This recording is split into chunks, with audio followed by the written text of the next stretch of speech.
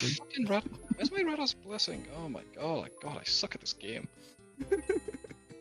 I maxed and I suck at this game, dude. Yeah. Yeah. Tell me more about that, please. Yeah, you know who isn't bad at this game though? I, Mrs. Suck. why? Now you're Why a are you doing this ninja. to me? It's funny, it's funny. Whoa, whoa, absolutely not. Not my son, my poor innocent son. What the fuck? Mrs. Suck says, this is a suck promise. I'm gonna make you moan for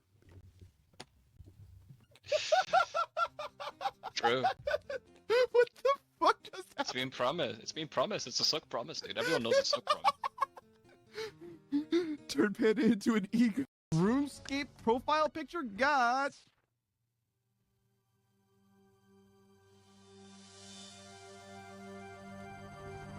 I got fucking nerd logged.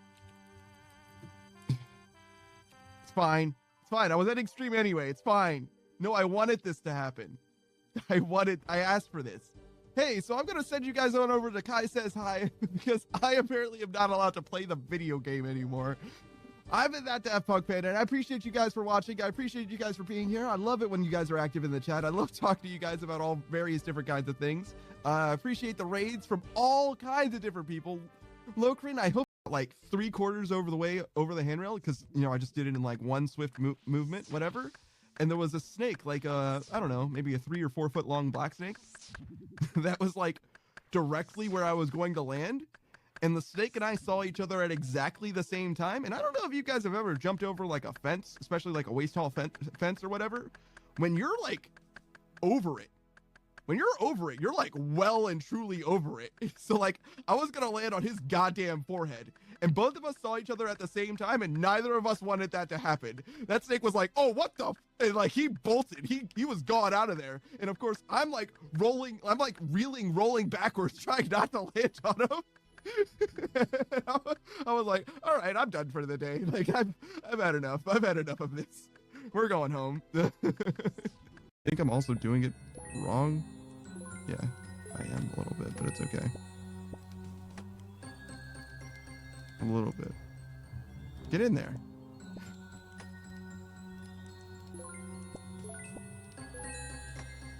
It's a little bit better. There it was for like half a cycle. Good lord.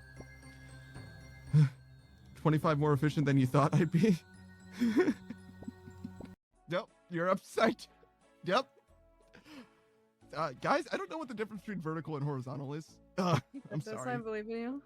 I'm sorry. I'm sorry to be the one to tell you guys this, but God dang, flip me around like that. So easy. So effortless. I'm a big strong man, so of course I can do that. Wow, that was the best thing I could think of.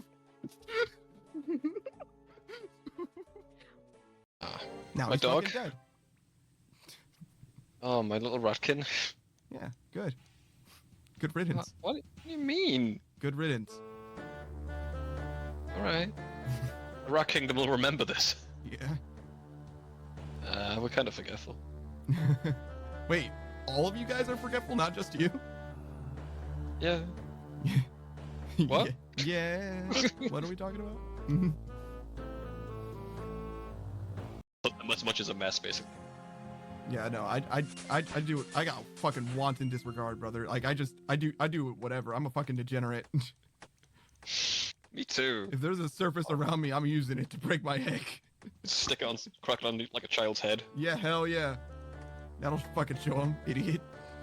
What are you doing in my house? Leave. All right, we got 35. Does that mean it's time? Has the time come? I believe it's time. Maybe change. Oh, see. Accept it. Is it more? Oh, you get more value out of it. Yeah, yeah. Wow. Okay. Alright, so now it's activated. Sending a redemption request. Sending. Hang on, there's a guy in Jagex right now looking at it. He's like,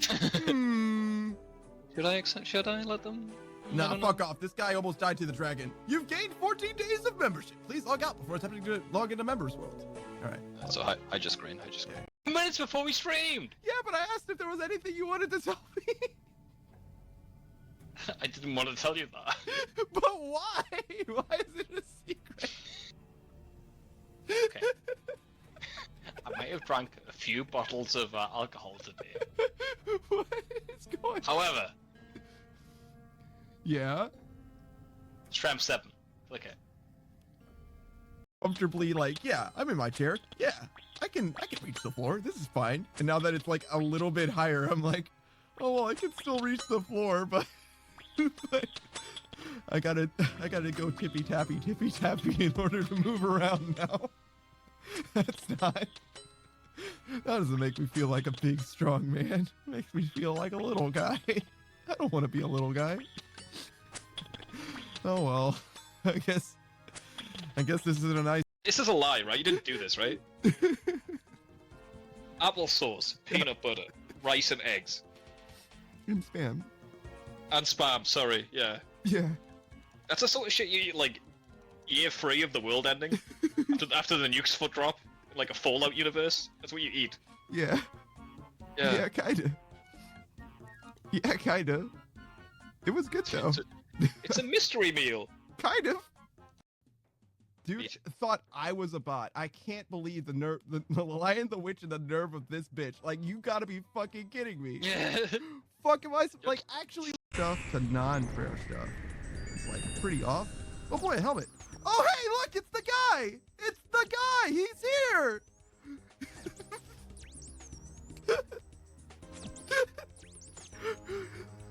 Well, I have a friend forever now. Goodbye, boss. I am never coming here again.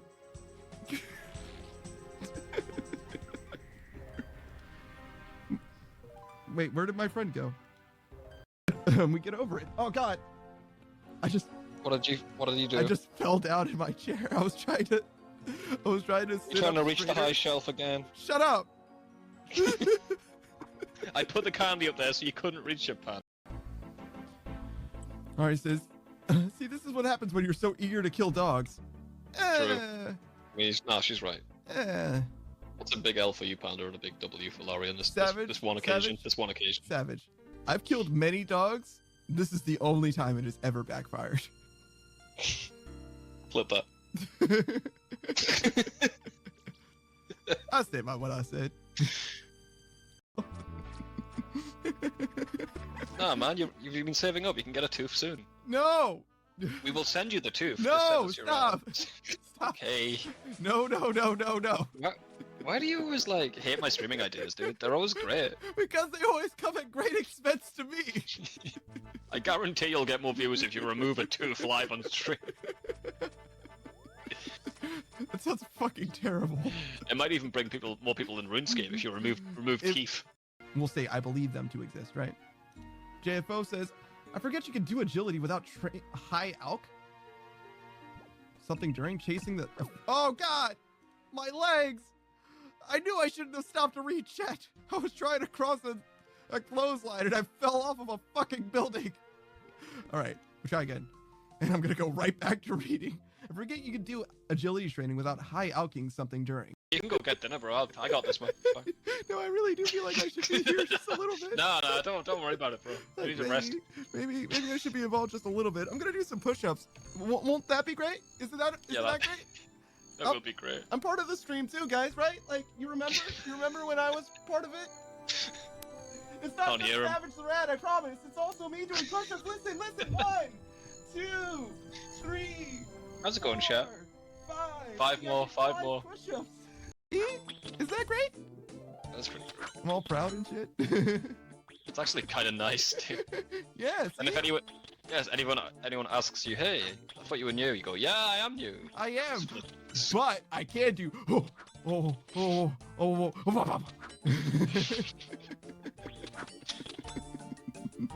I'll be looking at that fox. Yeah, dude.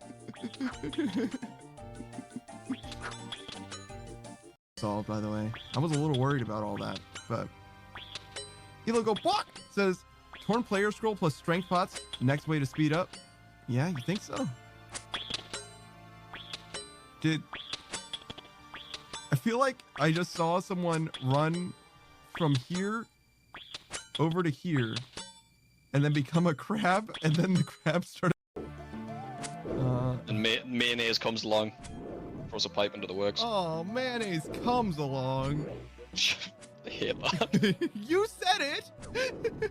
I didn't. And it's lit. Yo, man, I'm glad. I'm trying to be. I closed it, man. God. I'm so sad. I just want to do it right. Please have mercy on me, please. Look, I'll fix it. I swear, I'll do better. I promise. Don't be disappointed. Look, don't look at me. Okay, look, I'm gonna show you. You are powerful, Panda. Thanks, man. Like a fox. Yeah? Yeah. Oh my goodness. Setting trends like a power fox. Power. Yeah. I don't like. Yeah, nothing. No. Oh, you changed your mind on it? You want to run that one back? No, it's fine. It's fine. Okay. Fourth pop on my head is all.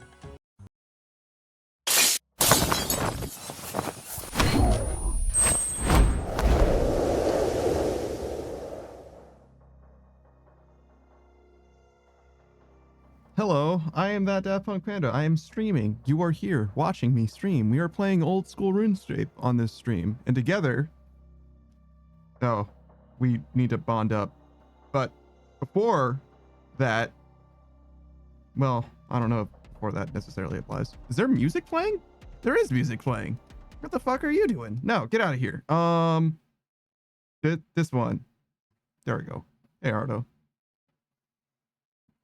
Modern 8 Sage says it's that pretty girl Panda. Squeal. Are you squealing for a pretty girl? What's going on there? Oh, hey, look, it's soup. I don't really have a way to get to... Oh, Chronicle? Sure, we can Chronicle. Do I have a Chronicle? Presumably I still do? Savage lost his somehow. I don't know what happened there.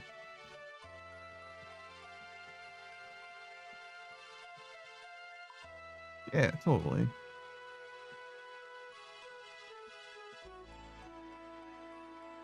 Modern 8 Sage says, you mean you don't squeal when you see a pretty girl? No. Not anymore. I've acclimated that much to the sight of pretty girl.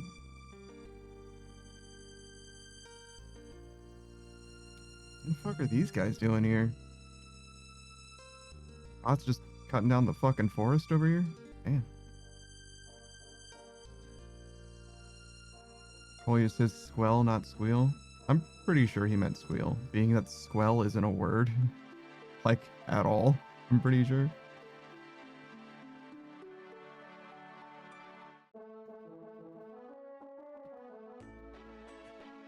Dividing GP. One trait. What does that mean?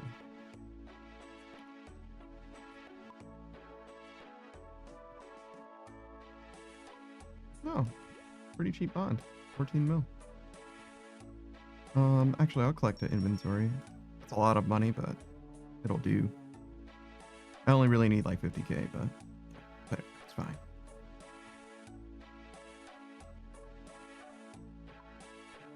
This might be the last bond that we use for a little while, at least until sailing part 2. As long as I'm able to get, you know, the skill cape in time, get my max cape back. Oh, I was like, yo, is everything all right? They're verifying my account, you know what I mean? Like, what's going on? Wait, the 600 worlds aren't even fucking here. Oh, there's pages. Yo, what the fuck? I didn't even know that shit existed. Should we go back to the 600 world like we were in? Should we look at the worlds by 2350? God damn. Can I go in this world? Yeah, I'm like well close. It was 2277 before, so now it's 2376. So yeah. Let's go to a world that actually has low ping though.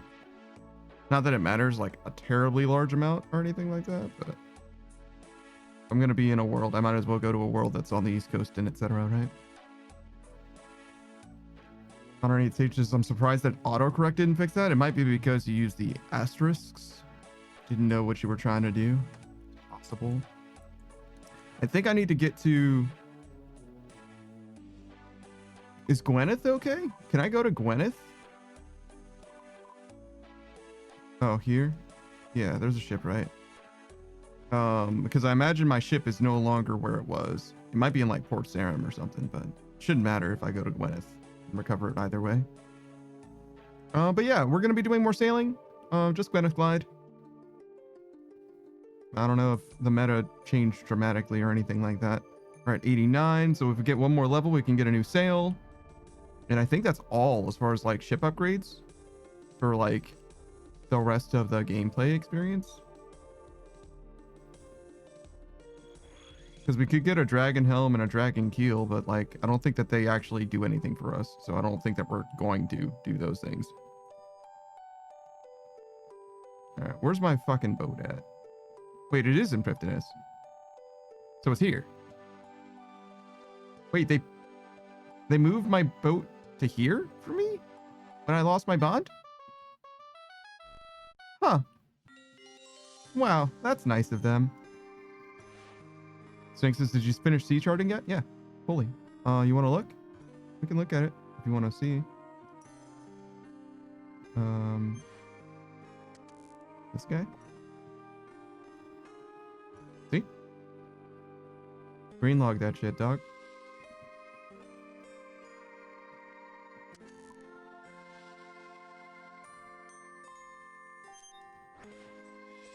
I don't need Sage says failed to send. Failed to send what? I've never failed anything in my life. 108 Sage says the hell Twitch. No, you're doing great. I saw that message. You're doing fine.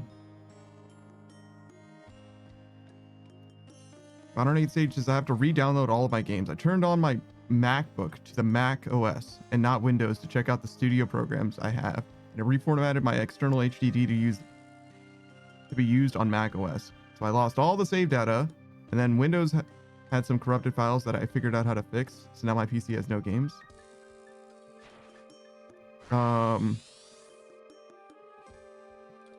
That's unfortunate. I guess we'll start there. That's unfortunate. Most games, like especially games on Steam, they have like cloud saves, right? So I'm kind of surprised that you would like lose all the save files for everything. A lot of stuff I would understand losing, but some of it should be fine, I think. Let me adjust this message a little bit. Wait, what the fuck did Snake say? Where do pirates get their hooks? Secondhand stores? All right. I realized that I never read it, and I don't know. I guess I can't get that back. Just have to live with the fact that I've read this now. Anything else we want to do before we get started? I don't think so. We can add the thing to the thing, so you can see my thing while I'm thinking. I did the go live notification. We can do some shout outs, sure. We'll do a shout out after every run. How about that? We'll start with, I don't know who was here first. Underneath Sage, Kolya? Hard to say. One of them. Underneath Sage says, yeah, but I've had no Wi-Fi for a bit, so I won't be able to access the cloud right now. Let's see. That's fair enough. Modern Age Sage, if you didn't know, he's a streamer. It's been a little while since he's been able to stream, but he'll come back to it before too long, I'm sure. He has a VTuber model in mind, in his heart, but hasn't gotten an artist to like sign off on it or anything like that. You know what I'm saying? He hasn't quite gotten it in the works. I don't even know if he's going to make it himself, to be real with you. He's certainly a bit of a creative. He's got a few different endeavors going on, a few different projects in the works. I know him mostly as a Phasmophobia streamer, but he also has been known to play Oldschool Runescape, among other things. And when it comes to old school RuneScape, since we're playing that right now, you should expect a relatively newer player. He played back in the way back, but it's been a minute since he's like truly delved deep into content, and he was starting with the free-to-play quests, which is what I recommend that you do, because you can do it for free, like basically a browser game. You do have to download RuneScape nowadays, but very, very low investment to go through all the free-to-play quests. It's just time. And if you like it, you can continue playing on a bonded account, and if you don't like it, that's okay. It didn't cost you that much.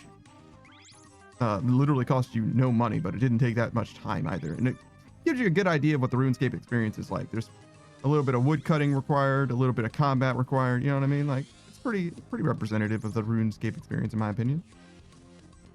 Hey, what's up, Pikachu? How's it going, dog?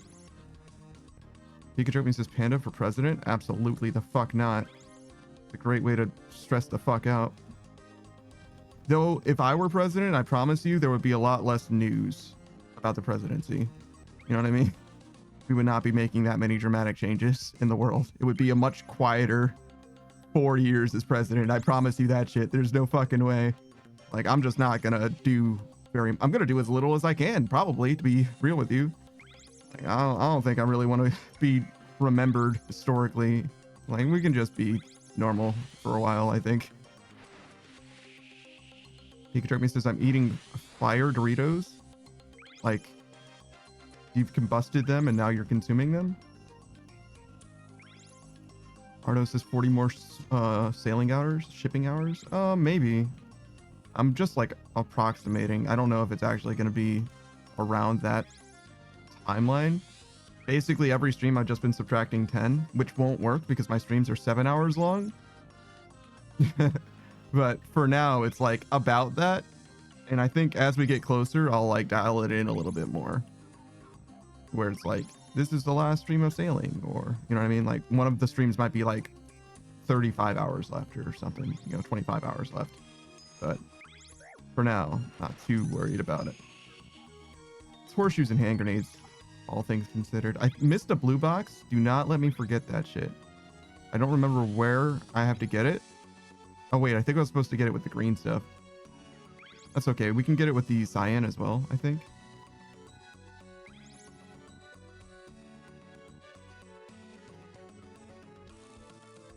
But yeah, this is what we're doing. Just more of this until we're done forever.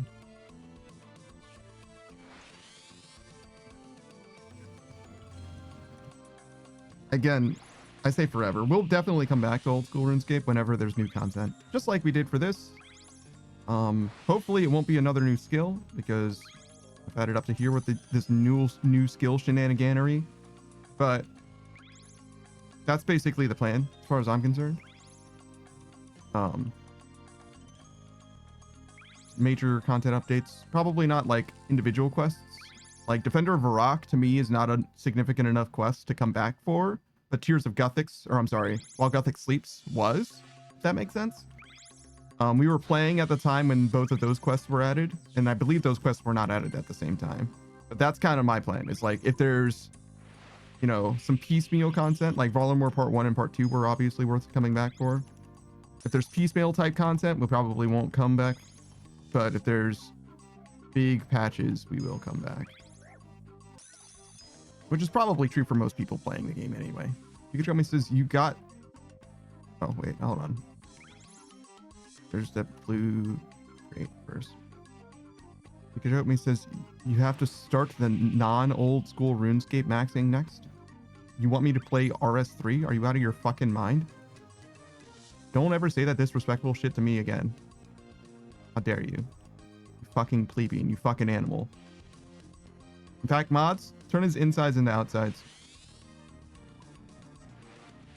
Pikachu says, I want to see you break out the WASD. That's not how RS3 works. What are you talking about? What? You're just making shit up, dog. That's not a thing. Ardos is playing modern RuneScape is heresy. The only good thing about RS3 is that the people who play RS3, as far as I'm aware, subsidize the existence of old school RuneScape. That being said, the people that play RS3 also play old school RuneScape and very commonly want to get this game to be more like RS3, even though this game is different and exists independently strictly because it is not RS3. So there is the like real risk that eventually old school RuneScape will just become RS3 again if time is just allowed to like pass us by. But yeah, no. Thankfully, I won't be here for the day-to-day changes, so when I come back to this game, if ever that were to happen, I would be like, yo, what the fuck? What happened to the game that I fucking liked? Now it's got sailing in it. Pikachu me says you'll have old school RuneScape. That's called 2007 Scape. Which is literally just an older patch of this game, basically. It's not an official release, though, as well. That's the other difference, I guess. Okay, so we finally did that. 16,451? Why is the number different? Did they buff the experience drop for this trial? It's weird. Because it was 1480 before the changes. And then with the changes, it was like 15 something. And now it's a little even more. Crazy.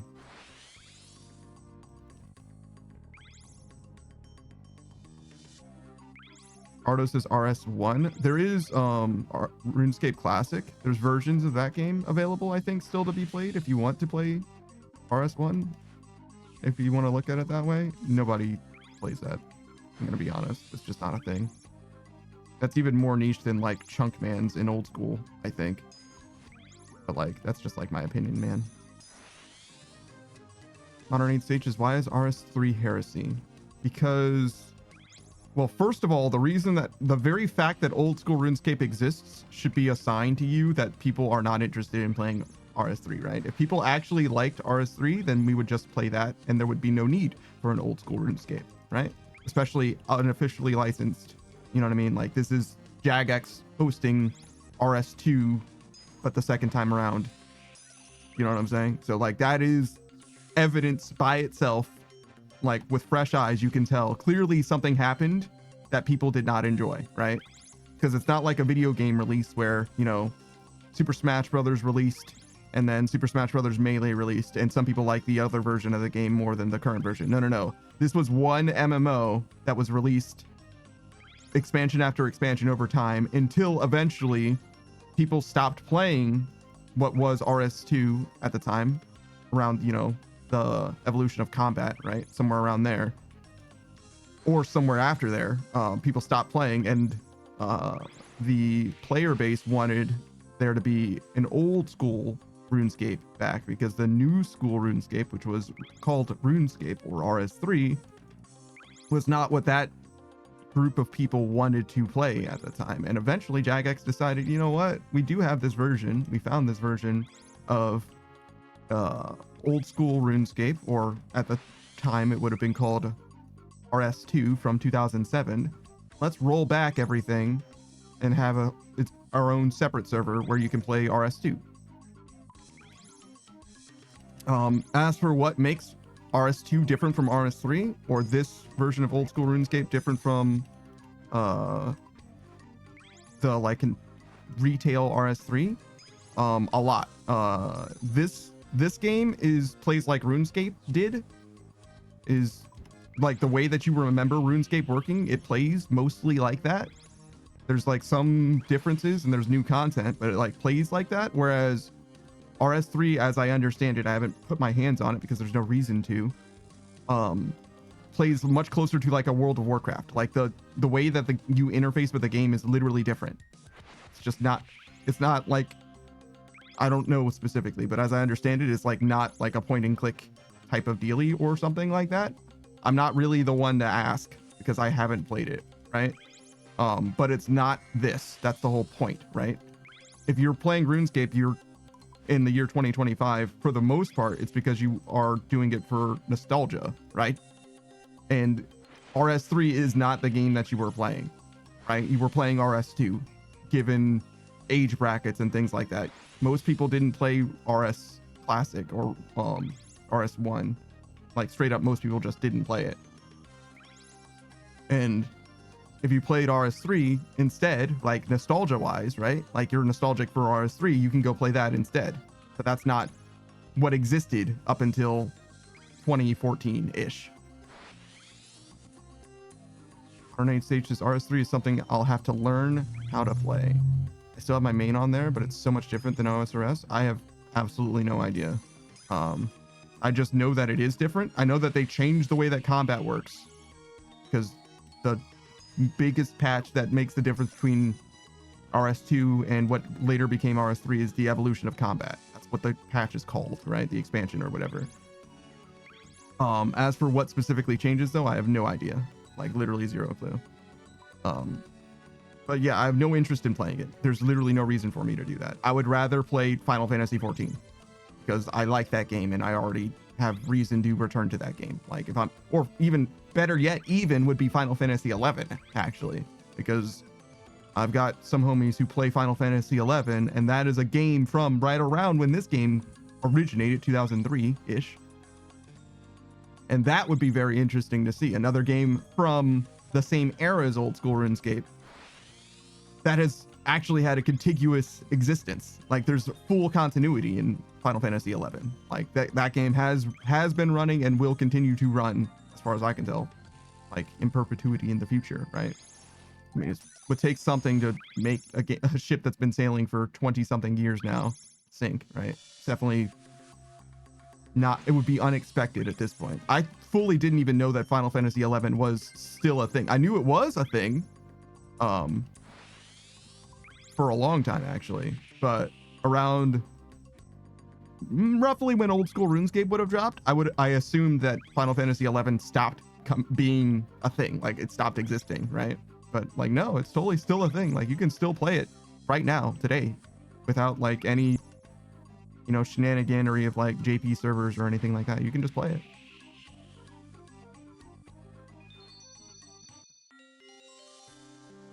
Modern Age Sage says, yeah, they have like burst skills now and stuff. It's hard to explain. Well, there's burst skills in this game too. Barraging is a thing. But I don't know what you mean by burst skills exactly. But bursting is a thing in Old School RuneScape as well. But I don't know if it's different. Ardo says, we play RuneScape because it's not Final Fantasy. Some people do. Most people who've been playing, like who have turned on to Old School RuneScape recently, have done so having left World of Warcraft, is the story at least, right? It's like a bunch of World of Warcraft players are now in Old School RuneScape. I don't know how true that is. I don't know how true anyone could, like, I don't know how much anyone could really verify that without like anecdotal information. I feel like only Jagex can like really give you like good stats on that. Like the numbers, like you can see the correlation, right? You can see the numbers in WoW go down if they publish numbers, and you can see the numbers in RuneScape, Old School RuneScape, go up. That's definitely a thing, because even if Jagex doesn't publish the numbers per se, you can see how many people are on a server, right? Like you can just catalog that yourself if you really wanted to do a survey.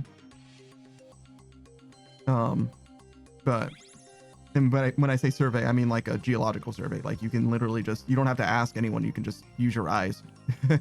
You can observe the numbers, the player base. But yeah, definitely no RS3 from me ever. I don't see there's a circumstance. When I say ever, I mean like I don't have any plans for it ever, right? I wouldn't say that I would never ever do it, because you know anything could happen in the future, right? Like as long as RS3 isn't like a terribly predatory pay to win kind of experience or whatever, I don't have anything against it as far as like gaming goes. Like specifically, it's just that I have no reason to play it, right? There's a million games that I could be playing, and RS3 is not one of them.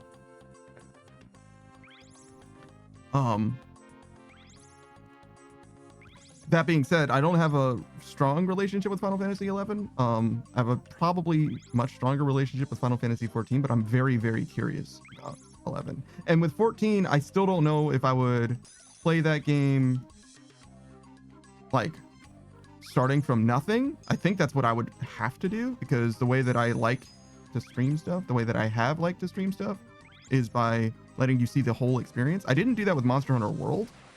Actually, now that I'm thinking about it, Monster Hunter World's the only game where I started from literally Iceborne. but I feel like I was fine. Partly because I just didn't want to play through the base game again, and it was kind of like a one-off, and it was also pretty early on. But yeah, I don't know. I imagine that I'm probably going to start completely over, but that's a lot more content, and it's a lot of content that I don't necessarily need to experience, if that makes sense. Like, I remember Heaven's Ward onwards pretty well. It's really just A Realm Reborn that I would be experiencing for kind of the first time, because I did play through A Realm Reborn, but I was not reading a goddamn thing at first. At some point during Heaven's Word, I got invested in the plot, and that's when I like started paying attention to what was happening. But before then, I was just like, yeah, the story's whatever. Like, who cares about any of this stuff? The answer is me, but now, not prior. Which I think I get that impression from a lot of people, is that like A Realm Reborn story isn't very compelling. Like, people aren't very captivated by it, but like people fucking love Heaven's Ward. Heaven's Ward? I've always called Heaven's Ward, but it's like literally going heavensward, like upward. So maybe I've been saying that wrong this whole time. It's an older expansion now too, so like nobody talks about it anymore. You know what I mean? Everybody's talking about Shadowbringer and Dawntrail. I played up to Shadowbringer, I think. I finished Shadowbringer. And then Dawntrail is the newest one, I think. Something like that. Yo, I am fucking terrible.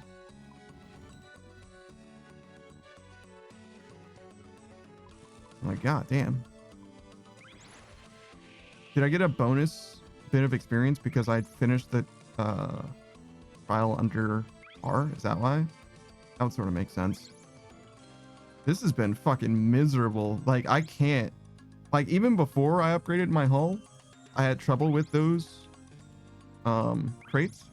And now that I have upgraded that hull, it's like really, really bad. Like, I don't know if I can do it at all. I'm sure that I have done it at some point, but like, I gotta practice like the whole thing as if brand new in so many ways.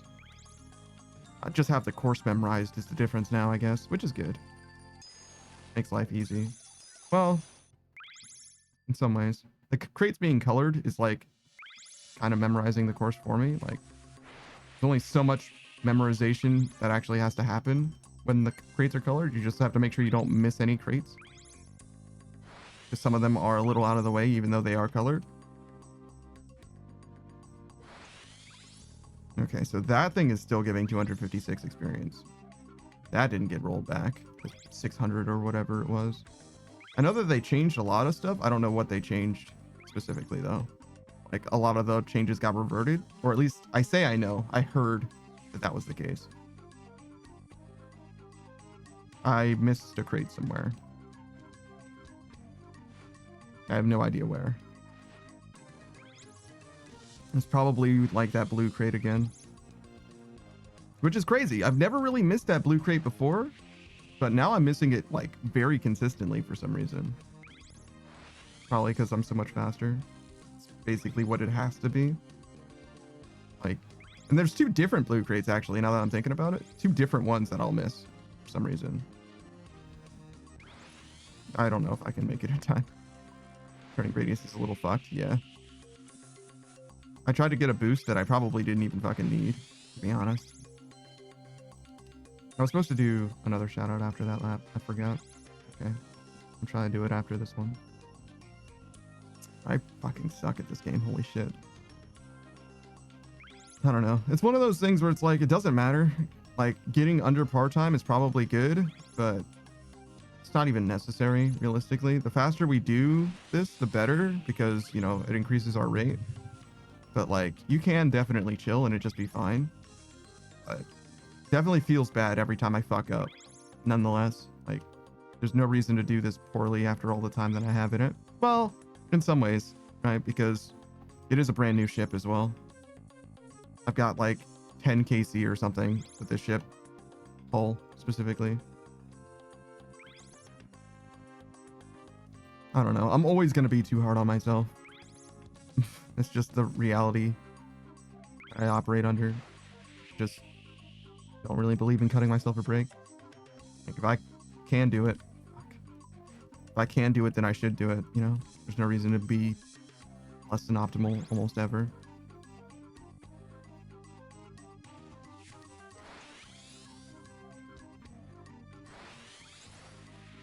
Much. Some changes don't really matter. Like overturning there didn't make a difference. Like I'm not worried about that. But missing a crate and having the double back, that sucks. Even if I have plenty of time, running into that rock sucks as well. Like even if I have plenty of time to get under par, like I still feel bad every time I must mess something like that up.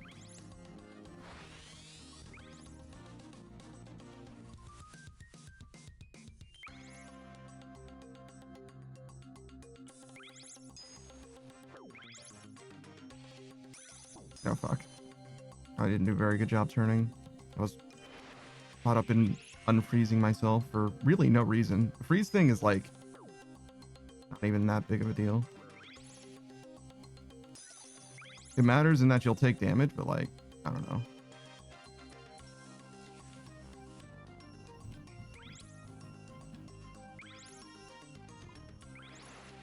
Doesn't seem like it's ever been relevant. I've had to eat like one turtle in my entire time doing this grind. Which, to be fair, has been a while, right? It's been a few days in Gwyneth Clyde, I think.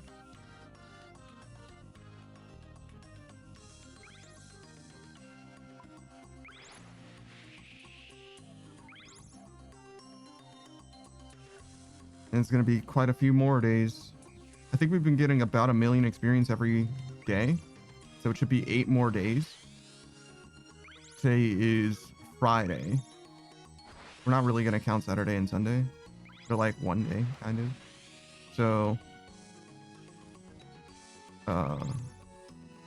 8 more days, right? So 1 that's counting today. So 6 after the weekend. That'll be Tuesday. So we don't stream on Mondays or Thursdays. Yep. So yeah, 6 on Tuesday. Is that counting Tuesday? No, that will be the 6th day. And then 5 Wednesday, 4 on Friday. And then we're counting Saturday and Sunday as 1 again, so that would be 3 for Saturday, Sunday. 2 on Tuesday, and 1 on Wednesday. So Wednesday would be the last day. Sort of makes sense. And if it wasn't, this bond should run out on Friday, right? So we should be good bond-wise. I think I did an extra turn there that didn't need to happen. And it set me back on the following crit. What the fuck is that, dog? Sailing past these crates, dog, is so much fucking pain. Every time, like, I just barely miss it, the hitbox or whatever. Fucking miserable.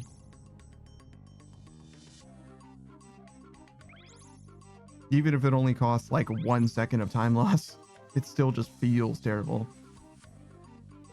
I guess I just want the crate's magnetism to be a little bigger than it is.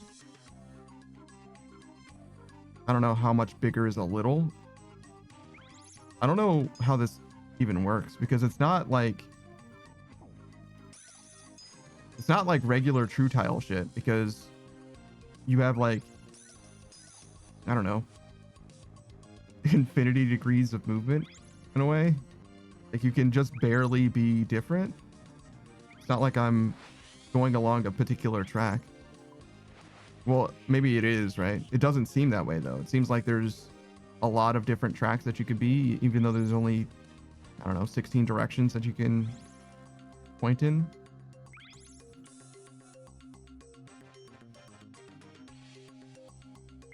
Thank God.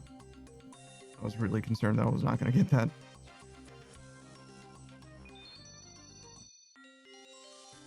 I'm going to harvest this and then go in again.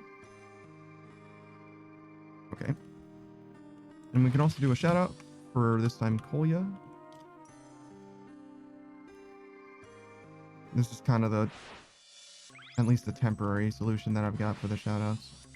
I finally got the SDKA thing figured out, but I'll tell you more about that in a second. First, we'll talk about Kolya. Kolya VA is also another streamer that's like mostly on hiatus, I guess.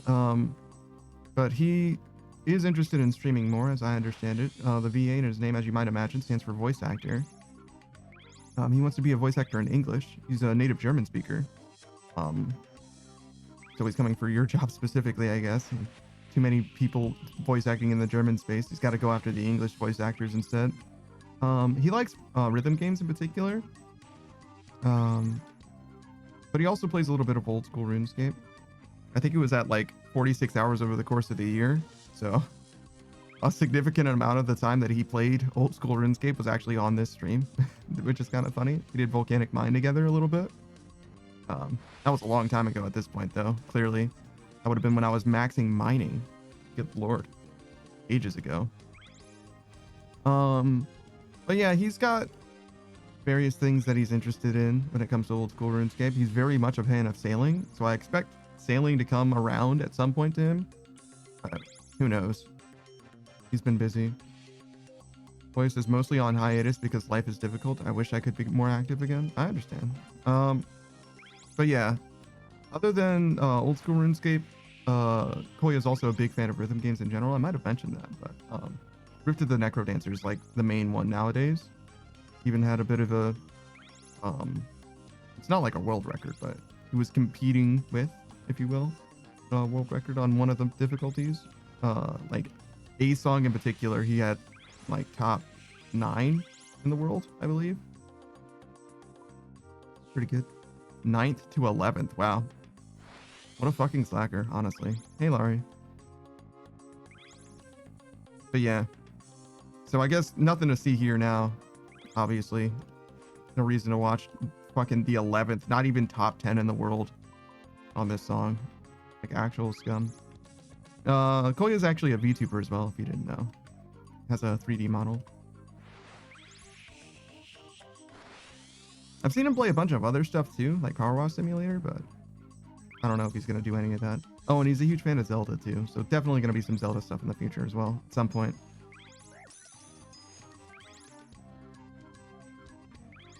Alright, Koya says he literally did ping. She just says ping every time, no matter what.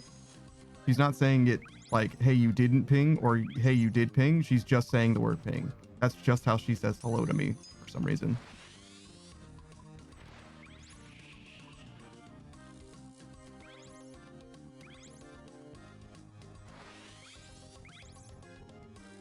Pika Joke Me says, what happened? What happened to what? You're talking about how badly I'm sailing my ship, because that's just what this is like. Hey Saki, what's up, dude? Saki says, saving my salvage for today's update was a valuable play. Yeah. Ari says, I pop off in strange ways. That's very fucking true.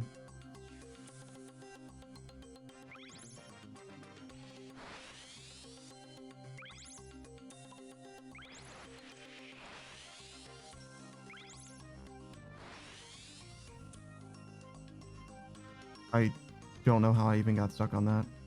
Ari says, it's the best. Did you just describe your own pop-offs as being the best? That's fucking crazy. I've never heard something so narcissistic from you. Holy shit.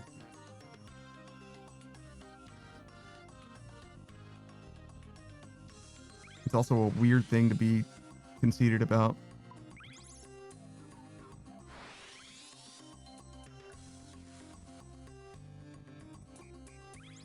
Ari says, I remember one time Panda was like, only you can make DMs feel loud. That sounds like something I would say about you, but I don't remember that event at all. Sounds true and familiarly harsh. Ari says, best compliment ever. That was not a compliment. I can already tell you. I can tell you that now, having no memory of the event itself, that it was not a compliment. It's not what that was. It wasn't necessarily an insult, but definitely more of an observation than a compliment.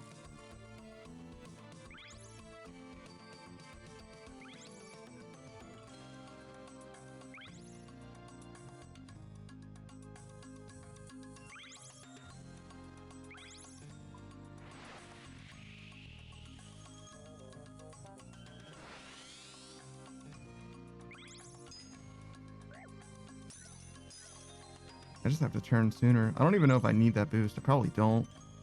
One on the right side.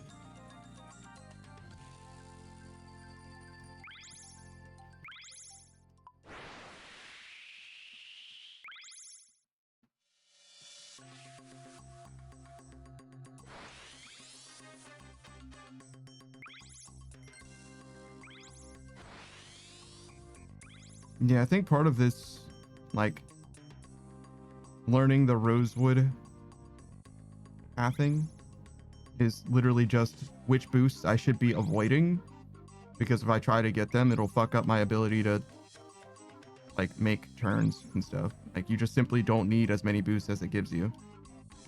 So it's just so much easier to focus on the stream without being in a voice chat. I mean, yeah, that's probably true. I mean, you don't have to focus on the stream, though. I could just be in the background, that's fine. Because this also salvage is now in the loot tracker, plus I got another cannon. That's cool, man.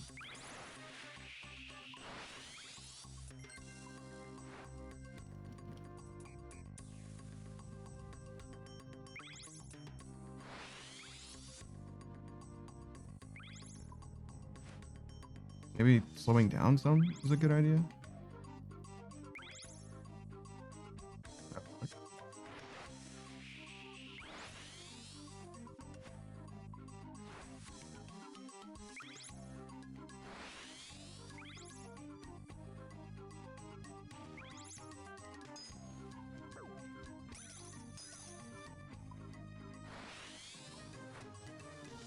Jesus Christ.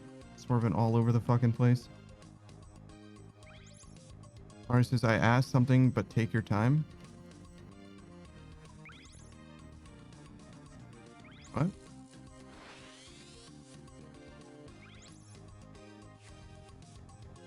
What? What are you talking about?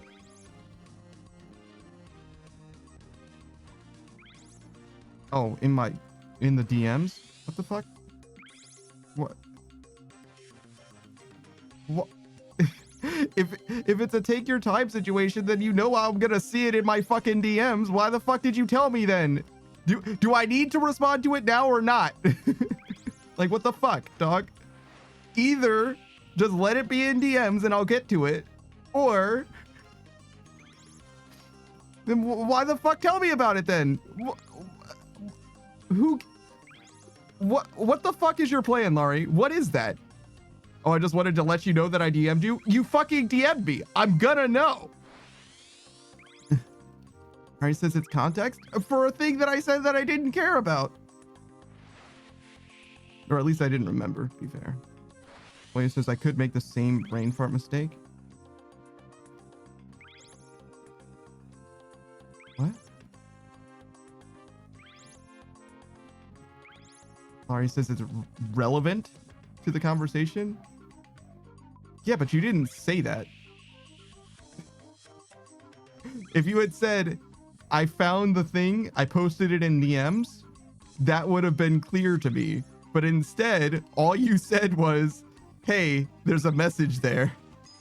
In fact, you didn't even say that. You said there's a question there. Laurie says, I did now. Jesus fucking Christ, Laurie. I did the thing that you were asking me to do now. Yeah, because I fucking asked you to, Laurie. You don't get credit for doing the thing I'm asking you to do after I do it. That's not how that fucking works, dog. I wouldn't have said it if you had done it, and you can't get credit for it after I say it. That's the... Yes, because I fucking told you to. Like, good job. You listened to my communication. Like, that doesn't give you fucking credit. Like, what are you talking about? Like, I'm fully crashing out because you're acting like you did something innocent when you followed my fucking instructions. Like, yeah, I know. Now. Hello? Like, what the fuck is this? Jesus. Laurie says I'm not even asking for credit? What? You said, bruh, you keyboard smash, and you said I did now. Like, yeah, I fucking know. The reason why I'm saying the thing that you did is weird, and you should have done this instead, is because you didn't do the thing that would be normal. You instead did some weird shit, and then I suggested a way that it would make more sense for you to do that. And you're like, oh, well, I did that now. Like, yeah, after you already done rung the bell. Like, I'm saying don't ring the bell, do this instead. And you're like, oh, well, I did that thing after I rung the bell. Yeah, that's not the fucking point. Don't ring the bell is the fucking point. That's what I'm saying. Like, stop. Laurie says, I'm not normal. I did wrong, Panda. I don't think. I know that you don't think, but I am suggesting that you do better. Laurie says, bell is going to ring. You know, this is the first time you've actually been like, hey, I DM'd you something that you don't need to pay attention to. So it's not like this is a thing that you do all the fucking time. Just fucking stop. Continue not doing it. Like, what the fuck? Koya says, I want to pick Laurie's brain just to see how much dust collects that make things overheat and fail. I mean, you could probably message her. She's got her own Discord and everything. Like, you can hang out with Laurie as much as you want. She's not unapproachable. It's not like she's inaccessible in any way. Like, she probably will be glad to hang out. Laurie says, yeah, it's not all the time. Whatever, dude. Whatever, dude. I should have done another shout out, but it's okay. We're almost finished with this lap. Laurie says, Panda putting me in the spotlight. Oh yeah, that was me. I did that. It wasn't because of the situation that you put yourself into or anything. It's definitely my fault. R8 stage is the real question. Do you really want to approach Laurie? Laurie's fine. She's not gonna like fucking fight or anything. The only person she's mean to is Chezzy.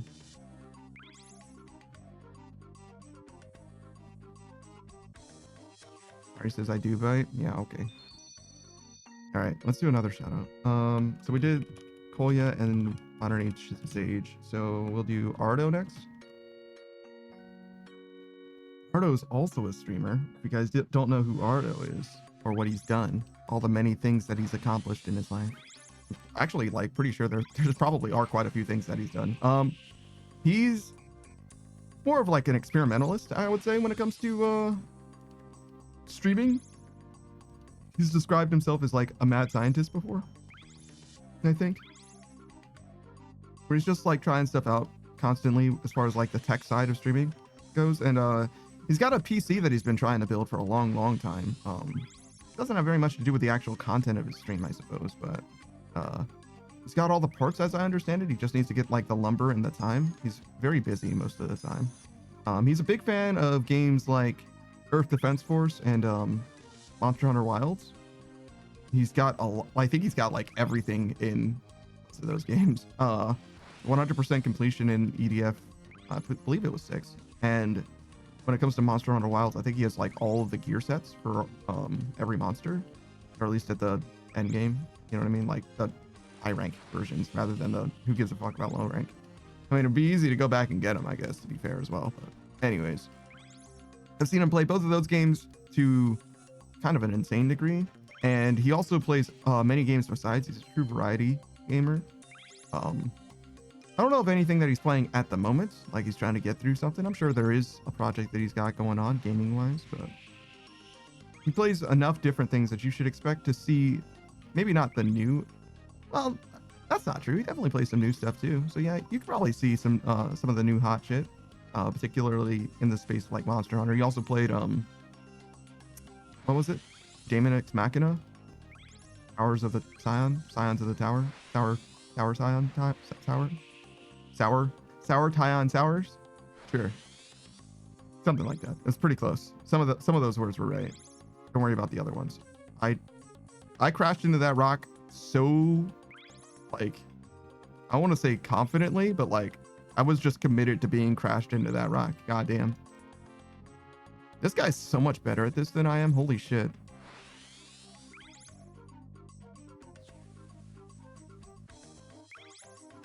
Ari says, I've been mean to others too.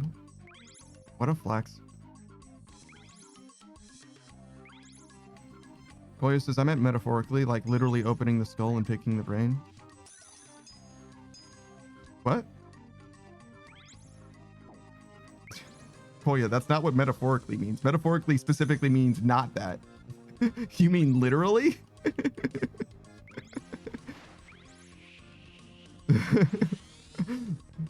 Metaphorically, what? That sentence doesn't make sense, but that's fine. Modern Age Sage says, why you be mean? That's a good question, actually. Alright, says, I could donate my body to science, and if you want my brain, I could give it to you. Just ask my relatives. I don't think you need to ask Laurie's relatives if Laurie donates their body to science. That's kind of what donating your body to science does. Also, Kolya is nowhere near qualified to be handling human remains in any capacity for like scientific endeavors. There's no fucking way it's even remotely true. Hey, what's up, Bokjoy? How's it going, dog?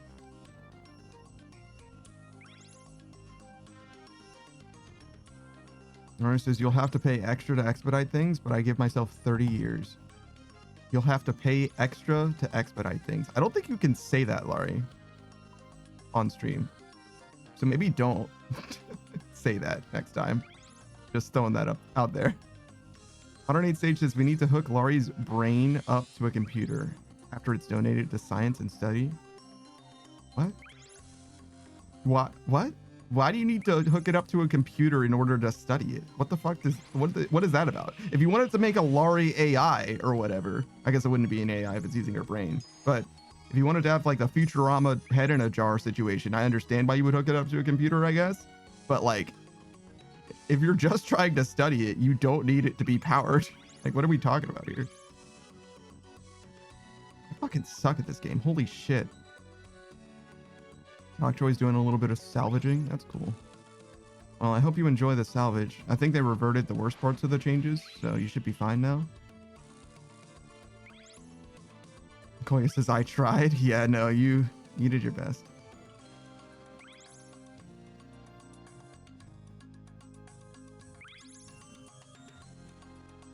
Laurie says, I'm messed up. I don't know norms.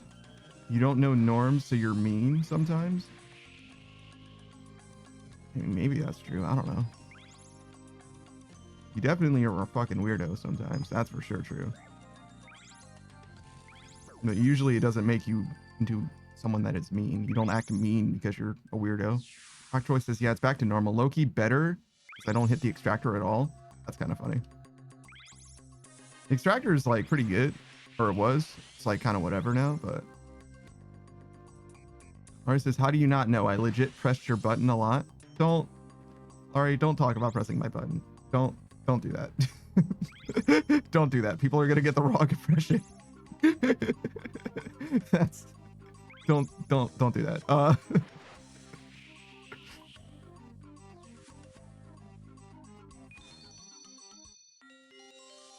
right. Laurie says, and I was like, it's what I'm fine with. Good for you, man.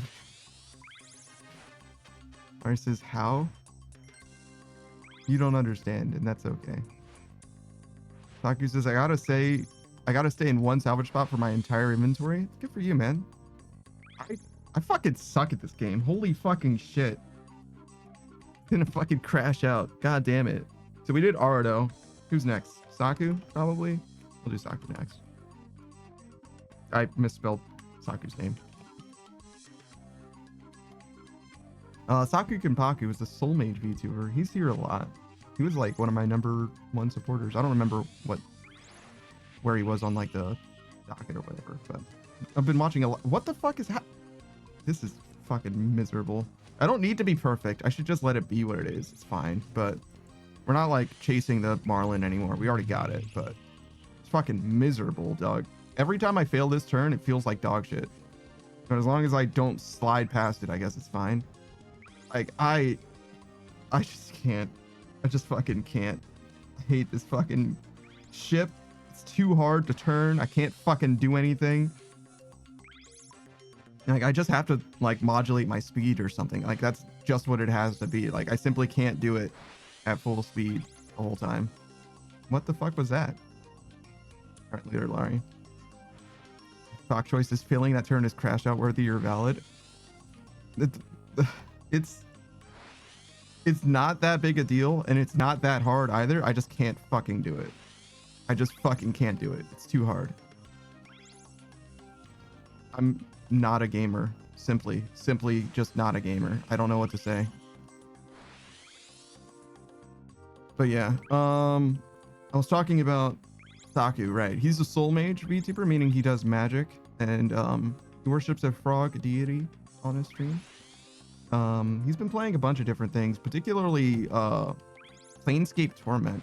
I think there's a word for before that in the title, but it's one of the D&D like Baldur's Gate type games. When I say Baldur's Gate, I don't mean Baldur's Gate 3. I mean like Baldur's Gate 1 and 2. Technically, Baldur's Gate 3 is like in the same CRPG genre, but it plays very, very different. CRPGs used to be like RTS games, but instead of controlling like a nation or a faction, you control like 5 or 6 dudes, and you traverse through environments as those 5 or 6 dudes.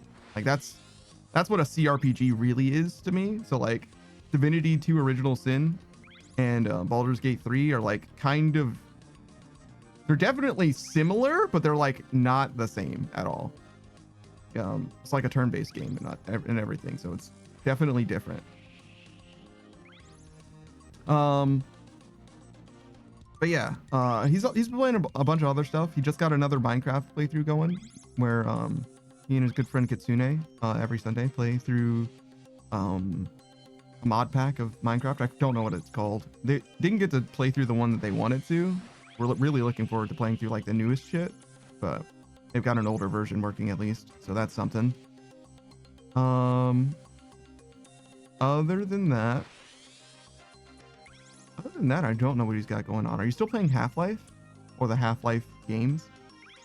No, that was a thing for a while. But he's also an old school Runescape player, if that isn't clear from the context of the conversation. I don't know if he's played Runescape in recent memory. Just because he's been salvaging for sailing, and he doesn't think that salvaging is very interesting, so he can't be bothered to stream it. He's just been doing it AFK. He's most of the way there now, though. Level 94 is when I last saw. While he was doing Planescape Torment, he was salvaging or whatever, and you could see what sailing level he was at or whatever.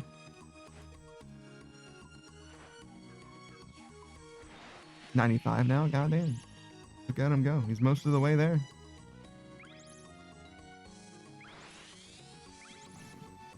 Yeah, I'm all the way down at 89. He's probably going to finish before I do.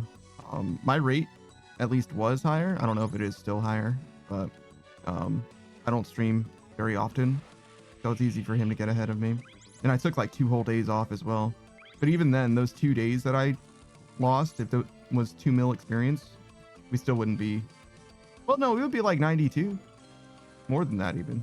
Yeah, that might be the difference. I might be like closer to 93. He might still be ahead of me, but not by very much. Because, what is it? 6 mil-ish? It's halfway, which is 92. So I would be a few levels up from where I am, for sure.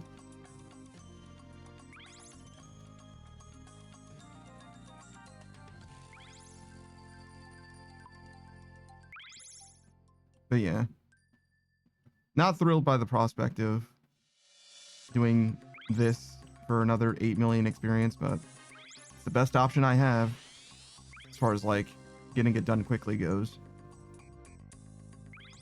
Definitely not an AFK kind of guy. I really don't like salvaging. I mean, it's fine. Like, I didn't hate it. It's just not what I would want to do for the same amount of time, all else equal.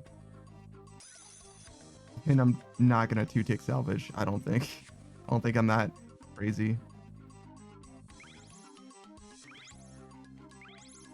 I think I got him. Yeah, we got him that time. Let's fucking go. I noticed that my boost wasn't active though, so maybe that's why I was able to get them. Totally could be.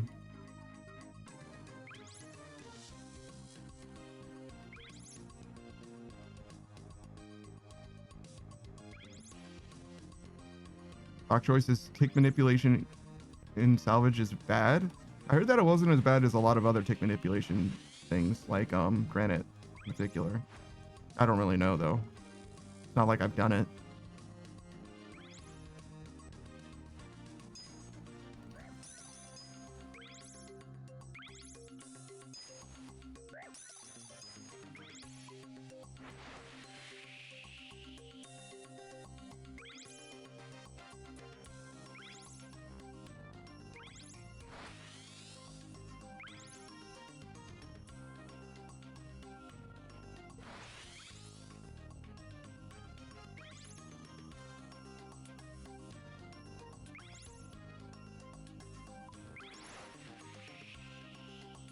I don't know if I can even make it through that boost. I don't need it, but it would be a shorter path clearly, but it's fine.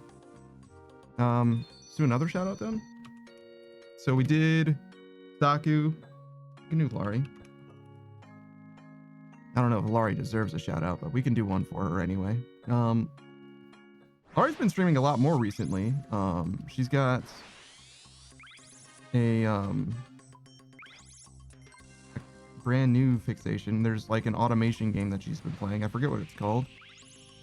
I'm sure she'll tell us in a second though. Her main game I would say is Minecraft though. Minecraft or Subnautica. She's been playing Minecraft for a very, very, very long time. She cares about Minecraft very deeply, clearly. But Subnautica she's just been trying to get through, particularly below zero. I think she still has more below zero to get through. I complained enough about Subnautica that she actually like got back into it. She took like an 8-month break at one point from the first game and then beat it in like the next few weeks because I complained. And then she started below zero immediately after and then basically stopped playing it. So I feel like I need to complain about below zero so that she actually gets through that game as well. Not that she's in any real rush for Subnautica 2 either way, because that game is, I think, like actually in a standstill when it comes to development. It is not going through, it's going through it right now. It's not looking good. It's a Duke Nukem Forever, Vampire the Masquerade situation or whatever. It's not good. I'm sorry, Vampire the Masquerade Bloodlines 2, not the first one. I mean, the first one had problems, but the second one went through development hell. Autonauts, yeah, sure. Ari says after the move. So yeah, she's moving soon. So it might be a while before she gets to actually play Subnautica Below Zero then. Oh, he says Subnautica 2, from what I've heard, is going to be 100% AI, so RIP. What? I don't think it's possible to make a game 100% AI. What the fuck? There's no way that's fucking true. I don't know, but there's no fucking way. That's crazy. It's a crazy thing to even say.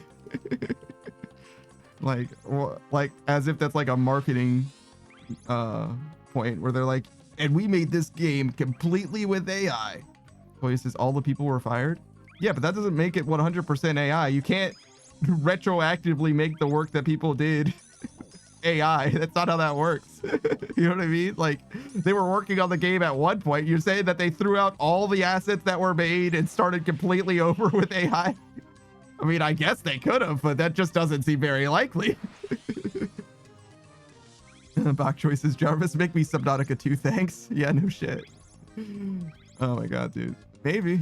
We'll find out in time, I guess. But yeah.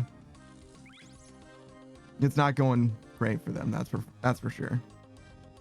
I know that one of the devs for Subnautica 2, like one of the lead devs or whatever, was doing making like a fucking Christmas movie out of like completely out of AI, just like in his spare time. It was like, oh yeah, no, I'm making a Christmas movie with AI. Like, all right, that's a weird thing to do, but sure, I guess everybody's got to have a hobby. Shame that yours is cringe. Artist is no one can salvage that anymore. Subnautica 2? That's not true. You could definitely save it. I think that you probably would be better off like starting completely over. You know what I mean? You could definitely make a game that isn't terrible. Even like Vampire the Masquerade Bloodlines 2 isn't like a terrible game. It's just not an RPG, right? It's not like a completely unplayable mess. Like, it's fine.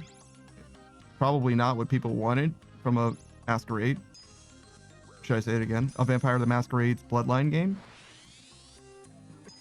But as far as like a game, like it's definitely fully playable. It's better than Duke Nukem Forever. Coming from someone who's not played Duke Nukem Forever or Vampire the Masquerade Bloodlines 2. Vampire the Masquerade Bloodlines 2. There's some of those words are plural, some of them are singular, you know, as you do.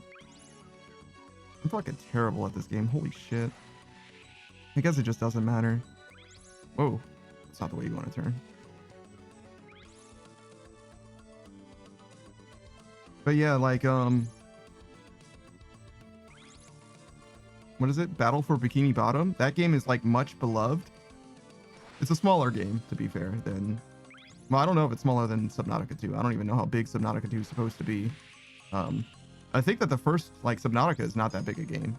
I don't know about Below Zero, but like as far as like production team or whatever, I don't think it's actually that big a game. But Vampire the Masquerade and I think Bloodlines 2. Vampire the Masquerade Bloodlines and Vampire the Masquerade Bloodlines 2. I think both of those games were pretty small teams as well, actually. But nonetheless, my point being, the SpongeBob game, Battle for Bikini Bottom, was a small team and that game only has the like player base and support that it has now because one of the devs like super duper cared and like tried super duper hard to make the game come out in a way that was like not just playable but also like fun and have like cool, even like somewhat glitchy mechanics like interactions and shit like that. Like as I understand it, it was like literally one dev like putting in the hours to like make it into a game that was like worth playing, and it developed a real cult following as a result of that. There's like an excellent almost summoning salt kind of speedrun retrospective that also goes over the game's like actual development or whatever. The speedrun is or the video was produced by one of the like main speedrunners in the space. I actually need to double check if there's another. It was coming out in parts, I think 3 or 4 parts in total, and I think I only saw the first 2, so I actually had to double check if they were able to upload another one, because it's been a very, very, very long time at this point since I've watched that stuff. But it was a very interesting documentary style video, mostly about the history of speedrunning. Like I said, similar to Summoning Salt. And if you don't know who Summoning Salt is, man, are you missing out. That is some good fucking content, brother. Summoning Salt is one of my favorite YouTubers for sure. They do a great job making content. Got all kinds of different speedruns, all kinds of different games.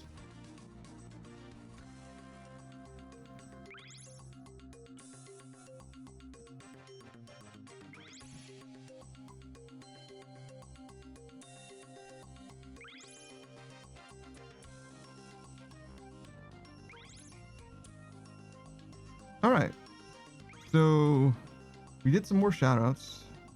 Probably got like at least one more.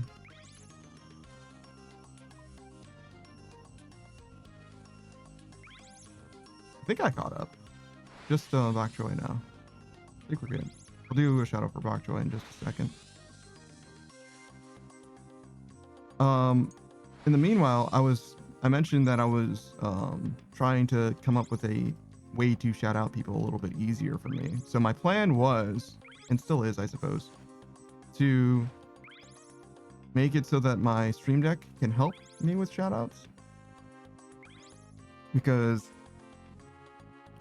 otherwise, I either need to use my other computer, which I can do, in theory. In fact, I could just get, maybe I should just get a macro. That would be pretty easy to set up. Because I do have 2 computers running. And so part of the problem is I didn't want to have to like alt tab all the time when I'm like in a full screen game. And the Stream Deck is like perfect for that, obviously. But the plugin for Stream Deck that was made by Elgato, like the first party plugin that integrates with Twitch, specifically doesn't support the /shoutout command. And I don't understand why it wouldn't, unless there was some reason specifically why you wouldn't be able to do that. So the dream initially was, hey, if I get this SDK, the software development kit, maybe I can look at the code that they made and parse, you know, what I would need to do, or likewise, like how I would need to amend it in order for it to work, or likewise, you know, make something myself, like based off of their code or whatever. That was the plan. Because I contacted their support, the customer support, like, hey, why isn't this a thing? And they were like, it isn't a thing. And I'm like, yeah, but why isn't it a thing? Like, can you ask one of your devs like why they decided not to do this? And they're like, no. It's like, okay, cool. And ultimately they were just like, hey, if you want, you can join the Discord of developers, like amateur developers, basically, and try and, you know, figure it out yourself, you know, maybe with their assistance to like make something. I was like, okay, cool, thanks. So I joined that Discord. I posted a question in it. Haven't gotten a response yet, which isn't terribly surprising. And so far, the mood in the room, as far as I can tell from that Discord, is I'm completely on my own and I have to figure it out myself, which is fair enough. I might continue, to be honest, in that, but it could be that it's just way easier to just use my other computer to do it, because the biggest problem is that I don't want to be like alt tapping, right? And could very easily, in theory at least, develop something closer to just like a macro that just like types out what I want it to. I'm so fucking upset about that. Holy fucking shit. That just says what I needed to say. Like, basically, the people that I'm shouting out is almost always the same, you know, 24 people or whatever. So it would be very easy to have a Rolodex of options of just like, type this out for me in chat, and then the shout out's done. But yeah, that's where I'm at the moment. I got the SDK working. I was not able to parse their code because their code is like literally stored differently. Like the plugins, it's like a video game, right? Like when you have a video game on disk, you can't look at the files that they used, like the actual classes that they wrote and stuff, like at least not out of the box. It's like encoded or whatever. It's like, I don't know, some kind of like weirdo binary or some shit, right? So in order to actually look at the code, you have to like I want to say reformat it, maybe would be a way of saying it, but I don't know that much about, you know, the back end of video game development, or emulation, I guess is really what I'm describing in so many words. But Bok Choy, if you guys don't know, is also a streamer. I think he's describes himself as like a once a year streamer or whatever. His annual RuneScape stream. He's a fucking gamer. He's fucking cracked. I've only seen him play RuneScape a couple times, but he PVMs with the fucking best of them. I think he was saying that his stream might come back in a big way come like this January or so, when like work settles down or what have you. He's got like plans, schemes, machinations. Bok Choy says, real, I mostly stream the temporary game modes. Yeah. So that's like Gridmaster, leagues, right? But he's planning on coming back in a big way. So if you're excited for RuneScape, there's that. But he also plays a wide variety of games outside of that. None of them on stream to my knowledge, but you can see him on streams sometimes. He's been known to collaborate with some other people, some friends in high places, if you will. But yeah, no, I definitely recommend you check out Bok Choy. He's a very amicable sort of a guy, very knowledgeable as well. The only downside about Bok Choy is, despite him being extremely knowledgeable, he will absolutely watch you flounder in RuneScape. He knows exactly how you should do stuff, but he doesn't backseat at all. He's anti-backseater, you understand? If you want to know how to do something better than you're doing it, asking him is probably a good call, because he will not fucking tell you. He will just fucking watch you suffer. Like, yeah, no, this is how they do it. I don't know why they use every I don't know why they didn't just entity swap so that you could left click drop those items out of your inventory. I don't know why they didn't do that. I guess they like left clicking. Maybe they prefer arthritis. Bok Choy says it's my joy. Oh god. He's a sadist. He's a monster. He's an animal. All right. But yeah, that's Bok Choy for you. I think I can even say every time I've watched Bok Choy's streams, which is twice, I think I might have a watch streak actually in Bok Choy's streams. I've seen his streams 2 times in like 2 years, and I think I've caught both of them. You know what I mean? Both of them. But my point being, I think that I've learned something every time I've seen him stream in RuneScape, which is funny. I might like legitimately be on a watch streak though. It would not surprise me at all. There was someone who started streaming again, and I didn't realize that they had like taken a break from streaming, and I was like, oh shit, let me check them out again. I feel like it's been so long, right? And when I went back, they were like, and your watch streak is now on 13 or whatever. It's like, oh damn, I didn't even miss a stream. It's just been that long. Doc Joy says, I'm going for the Zuck helm on the main in the near future. God damn. The Zuck helm. So that's completing your combat achievements, right? Do you have to do all of them? Is that like Grandmaster done? Because holy shit, that's one of the very few for sure. Yeah, that's way too dank for me. That's way too much of a gamer. Fucking Savage lost his like Araxite helm or whatever and had to kick rocks on his way to getting that shit back. And that's just elite or whatever. Octroy says, I seriously love combat achievements, and you have to do literally all of them. Got you. I like combat achievements. I like that they exist in the game. Some of them are way better than others. I've had a few conversations now, particularly like with Savage, about some of them being like kind of bullshit according to others, right? I haven't really like weighed in on it, but I know that Saku particularly doesn't like some of the time trial ones. Seems like it's like fully RNG based, and I don't know.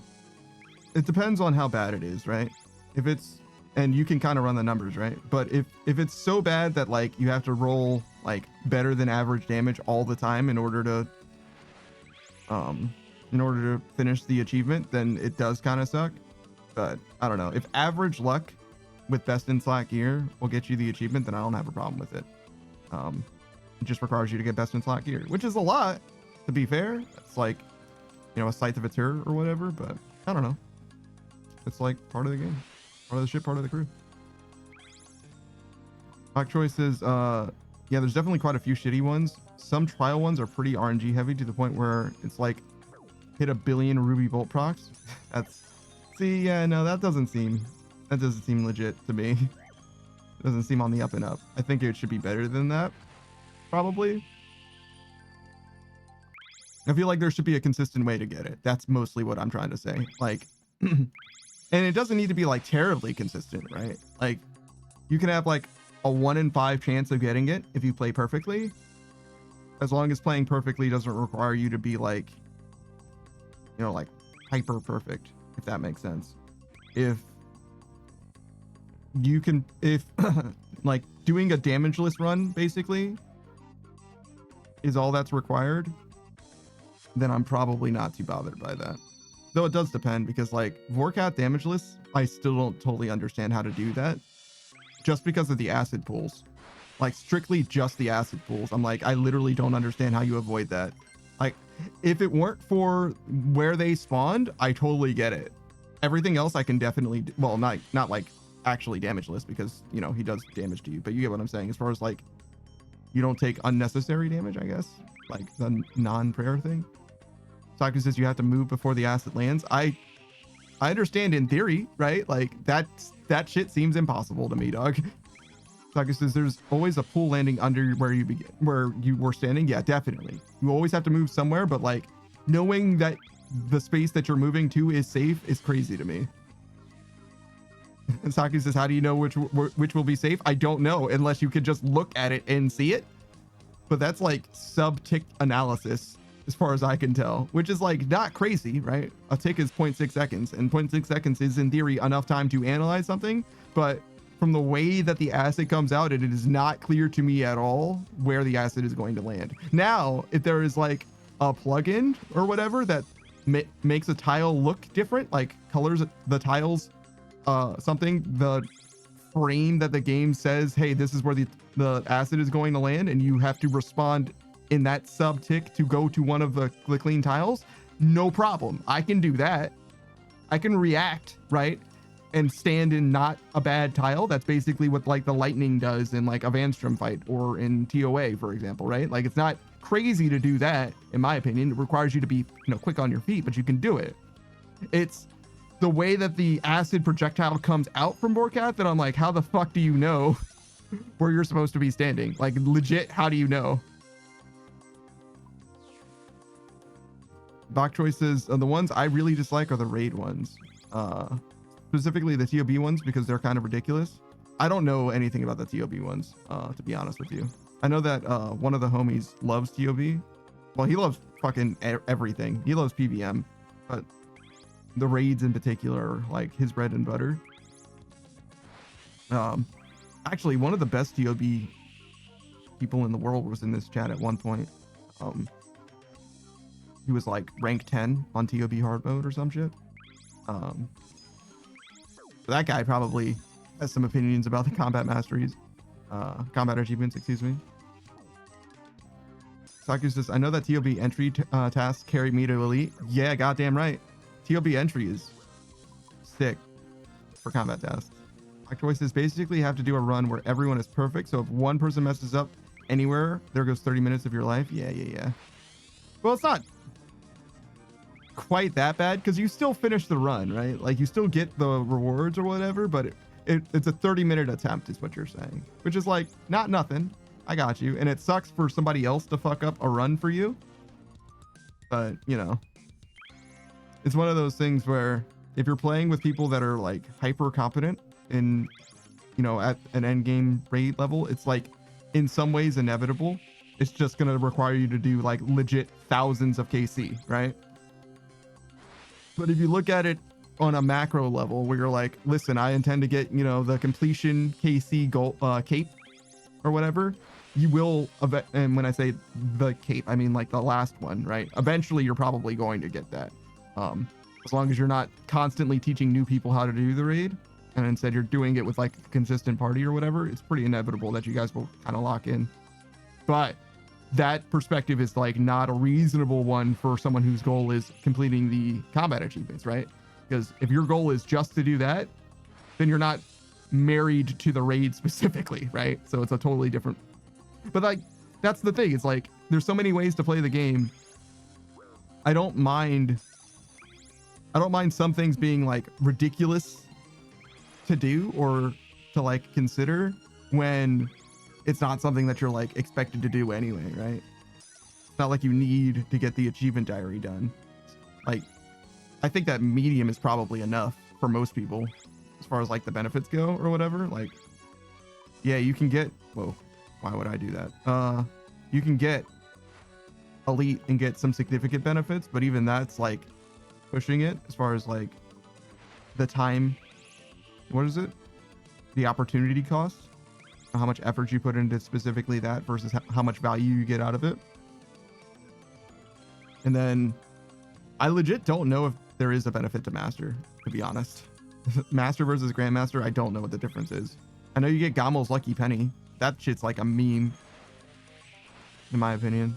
It's awesome for skillers, but like, I have trouble imagining that the people who get access to Gamel's lucky penny are the people who are going to use it in any real capacity.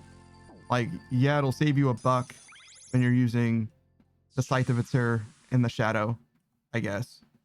But are you using that over, you know, your Rada's blessing for bonus prayer? I don't know. I guess you could.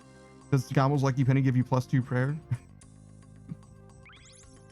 Doctor says more thrall time. Yeah, but like thrall is 0 time. Like using the thrall is 0 time. It's just 1 extra click, which is nice, right? It's a nice little quality of life bump, but it doesn't make your thralls like effectively better, in my opinion.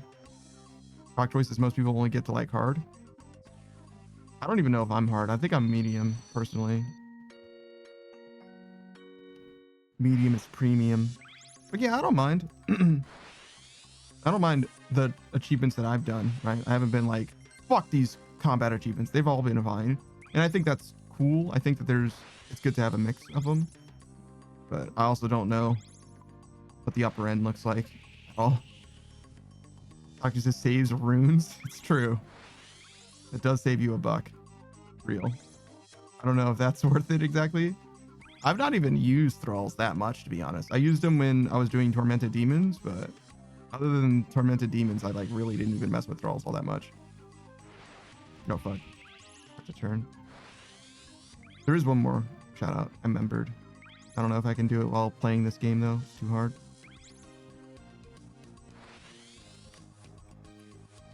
I misspelled shout out. Fuck. I forgot where I was supposed to go. There we go.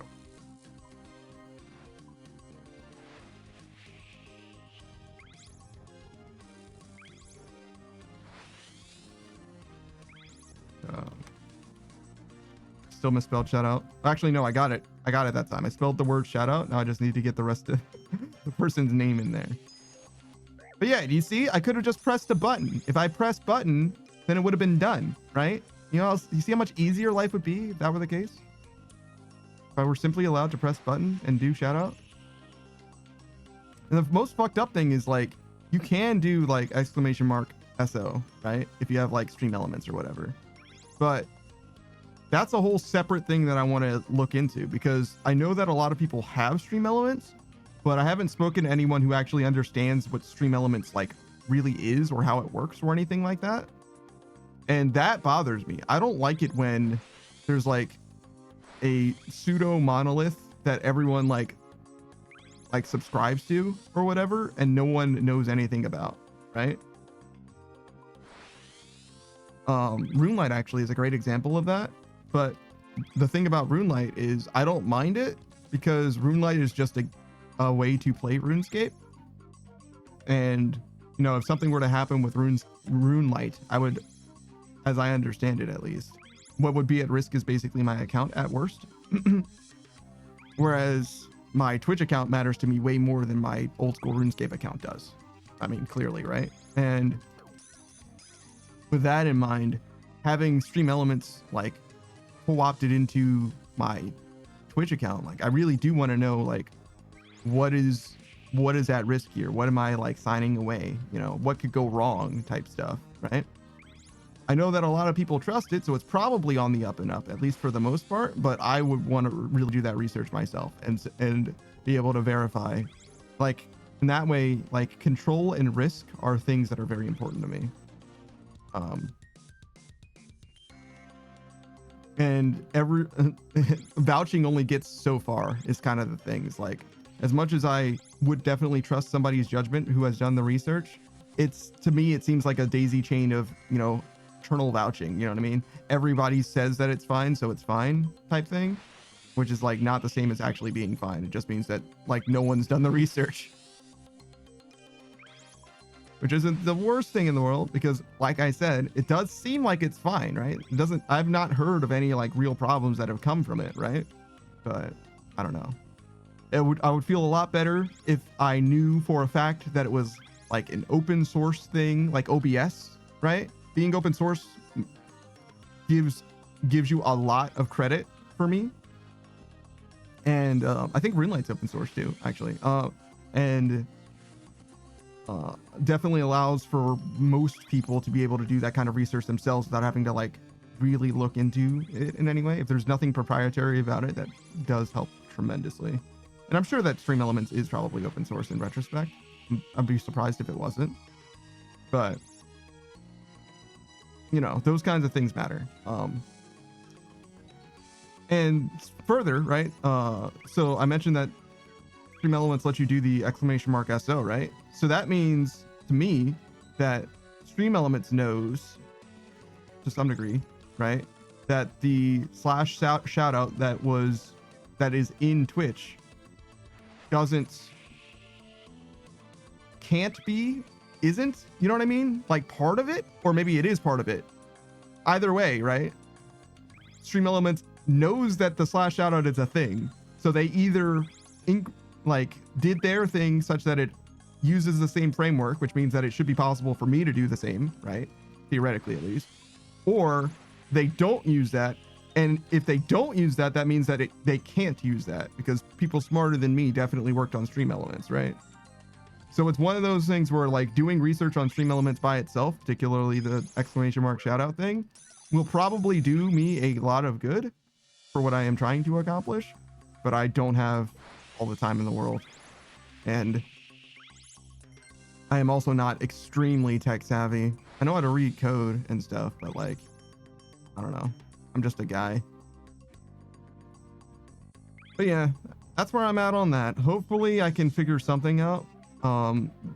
It might be that I just go with a simpler solution because I can probably get something with my other computer sorted as far as like macros go, like pretty fucking easily, to be honest.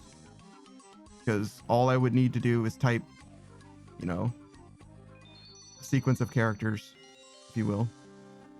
I forgot that I was doing this. Pika choke me. Pika choke me. He's got the most degenerate name, even though he's like pretty solid guy. Like nothing. He's like, I would say that he's got pretty lewd taste, if that makes sense. But as far as like being a regular guy, like you'd be surprised how normal he is given the name.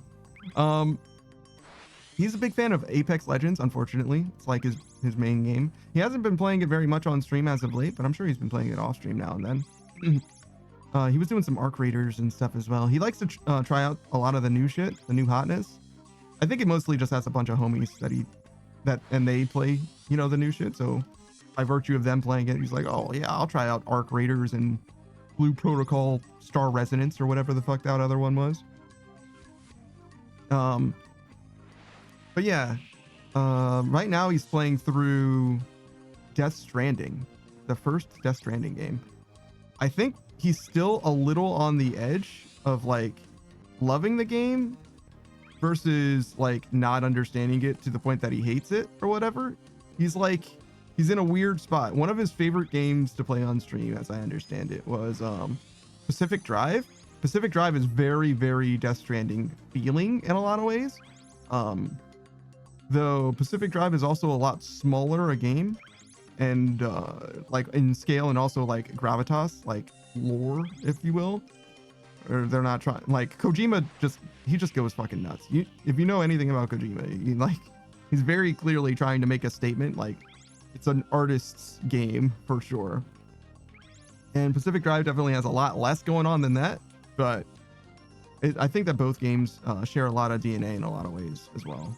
I would not be surprised if the Pacific Drive guys were like influenced in some way by, if not Kojima himself, but like Kojima-like things or things that Kojima was influenced by, if that makes sense.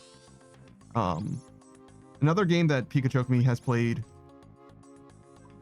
unfortunately, it was just like a one-time deal. I think he played through the entire game in like one sitting. Pools. And I've mentioned this game before, and I'll mention it again. I don't care about the game Pools at all. My relationship with Pools is probably like strictly negative. Like I did not enjoy the game Pools, like secondhand, if you want to look at it that way, because I've never played it and I'm never going to either. But the stream that I saw of Pikachu Me, where he was playing through the game Pools, is one of my favorite streams that I have been a part of ever. Like that game is nothing. It's like a glorified wallpaper, but his stream of that game, I've never seen a stream elevate a game before to that degree, if that makes sense. I've seen streamers elevate games for sure, right? Shout out to 0PM and her friends who voice act games to the point where it sounds like the game has voice acting. Like it's just talented people doing reads of characters that sound seamless to the game experience. It's fucking awesome. Zero's fucking awesome. Zero and friends, I guess, to be fair. But similar, but not voice acting at all. It was just his experience with the game. Like, I don't know how to explain it, but it's as if like watching, I don't know, a YouTuber vlog as they're like going through an IKEA or something. It would be my best explanation for why it was as interesting and entertaining as it was. Like, it's the thing that made the stream compelling was the vlog part of the experience, not the IKEA part of the experience. He wasn't simply shopping. He was explaining a story and exploring, you were exploring his mind. He was exploring the game and you were exploring his mind in the stream. It was a fantastic experience.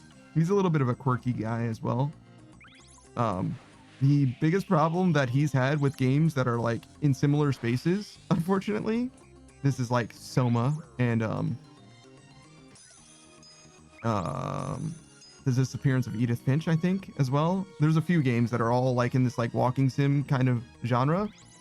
Is that the problem that Pika has with them is that he does like the idea of like thinking about things deeply or whatever, but he's considered like the nature of existence very heavily for a very, very long time, if that makes sense. So think of him as being like, if the games are, you know, philosophy 101, you know what I mean? Like Pika has a doctorate already, you know what I mean? Like that's the problem. Whereas like most of the games don't seem to have very much interesting to say. He doesn't find it very compelling anymore because he's like already considered it like the things that the game is like presenting as if they are novel, right? Games are a little too entry level for his taste in a lot of cases, which isn't like a huge problem. It just means that it's like kind of boring, like a little banal. So instead he just talks about like whatever.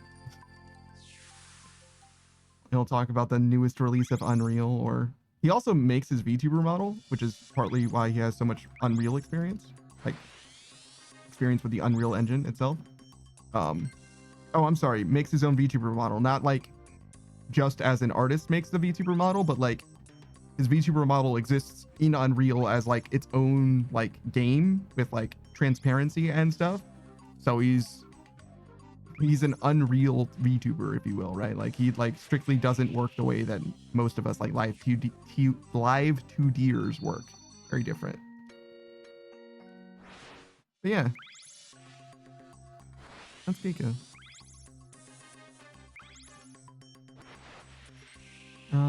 Oh, also we play games with Pika often, like very often. Every week we do Killing Floor 3 right now. We're probably gonna switch to Back 4 Blood at some point. I'm not sure why, to be honest. I'm not sure why we're switching to that game, because like it'd be different if Pika's the one who suggested that we do, right? And it'd be different if he was like, oh yeah, no, I think that this game is like kind of good and we should like give it a proper chance. But every time he's spoken about it, he's like, yeah, no, it might be terrible. You know what I mean? Where it's like, listen, dog, like you're really not selling me on the idea of playing this game. It sounds like you think it's kind of bad. So we're just like giving it a shot. And that's kind of the thing. It's like, yeah, no, we're just going to see how it goes. Like maybe it'll be good. Maybe we'll all be surprised by how good it is. It's like, okay, well, you know, shout out to Buckshot Roulette, I guess. Buckshot Roulette's a very fascinating game to me. I really don't think, as far as like game goes, like I'm compelled by it in literally any way. I feel like it's like a nothing kind of game. But as far as every time I've played it goes, and every time I've seen it played, it's a very compelling game, right? As far as like the streaming experience goes, I definitely feel it. So and there's some games that are just better, right?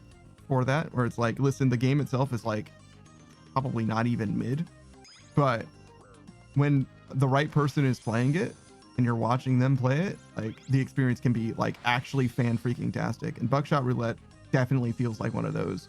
Friend slot games generally work that way as well. I wonder if Buckshot Roulette is considered friend slot. Probably. But I would contrast Buckshot Roulette with Liar's Bar, which I think is legitimately a pretty good game, actually. I don't know why I feel so strongly about Liar's Bar being better than Buckshot Roulette. Partly because Liar's Bar has more content in it, like different game modes and such. But I don't know. I'm like really compelled by like just the meta game of Liar's Bar versus Buckshot Roulette. Like feels too much like it's just like this is the optimal path and you're gonna win, whereas like the social interaction, the social element of Liar's Bar is going to be ever present, if that makes sense. It's like Rock Paper Scissors is a better game than Connect 4, because Connect 4 is solved. It has like optimal algorithms, whereas like Rock Paper Scissors in one game, right, is kind of nothing.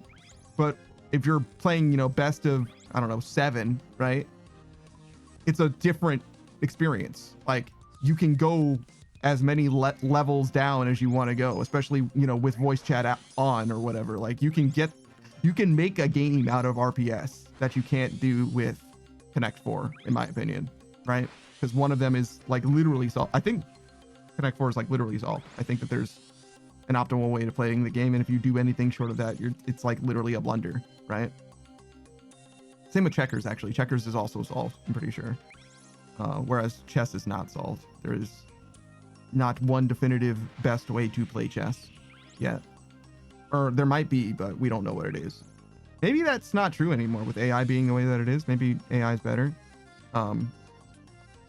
than at solving chess, because that's like one of the main things that AI has been doing for a long time, trying to learn how to play chess or whatever. Speaking of AI, though, it depends on the AI. I remember there was a YouTube video where somebody made ChatGPT play against like whatever the best at the time chess playing AI was or whatever, and ChatGPT was just like inventing fucking moves in order to win. Like literally just hallucinating options in chess. It was fucking crazy, dog. Like he like summoned a brand new queen from nothing onto the board. Like, what are you doing, dog? You can't do that. So yeah, ChatGPT at that point, at least, is definitely not at risk at replacing the best chess players, because it was legit cheating, bro. Like you can't stop. I fucking suck. God damn it.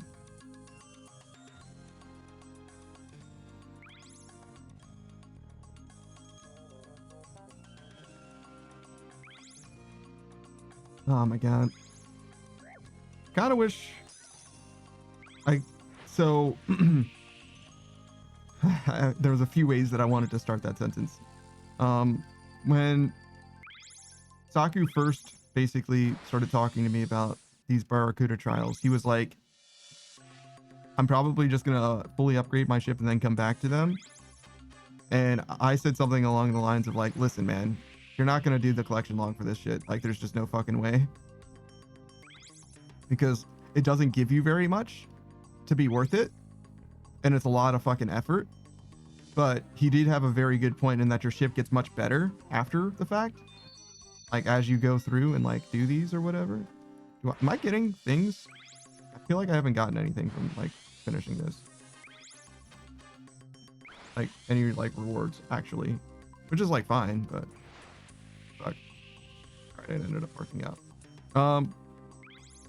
And I actually happened to beat the Marlin for this course before I upgraded to a Rosewood Hull. This might be the only course where I was able to beat the Marlin without having the relevant like level range upgrade.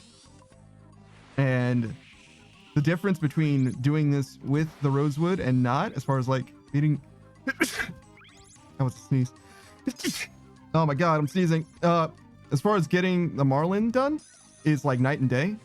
You get like a free 40 seconds, 30 seconds at least, just by using this different hull, which makes it a lot easier, obviously, to get the Marlin, but also you don't have to relearn the course is the thing that's kind of nice, because the turning radius of the ship changes so much from one speed to the other. And what I'm still in the process of doing, it's not a huge deal necessarily, but is trying to learn how to like steer this Joker. Like, she turns so fucking wide now that like I have to like really adjust what I'm used to as far as timings go. So I'm like having to relearn the course rather than learning it the first time. I don't know if that's better necessarily, if I don't know that it's like a huge deal, but I do think having done it, because this is all that there is to offer with regards to Barracuda trials, right? Like, this is it at the moment, at least. Having done it, I think that it is very, very easy to go and like after you get like your ship upgraded as much as you can get it, or you're gonna get it, and come back and then do all of these Barracuda trials. I think you'll be able to do it just fine. It'll be weird though. Like, I can only imagine what using a Rosewood Hull is going to be like on like some of the turns for like Temper Tantrum or the Jubbly Jive, because The Jubbly Jive had some turns that like I could only barely make, like very consistently. So you might have to like actually dial down your speed in order to make some of the turns. Which is exactly what the lady said as far as like help for doing the course. Like that actually might be like really actually quite true when it comes to the Rosewood Hall. But other than that, I missed that. But other than that, I think that it will be so much easier that it really doesn't make sense from like pragmatic perspective to be worried about spending time here until you upgrade your ship fully, just because it's so much easier.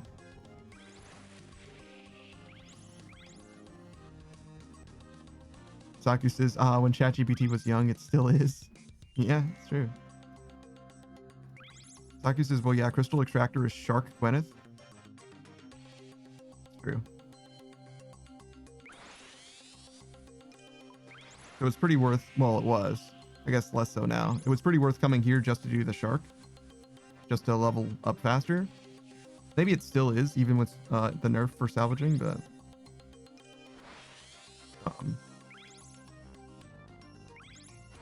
Saku says free crystal shards? What do you need crystal shards for? Do you have a use for them? Saku says yes.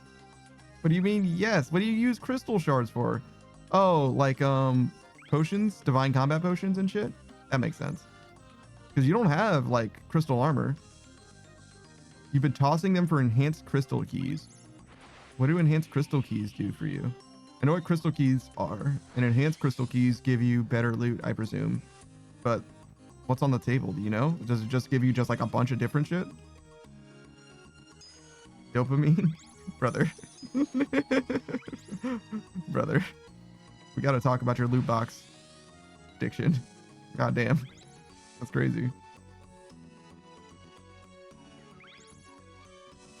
Did you know you can corrupt a Bofa now? Like over time? You can just gradually corrupt it? In the same way that you like upgrade Emberlight, sort of? Like, yeah, so the difference between a corrupted Bofa and a regular Bofa is one of them's infinite, right? Yeah. And the regular Bofa, as you repair it, will become corrupted over time. Eventually it will. You will have repaired it enough that it is now corrupted. Basically. Because you repair it just by like feeding it shards. Same way that you corrupt it, basically. Saku says it's got better stuff than normal crystal keys. I mean, yeah, one would hope, right? But Saku says enhanced crystal keys are not worth for mains, but for irons, it's just more resources. Yeah. Because you're not going to do anything with a regular crystal key, right? You can give that one guy ecumenical keys for 50,000 gold, I think, but otherwise. Saku says the Runite ore drops is a sin, though. The unnoted Runite ore drops is a sin because it should be noted instead. I was watching Sue just before my stream. In fact, Sue's probably still doing it right now. She's stealing from like one of the new ports. There's a training method for thieving where you can steal cannonballs and ore like right next to each other, like raw ore, and she was getting like 240k 250k an hour thieving experience. So it's like better than the rogue's castle in that it's like not in the wilderness and the rate's about what you would expect if you're getting PK'd, I would imagine, or banking. Which I would highly recommend that you bank. That's a lot of money to throw away, to be honest. But so roughly that amount of money, and there's a bank nearby as well, so you can definitely bank it. And she was keeping nothing but the cannonballs and Runite ore. There's a stall that sells cannonballs, or not sells, but well, it might sell cannonballs, but you can steal the cannonballs from the stall. Up to rune. There were definitely adamantite cannonballs, but I feel like there were rune ones too. But no dragon. cannonballs for sure. Saku says a cannonball stall. What the fuck? Yeah, no, it's right there. It's a pretty good method, it seems like. Certainly for cannonballs, but you even get some runite as well, right? And runite's good for irons. I don't know how much you need, right? But it's good for sure.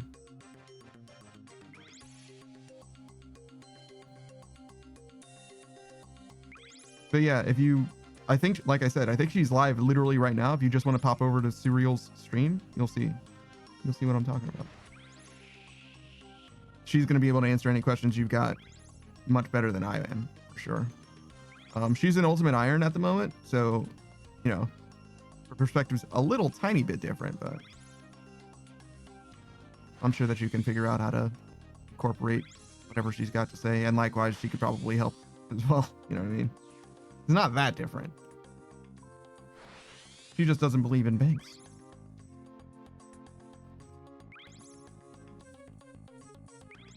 Baku says, I should complete the medallion. Complete the medallion. I don't know what that means.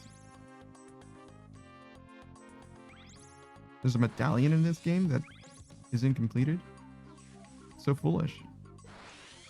Medallion of the Deep? Oh, the one that you get from salvaging? Yeah. Is it missing stuff? I didn't even realize that.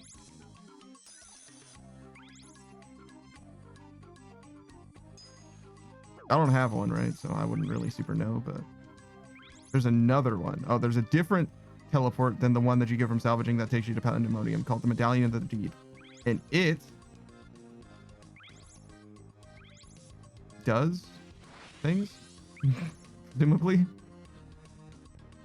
It can at least be completed. That's certainly true.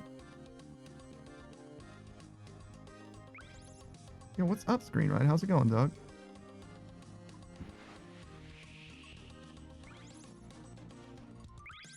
It counts as the diving set. Oh, fascinating.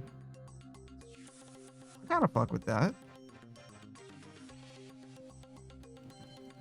Medallion of the Deep. So it's a next slot. So that's a buff to drift net fishing. Now you can do drift net fishing with your full graceful. I need to go back for that. I legit cannot ignore that. I need to get this.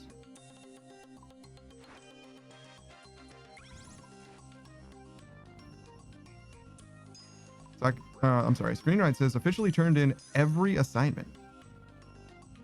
I have a whole month until my next class. Unheard of amount of free time. I'm happy.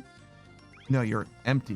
You're hollow. You feel like, what am I even supposed to do now? And the answer is stream. You're supposed to stream, sir. Particularly on Mondays or Thursdays, because that's when I can actually be there. You can stream on other days too, but Screenwrite says you're so wise. Sure thing, man. Sure thing. Saku says it's a master treasure trial. Oh, I guess I have to do it. Yeah. That's the way it goes. Just about everything in this game kind of should be part of a master trial, I feel like. Because, like, I don't know. Makes sense. Maybe not like a champion scroll. The champion cape, though? Maybe? Is that too much? That's probably too much. Yeah, maybe too much. It's got to be useful for something, though. Just the reward is the cape? Could be, I guess. I don't know.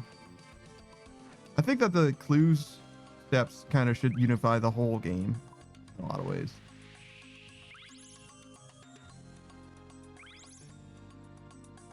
Do I feel like one should be like Gommel's Lucky Penny then? I mean, it's not like you can't re-roll it, right? You can just be like, fuck it, dropping this shit on the ground.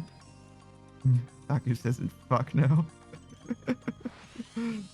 I don't know. I don't feel like all of them need to be doable by like every person.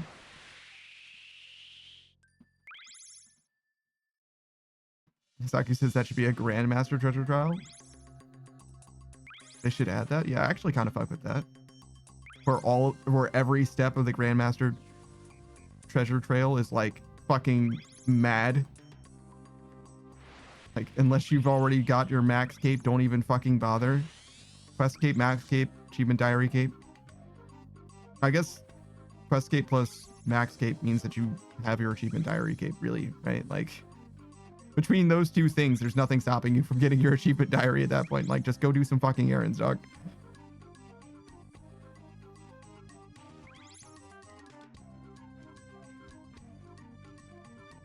I gotta fuck with it. I did terrible that run. I was fucking miserable. That was one of the worst Rosewood Hole runs I've ever done. It's okay though. Taku says equip a Blorva helm, suit, and legs. Yeah, man. All you gotta do is beat the awakened. Do you just have to beat them 1kc? The awakened versions of them? Is that all? Or do you have to like do it a few times or something? Or do you have to like get a drop or something? 1kc each? Oh, well, that's not like incredible, right? You just need to perform at the top of your game for 3 minutes, right? It's only a 3-minute fight against awakened Vardorvis, right? All you gotta do is, you know, sweat it out for a little bit. It's way better than like Inferno, is what I'm trying to say. Like, that shit is way, way worse. Though you might have to learn a lot, to be fair. Miss Raven Reaper, hello.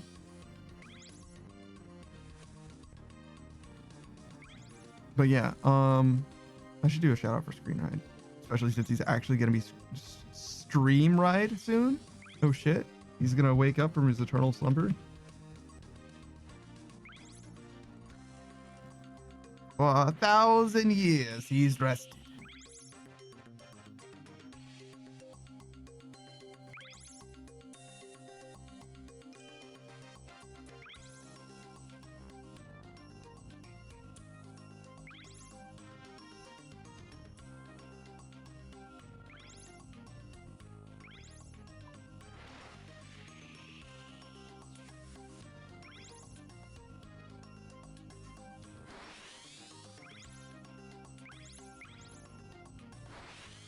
Oof.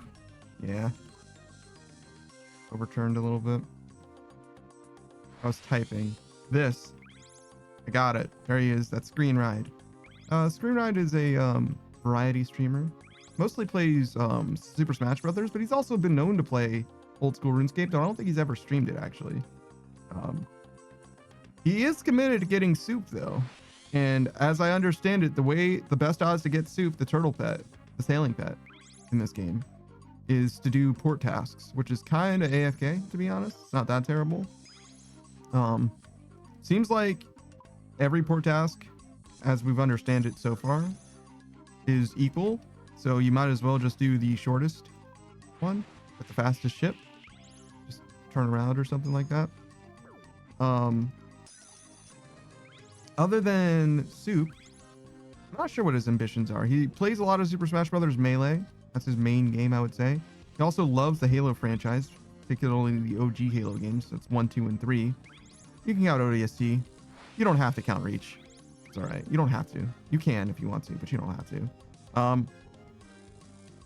Unfortunately, Halo hasn't been in a good spot in about 15 years. Something like that. So we're looking forward to the next Halo release. There's going to be 2. There's going to be a new Halo campaign, and then another couple years after that, maybe there'll be a new Halo multiplayer thing. And I think that they're going to be separate this time. We'll see how that goes. Infinite, I think, officially got its last major update. So I think officially is Infinite is officially on life support, if you will.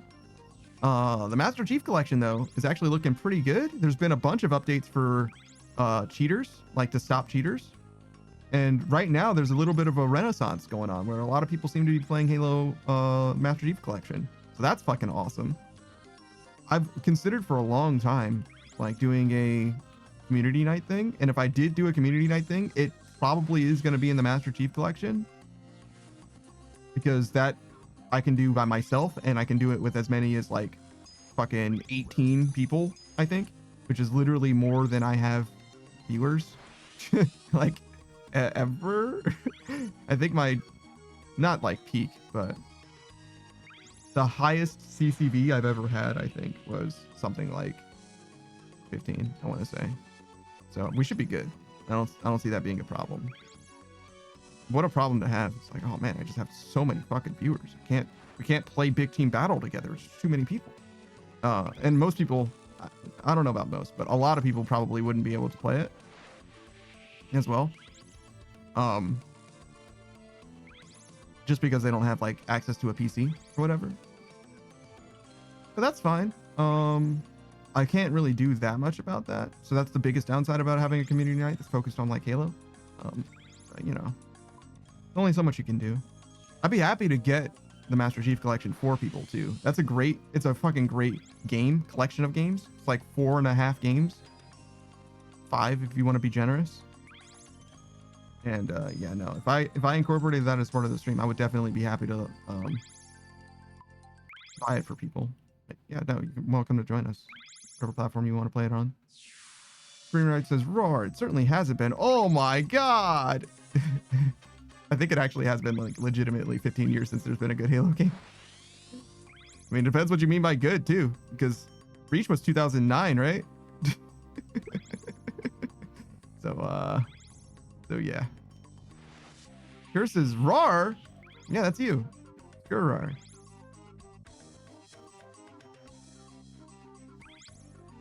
He's the only Gurar I know. The only one I respect.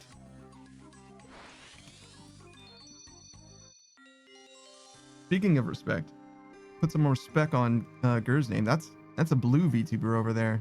He's blue as fuck, dog. Another self-made VTuber. I believe he made his own live 2D from nothing. Started with nothing. Now he's here. I've only seen him play like weirdo games so far, like games I've legit never fucking heard of at all, which is kind of awesome. As a bit of a gaming connoisseur, I feel like I'm pretty well aware of like a lot of different games, much unlike what that one guy was saying. It's like, bro, you don't even, of course you don't know how good luck is. You've never played an RPG before. Shout out to the Carlight. But Gur, I definitely recommend you check out Gur if you get a chance. He's a very chill guy, very chill stream as well. Plays a little bit of versus with news. Gur will be returning to OSRS. Yeah, I was gonna say he plays a little bit of OSRS, and goddamn, just in time. Don't know when that's gonna be. You gotta follow him now and catch him when he's live. What was that game that you played, Gur? I know I ask you every time now. Every time I've shouted you out, I've had to ask you what this game is. The one with like the cells. Oh yeah, there was also it was like the most generic sounding name for a game. It was like Town and City Primordials. That's an excellent name for the game. It looked like the cell stage of Spore, which arguably is probably the most fun that you have playing the game Spore. Town and City. Thank you. See, you know stuff. Look at Gur. He knows things. And if you want to see someone who knows things live, you gotta watch his stream. He'll tell you stuff that he knows, probably.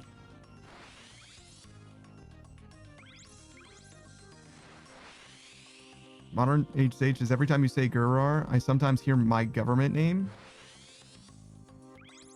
Gurar. Oh, are you another Grendon? A Gurarendon? I have no idea. I have no idea what your government name could fucking be. And I don't really want to know either, but it's like that. There's nothing similar to Gurar. I'm going to be honest. Gurarden? Grendon. Gurar says, I found an even more casual game. It's called Godzilla Voxel Wars. Interesting. Gurarden.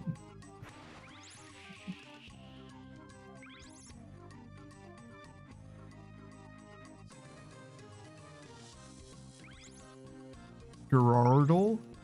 Gerardal? Is that based off of a name? What name is it supposed to be? Girdle? What name was it without the rar? Garage door? Garage door? Garage door is very good. Well done, Zaku. Trogdor? Is there an F in Trogdor? Have I been misspelling Trogdor my entire life? Screen Knight just says no. Gur says Gerardal. Gerard,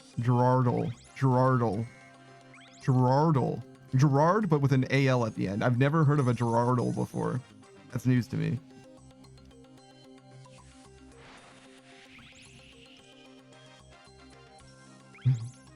Screwright says I have fat fingers. Very fat. I see. Good for you. Unless you meant fate fingers, in which case they pluck the strings of destiny. They pluck the strings of destiny. Sure. Garbodor? Shout out to Garbodor. That's a fucking trash Pokemon right there. Curse is the Witcher dude. His name is Geralt. That's Geralt of Rivia. Gyarados? Gyarados sounds like a Pokemon. It sounds like Duradel to me. Gyarados and Duradel. It sounds high fantasy to me. It sounds suitably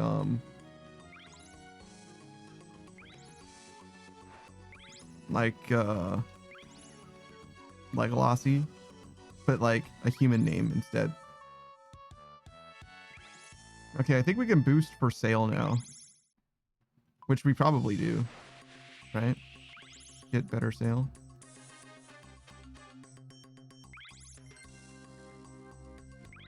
Or do we even like benefit from getting a better sale? It's like plus 3 seconds on the boost, right? Maybe not. Maybe fuck the sale. Yeah, it's like an extra 3 seconds on the duration, which like would make it more chill, but like who cares? No, 3 ticks. It's not even seconds, it's ticks. I mean, I guess it makes sense that it would measure it in ticks, right?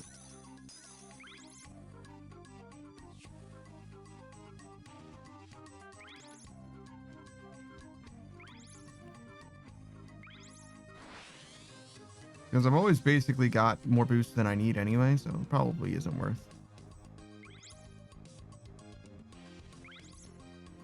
It depends. If it's basically free, maybe we'll get it at some point.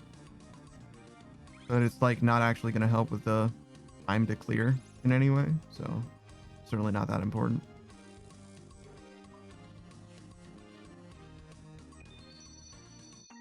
We'll do this and then we'll go to the next one.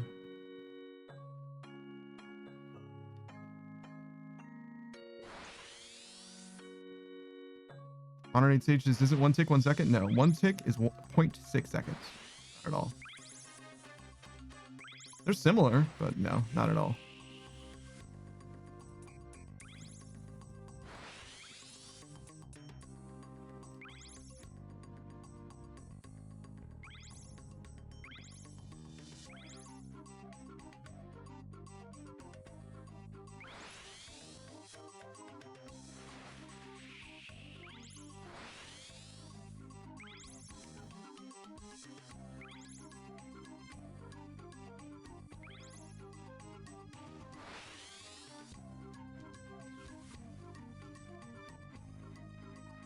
Saku says, I don't think you have another worthwhile upgrade. Yeah, no, I agree. Other than the sale, none of them matter at all, for sure. I hallucinated that the helm or the keel, one of those two would increase your turning radius, or decrease, I suppose, your turning radius, but pretty sure that's not a thing now. So yeah, there shouldn't be any other upgrades that are worth getting. Spent like a fat 70 mil on this one though. God damn.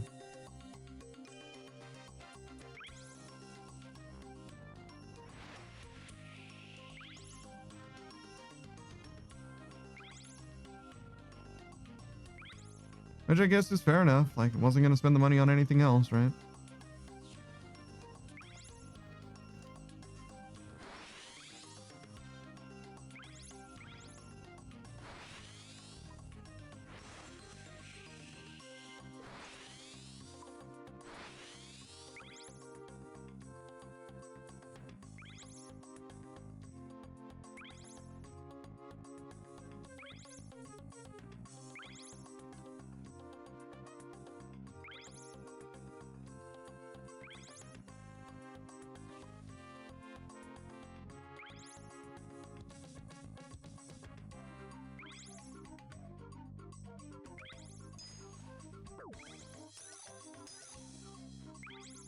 Chris says, I'm excited to see my poll results. It's like waiting for a Christmas gift. Yeah, man. Good luck. You got a lot of polls suggested recently. If you didn't know, in the Discord, you've got a new poll every single day. And by every single day, I mean most days. I'm pretty consistent. I don't think I've missed a day in a while. And in total, I've only missed like 4 or 5 days or something. Like since we started doing daily polls. But the gift is useless knowledge. That's mostly what I have to offer, actually. It's like my brand.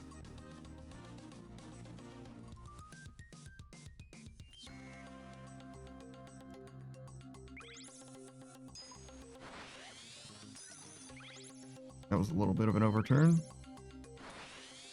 An oversteer.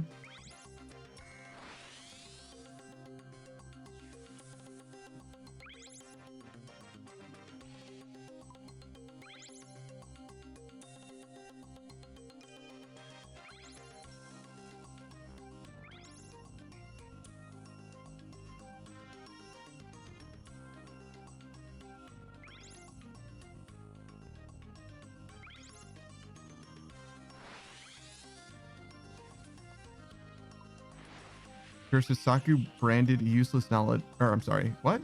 I said Saku for some reason. Gersa's Panda branded useless knowledge is only 3 times the price of generic. Damn, what a ripoff. Just buy the generic brand, guys. It's literally the same shit. It's just a white label. They just put my fucking face on it.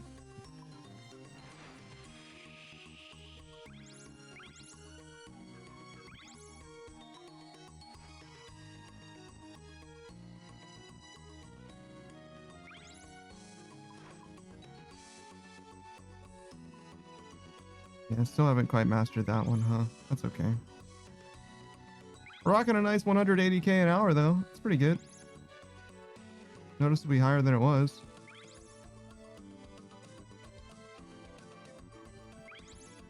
And what does that mean in reality?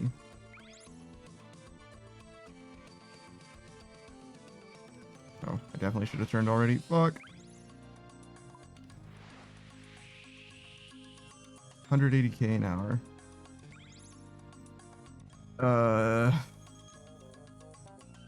I don't think I can do the math on that one.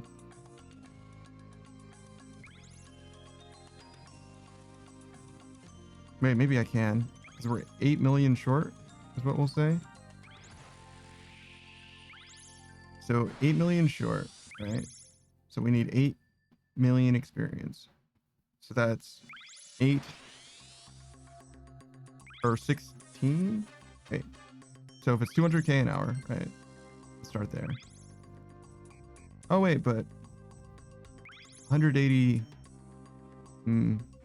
There's different ways you could approach this. You could approach this by rounding it to 200k, and then you'd have to subtract 20k per hour, basically. Or since it's 180k, that's means that 9 is a factor. In 81, which is 9 squared, it's very close to 80. That would probably be a better estimate. But it would also be more complicated to use that as an approximation, like with my mental math. Because if it were 90k an hour, right? Oh yeah, no. Oh wait, but it's 180k an hour. So what does that mean? That means that it's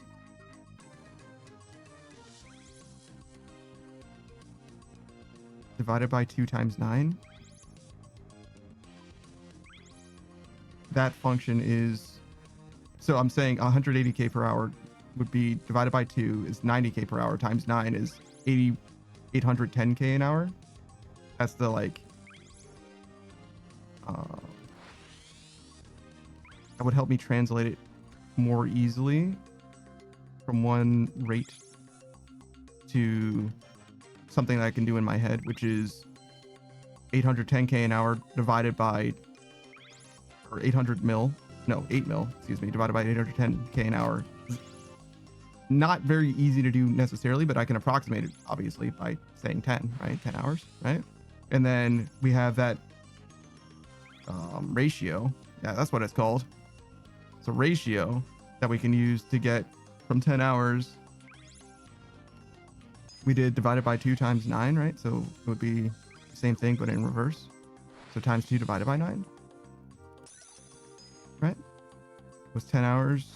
So 20 hours divided by 9. Is that real? That seems like not enough hours. Should it go the other way? Same thing, same ratio. So divided by 2, 10 would be 5 times 9, 45 sounds right. Yep, 45 hours. Grand total. Pretty sure. Sounds right. And I said 50 hours remaining. That kind of checks out. Yeah. Okay. Sick. See, these are why ratios are good. Math is good, guys. Even though if I'm bad at it, and etc. I think that's technically an underestimate though, because I'm doing 810. I rounded it to 810 rather than, or rounded 800. Wait. No. It should be an underestimate, because instead of using the rate of 810k an hour, I used the rate of 800k an hour. Yeah. So less than 45 hours, not counting today ish. I think we started with it was very nearly 5 mil. But yeah, that's pretty close. Pretty close. I don't know if we're gonna be able to send it in that amount of time necessarily, but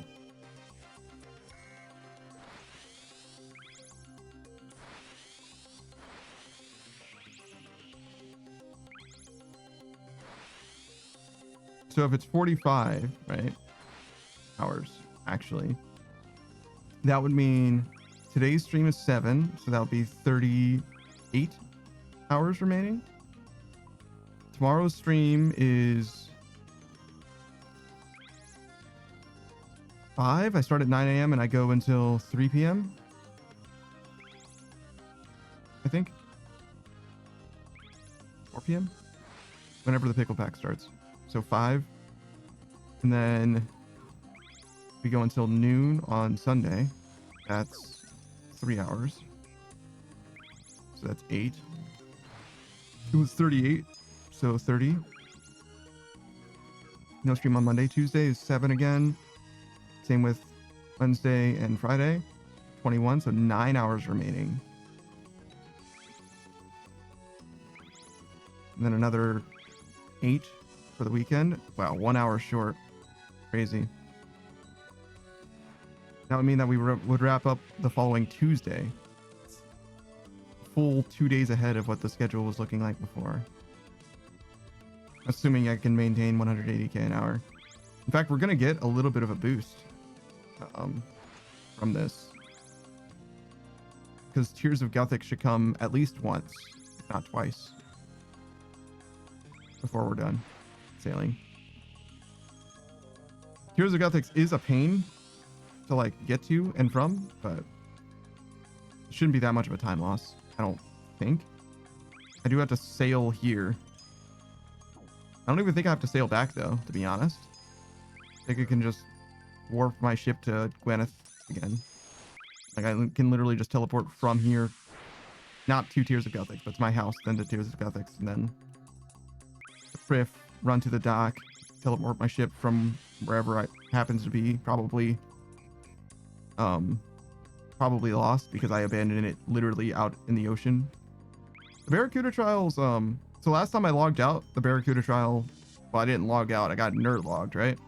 From the Barracuda trial, I think. Maybe I was at the start of it? I don't think so, but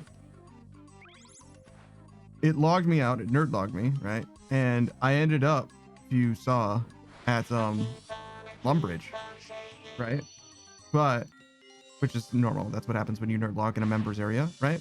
Or nerd log in a members area, or you unbond from a members area. But yeah, Saki's right. It was in the middle of it. Thing that matters that I'm like actually trying to get to is my ship was here in, well, not here. It was at Port Gwyneth, which is crazy. I did not think that that would be the case, but it seems like they were like, oh yeah, no, your ship's going to end up at the nearest port to where you were when you got randomly nerd logged and lost membership, I guess. Which is very nice of them, to be honest. Takus, this is, I think it's the last port that you were at. Yeah. It's pretty cool. Obviously it doesn't work that way if you just teleport off of your ship, it seems like, which is what I would be doing. Oh God, can I make it? Yeah, we got him. Ladies and gentlemen, we got him. Also, thank you for the hydrate moderating, Sage.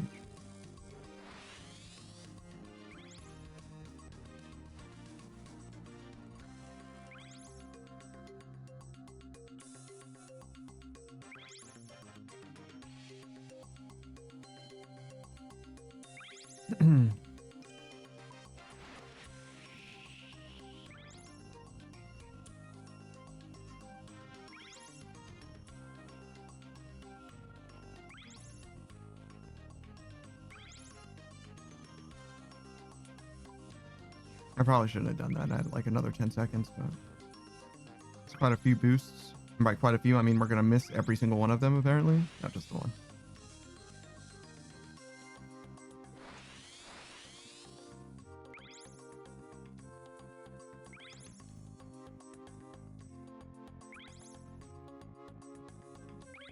Go, turn.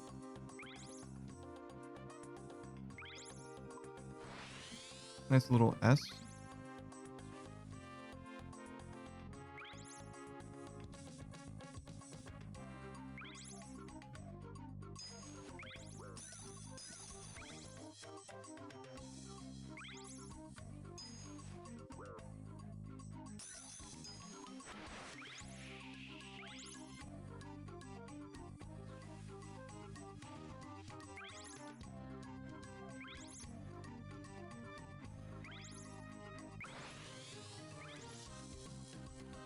Oof.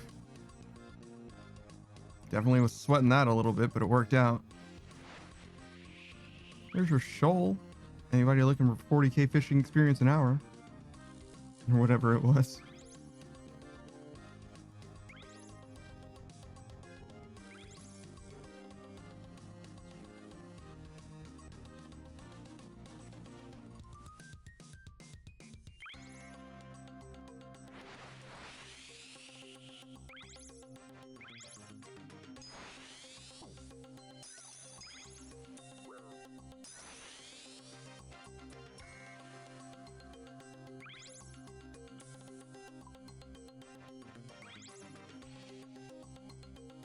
It does feel like whenever I use an extra boost while my boost is still active, that my ship should like lurch forward again, you know?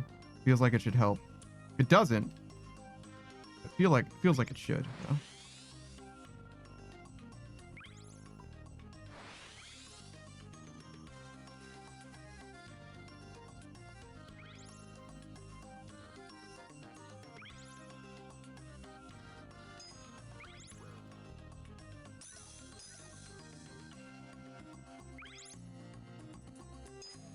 I think I kind of said this before, but I'm pretty confident now that there's really just two speeds that your ship has at any given moment. Or like at max sail, right? Your ship can only go either. This is like a fucked up situation to be in, realizing now. Either at like the regular speed or at the wind boosted speed, and that's it. So all rapids do, I think, is just set you at the same speed that I'm going now. It just makes a noise. It does it, I think. I'm not sure, right? Obviously, but I'm beginning to think that that's the case. So there's really no reason to go out of your way to hit rapids or whatever if you're already like sail boosted. Trimmed, basically. Okay, spot.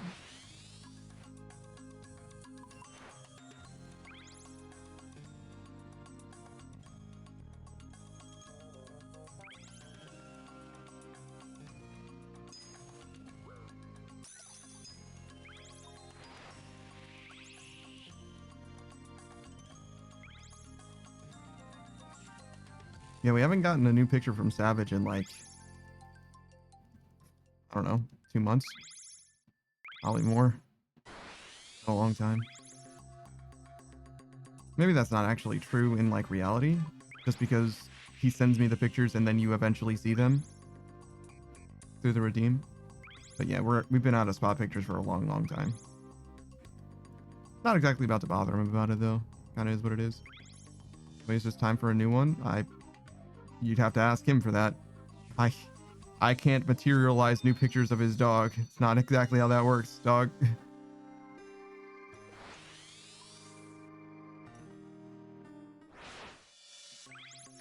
Boy says I'm not being serious.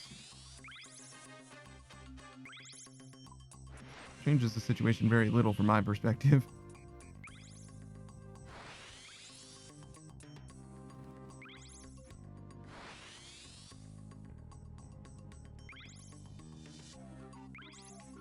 I might be able to get that one later. Chris says, no, you're right. You get Savage another dog? What?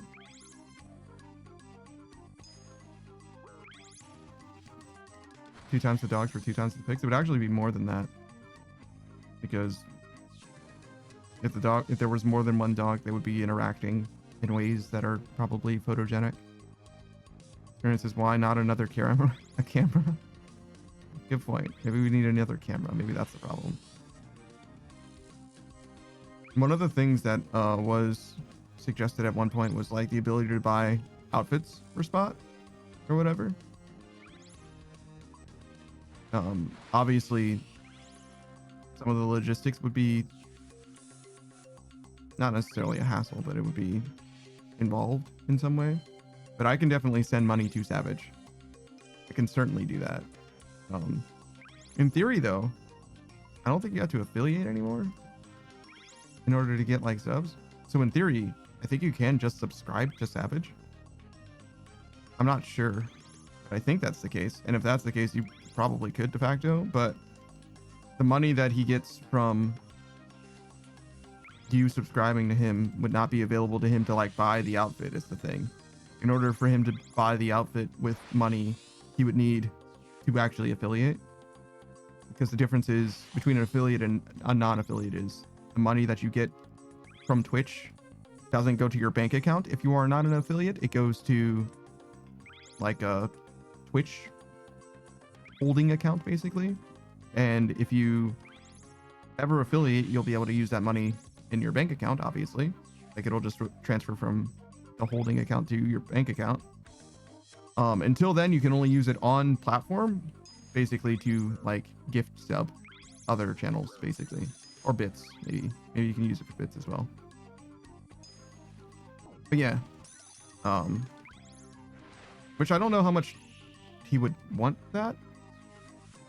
That would be a way that could work. So he says, I'm an affiliate and I need to reach $50 for a payout. Yeah, every channel works that way, Golia. That's neither here nor there. That's just part of how that works, because otherwise they would have to pay you out for every penny that you get, which would cost Twitch a not insignificant amount extra money.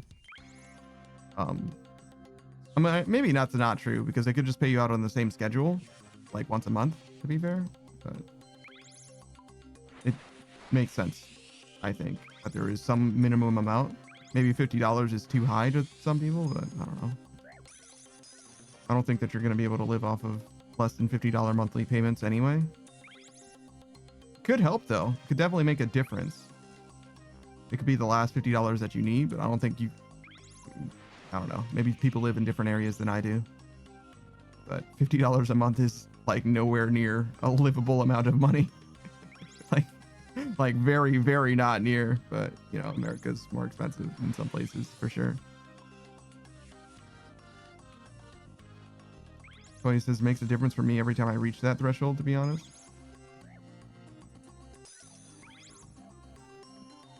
Yeah, it certainly doesn't for me. Not at all. And that's why I've always said, don't bother giving money. Stream operates at a huge deficit. and it's probably never going to be even remotely profitable. I think I missed I missed one, but I got it instantly. That crate that I missed before, I just picked it up, I realized. Nice. It was a white one. You couldn't tell because I got it like literally during the loading screen or whatever, but we're good. Like during the transition. I'm glad that I don't have an anchor because I've definitely clicked that anchor several times on accident while trying to do Barracuda trials. I've never really clicked it on purpose.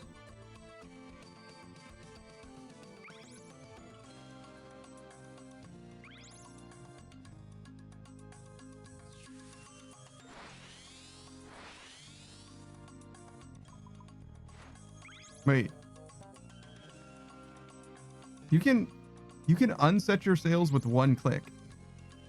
So you don't even need to lower your speed twice in order to stop. You can unset your sails. That's also a button. What the fuck is the point of the anchor? Like genuinely. Because the anchor stops you literally on a dime and this one stops you in like fucking one tile. Like, I don't know, dog. That seems kind of pointless to me.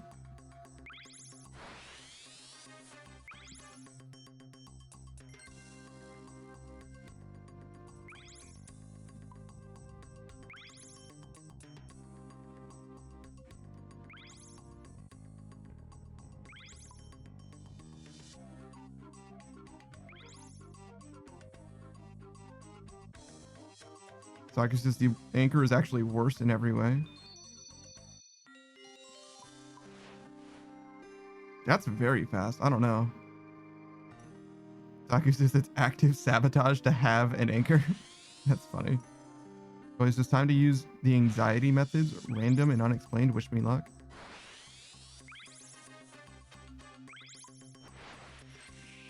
What? The anxiety methods for what? Medicine? Anxiety medicine, not methods. What are you fucking talking about, dude? Shit. Koya says, I got an anxiety attack using methods against it.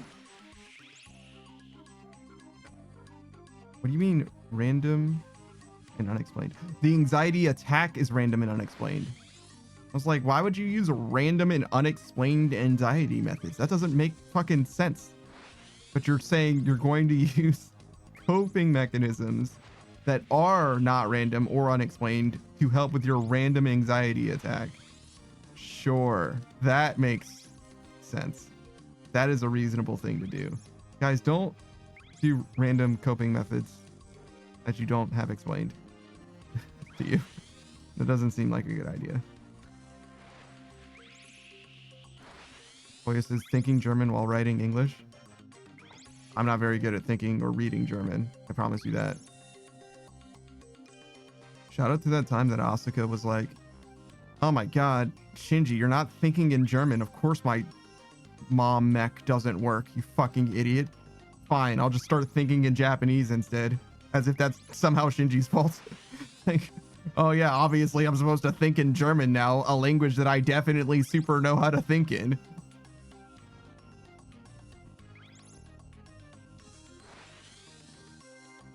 Koya saying that they just didn't write an English sentence and instead wrote a sentence translated word for word from German. That's fine. I kind of figured as much.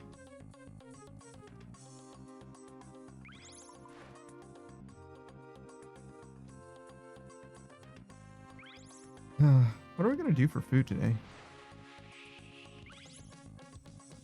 My stomach growled for like the first time in probably 12 years. It's been a very long time since my stomach growled from hunger. Probably pork and beans though. I think we're gonna continue eating pork and beans until we're out of pork and beans. Like low-key. Like I might alternate, like pork and beans today, but not tomorrow. And then the following day, but not the next day.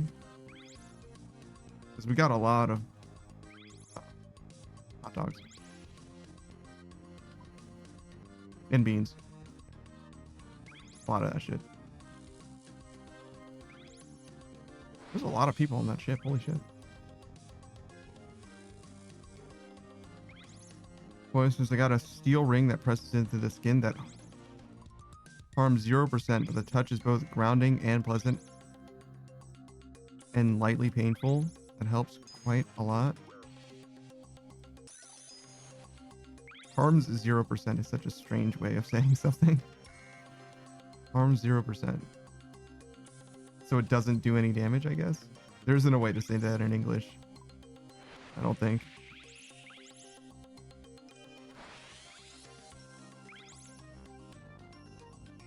Harm 0% sounds like video game speak. You know? Koya says, I'm strange. I'm a stranger when I'm not clear-minded. There's no non-strange way for me to phrase things. I don't think that's true. I think you definitely can. But I understand that it is not easy for you presently. But most of what you say isn't that strange. But that one thing was strange, yes.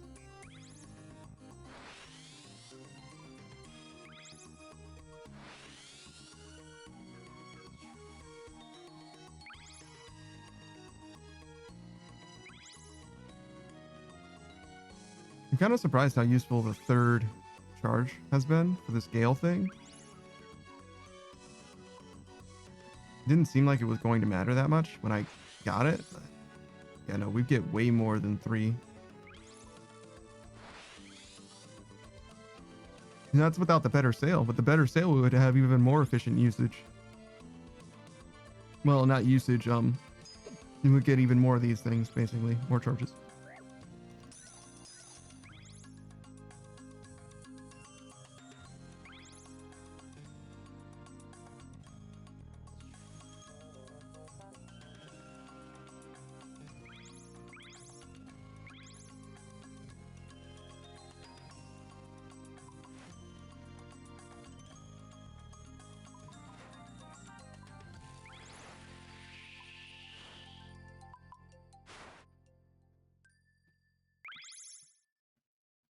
Can you turn the sail completely off and completely on? Yes, okay. So really I just need to hit this. Slowing down isn't really helping me. It's really just hit this over and over again. Whenever I'm like trying to turn and stuff.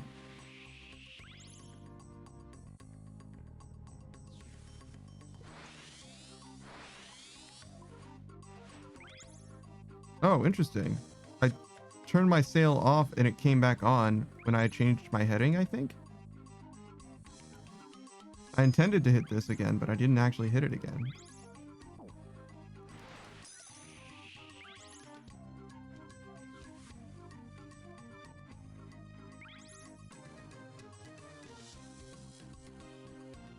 Dude.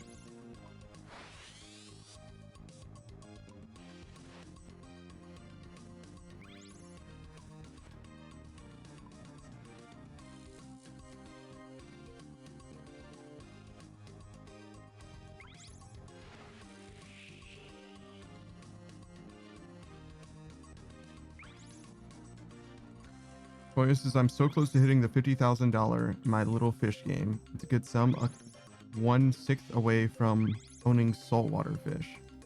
Is your fish game like a gacha game? Or is it like just an idle cookie clicker type of deal?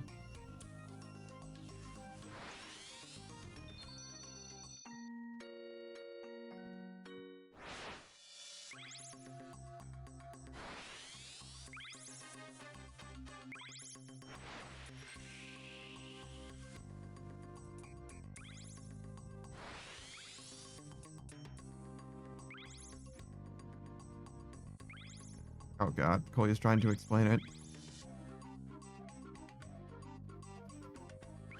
Idle cookie clicker wasn't close enough. Oh no, what have I done? What monster have I unleashed?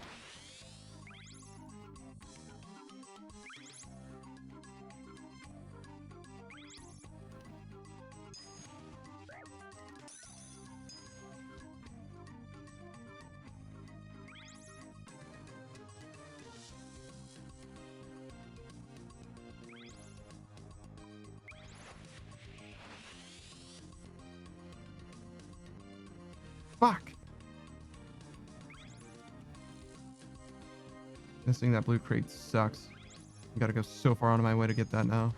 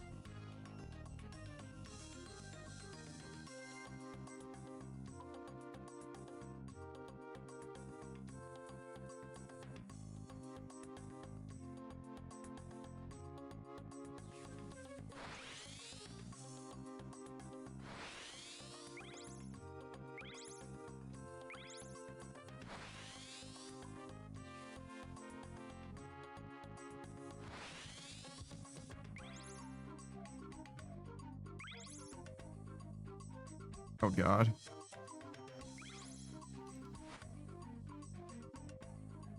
Oh fuck. Okay, so no matter what speed you're going, if you're moving at all, pressing this button stops you completely. Interesting. It's a little weird to get used to. But I probably like it better than this, because the lower speed thing seems like it only is helpful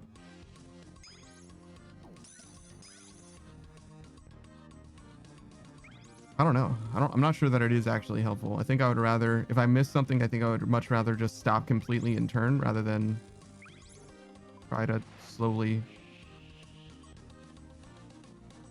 like compensate for it.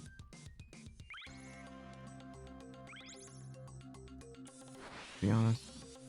How did I hit that rock? Jesus. Boy, says you get different packs of fish that you can buy with in-game money. They have different rarity and value. If they grow up either IRL by time or by feeding them, they grow up and generate in-game money daily.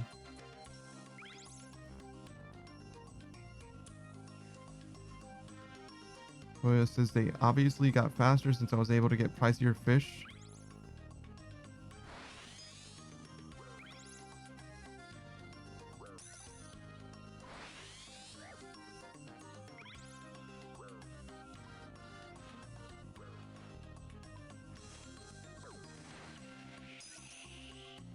Well, it says you get tank upgrades, feeding upgrades, and decorations. That's it. So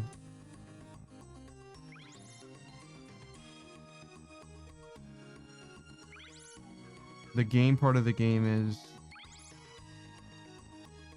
logging in and buying things. Interesting.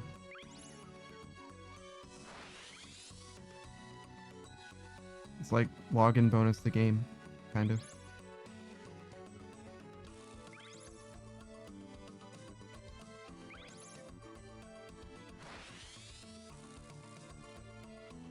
Taku's gonna max by Monday or Tuesday. That's cool. It's gonna take me probably one more week after.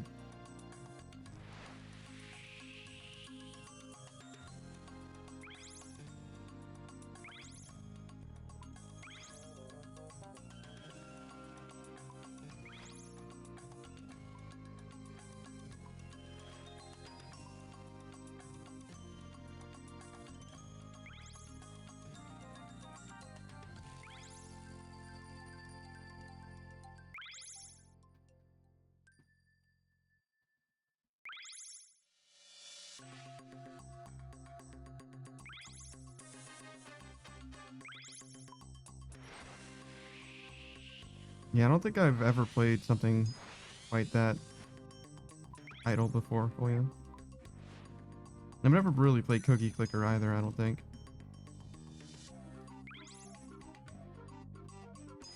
People like idle games though. In fact, people try to make this game as AFK as possible. Try to make RuneScape into an idle game. I think I probably would just play RuneScape though. If I wanted to like do something AFK, I think I would probably just do this. Not this specifically, obviously, but something closer to this.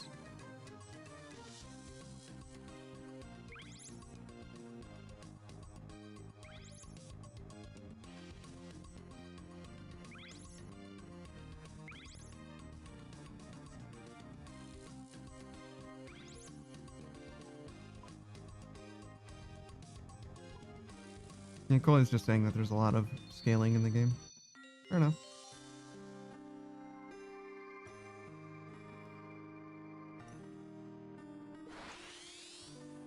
I haven't played any like management game. Closest I've gotten to playing one of those is like Schedule 1. But people really seem to like, but even like Power Wash Simulator, but that has more gameplay than what I'm really talking about. I mean like the movie theater simulator, there's like a Boba T1, there's just a bunch of them now. I mean, there probably always has been as well. Doesn't really seem like a very compelling game to me.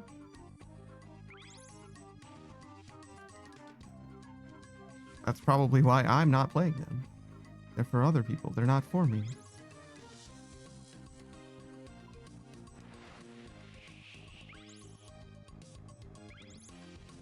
Not that Runescape is terribly compelling either. I'm literally turning left and right for the next, what was it, 45 hours in-game?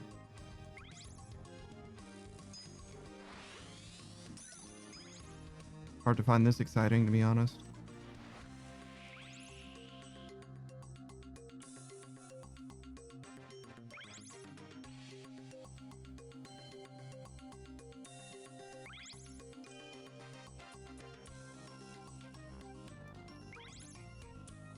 Point is, I think I managed the impossible again. You broke something?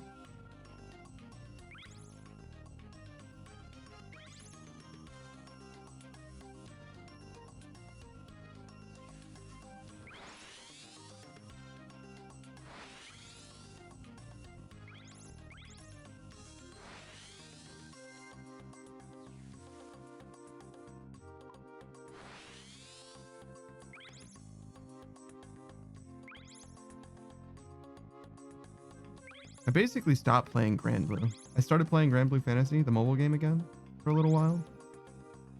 And they added a new endgame raid, basically. And I'm like so far away from being able to do that endgame raid, I was like, yeah, never mind. Like, it's not worth it to play this game. I kind of want to, like, finish the last collection that I was working on, which is the Damascus knives. But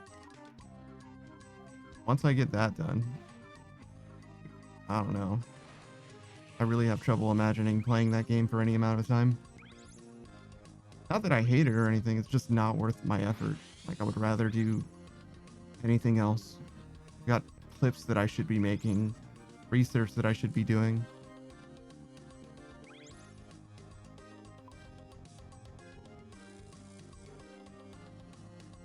Toya says, I think I strained my earlobe too much. It feels bruised.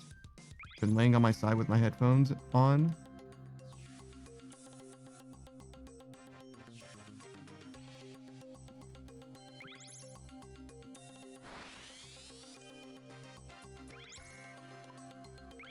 So no, you didn't break something, but you injured yourself in some new novel way. Yeah, that's cool, yeah.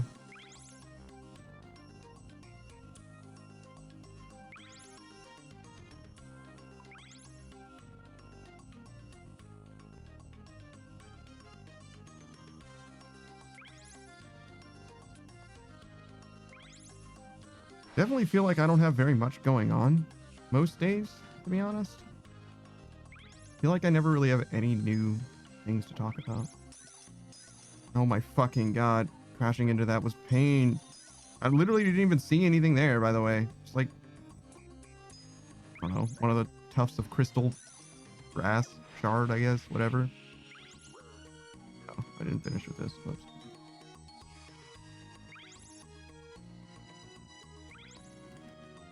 I'm fucking terrible. Holy god.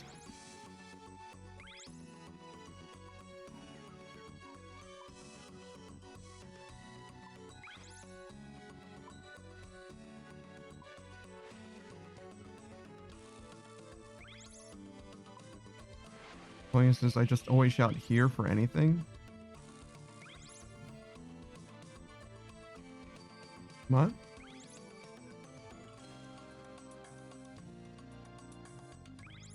What do you mean? Or like, actually, what do you mean by that? Like, what are you trying to tell me?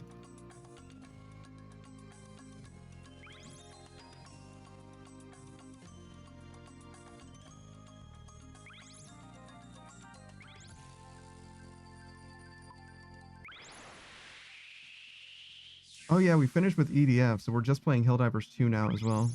I'm like, good 200 super credits short of getting the ODST or bond. That's kind of tragic. Maybe another stream to get that. Boy says, I seem to ask for all these health issues, insignificant and major.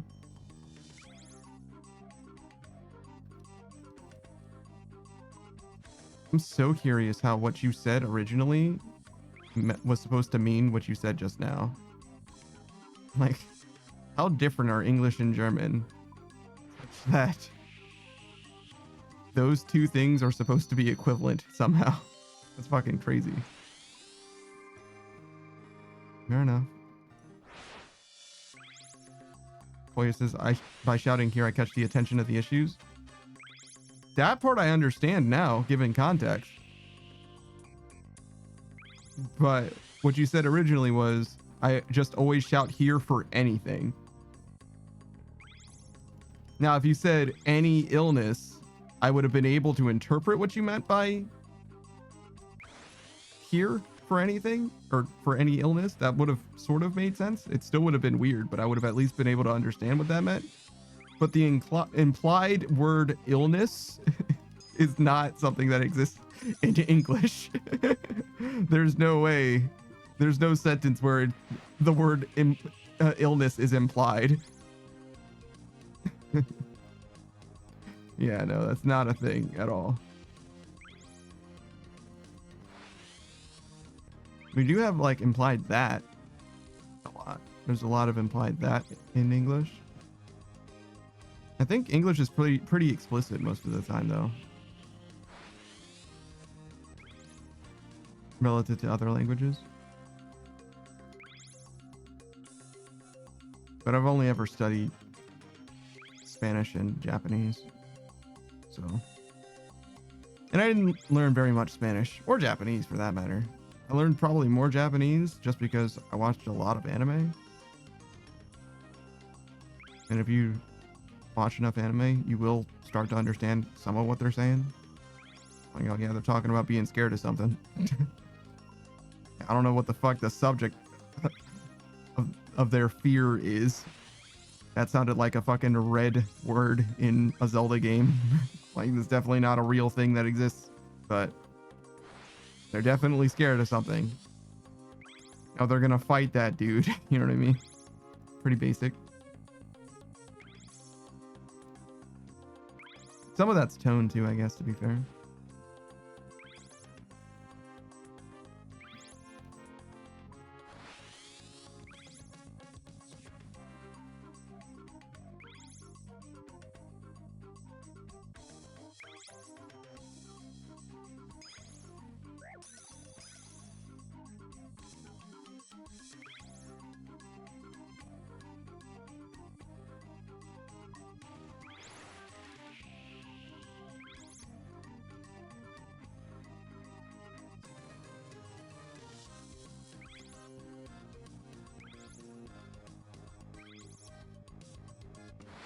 Fuck. I'm glad that guy didn't hit me, so I don't have to look at 249 out of 250 for the rest of my Gwyneth glide time. Alright, later, Koya.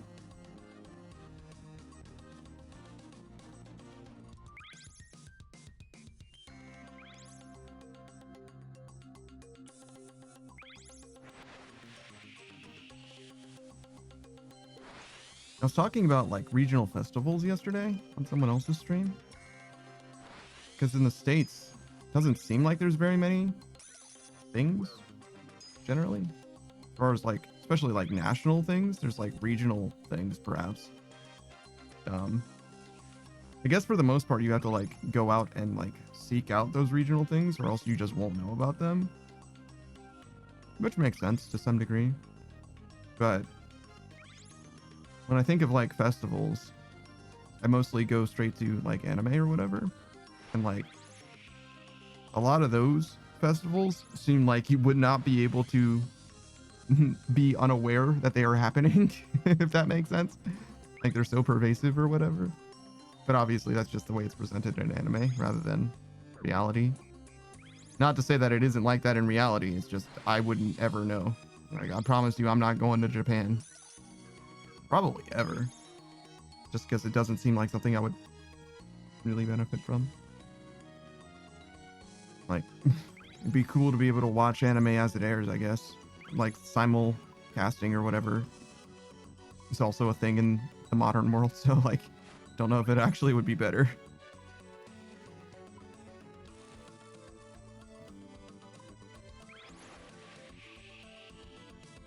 Boy says, wait, did I say I'm leaving? No. But you said that you should leave. Right? Man, I should get some rest. I'm excited for something tomorrow. Okay, I'll see you. And Koya's like, well, I didn't say I was leaving. Well, you fucking should. For the thing that you need to rest for tomorrow. Right? Koya says, do I sound reasonable? I mean, I thought you did, I guess, but that's my bad. I don't know. But yeah, as far as the festival thing.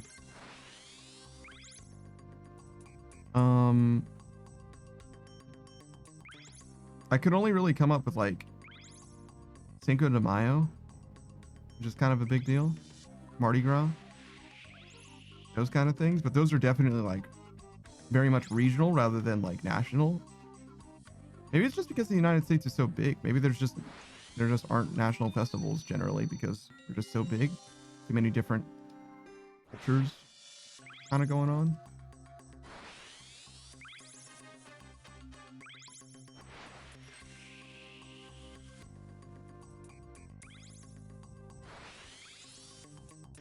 Koya says, I have a command in someone else's place dedicated to me that just says go to bed, Koya.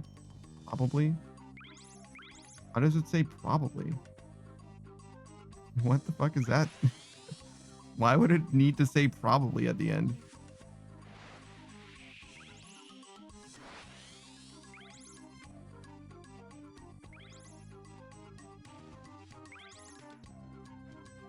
That's kind of cool. I like the idea of having a command dedicated to an individual.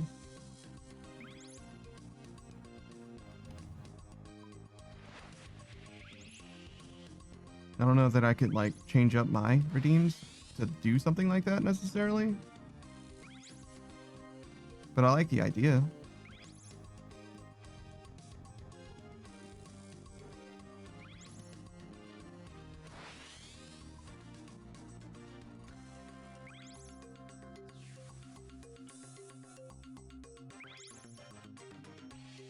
Koya says, sometimes the streamer is live early in the day, so it's not hellish time for me to join, but like most of the time it's 3 a.m. when she goes live.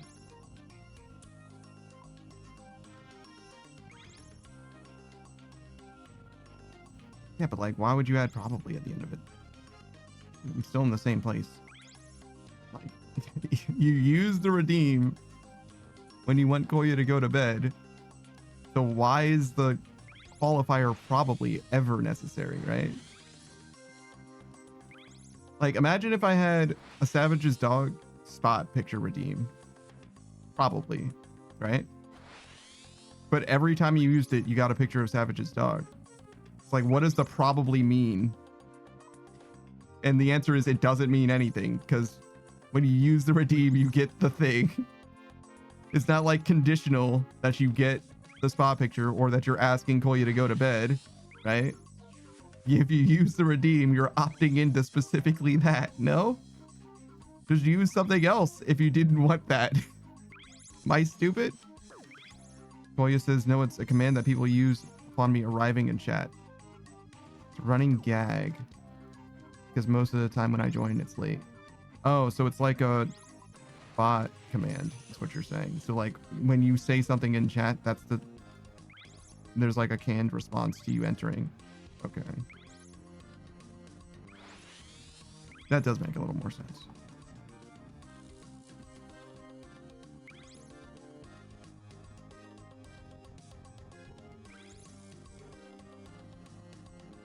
Wait, you do exclamation mark Koya for it? What? Bruh. So what you're saying is the thing that I said originally still definitely 100% applies. That's actually crazy. That's actually crazy.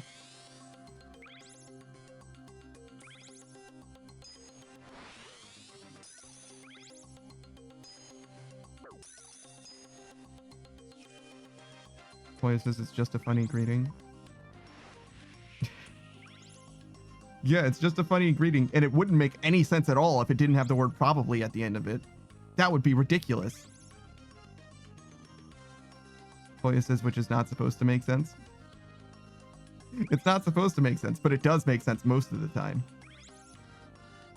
Or I'm sorry, it would make sense most of the time without the word probably. Only occasionally would it be a problem. All right.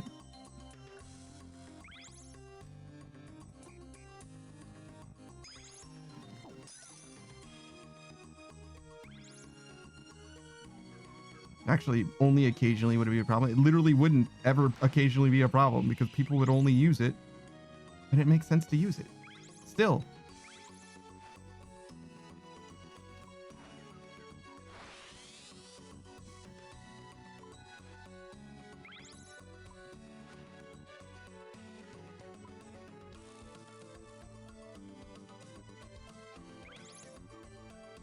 I don't think I'm getting better at this. Koya says you lost me. My brain didn't catch up anymore. Yeah, Koya, I understand what you're saying. I don't think at any point you've actually elucidated the situation more than when you said it was a command, to be honest. Well, a command that people enter in the chat. It's definitely not something I am failing to comprehend. It's just something that I would never do. Which is most things, to be honest. Most people are very different from the way that I am.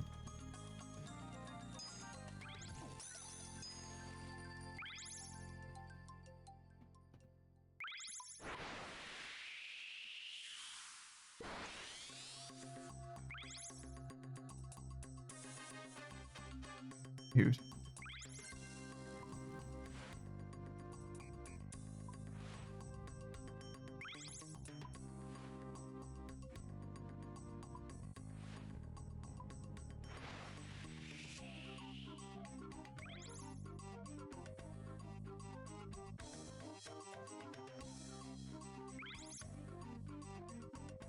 Yeah, I don't know if it's a you thing, Goya, to be honest. Goya said trying their best at communication.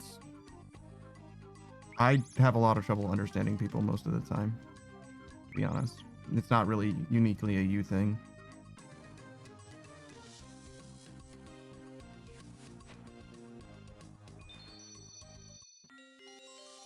Okay, so that didn't have anything to do with me beating part-time. The bonus experience is just from whatever change they made since last time we played. Here says, what did you do in Q4 2024? Like, for expenses or for, like, income? What do you mean? Q4 is Christmas, right? So if you're talking about income, I'm going to get way more income Q4 2024 because, for example, Savage gives gift subs like every year or whatever, or he has hitherto. How is that so much more profitable? Because of Savage. Not just Savage, but mostly Savage.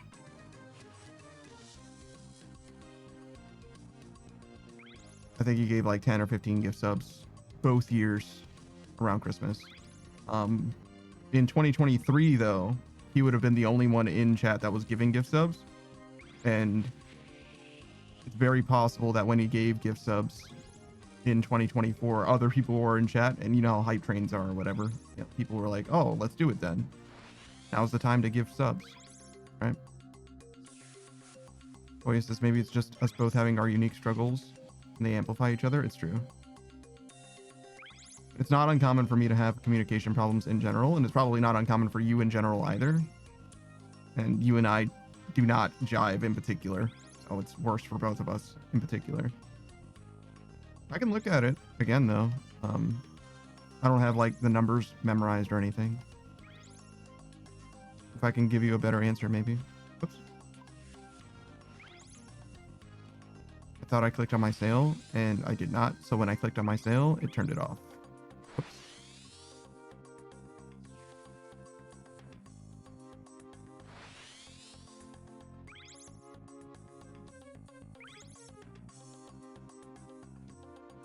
Oh, fuck.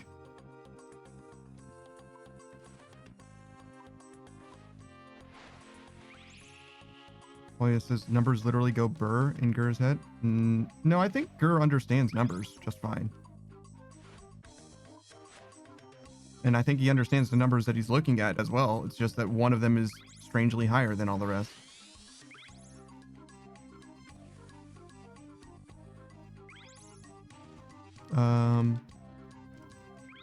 Yeah, it's just Christmas. That's all it is.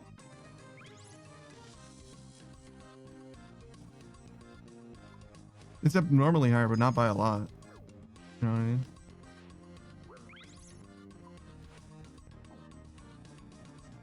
So he's saying Q4 is higher than Q3 or in general, and it is. It's 438.88 versus like 177.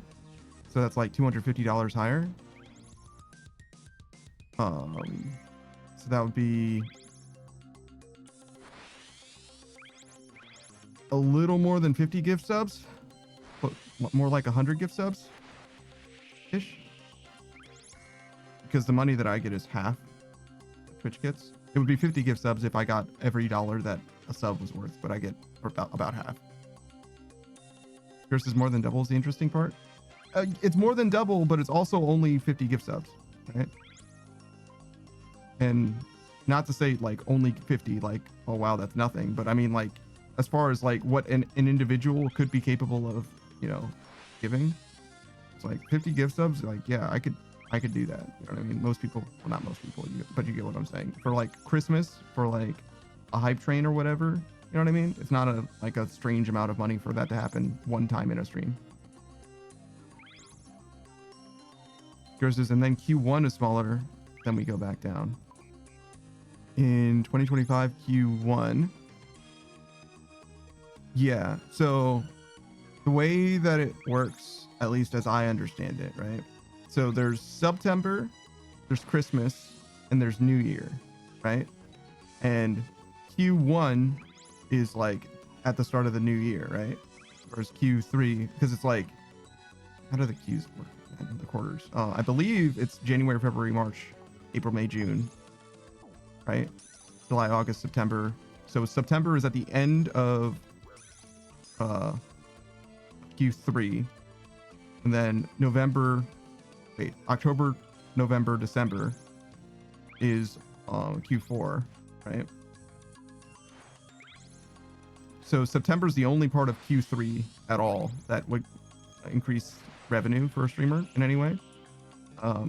Christmas season being Q4, and the end of Christmas season in January and New Year's, right? Right. Those two things together make Q1 better. But I think the like trends in my numbers is like pretty universal, in that Q2 and 3 are always going to be the lowest, unless there's something that's like seasonal about the games that you play specifically, right? I'm fucking terrible at this game. Holy shit.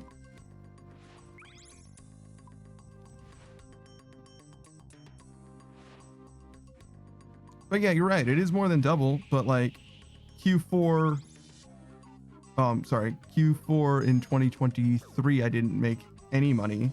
And the reason why is because I didn't make the payout threshold in December. So it all rolled over to the next year. Right? And the same thing could have happened for September.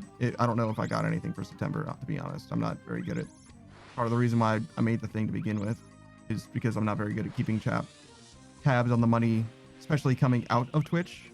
I mean, it's easy to tell what the money out looks like, but I don't pay very much attention to it is the thing. But there's, and like, Twitch is very nice, actually. It's got a nice little dashboard that'll break down the numbers any way you want to look at it. But yeah, the payout thresholds work such that if you don't make $50, then it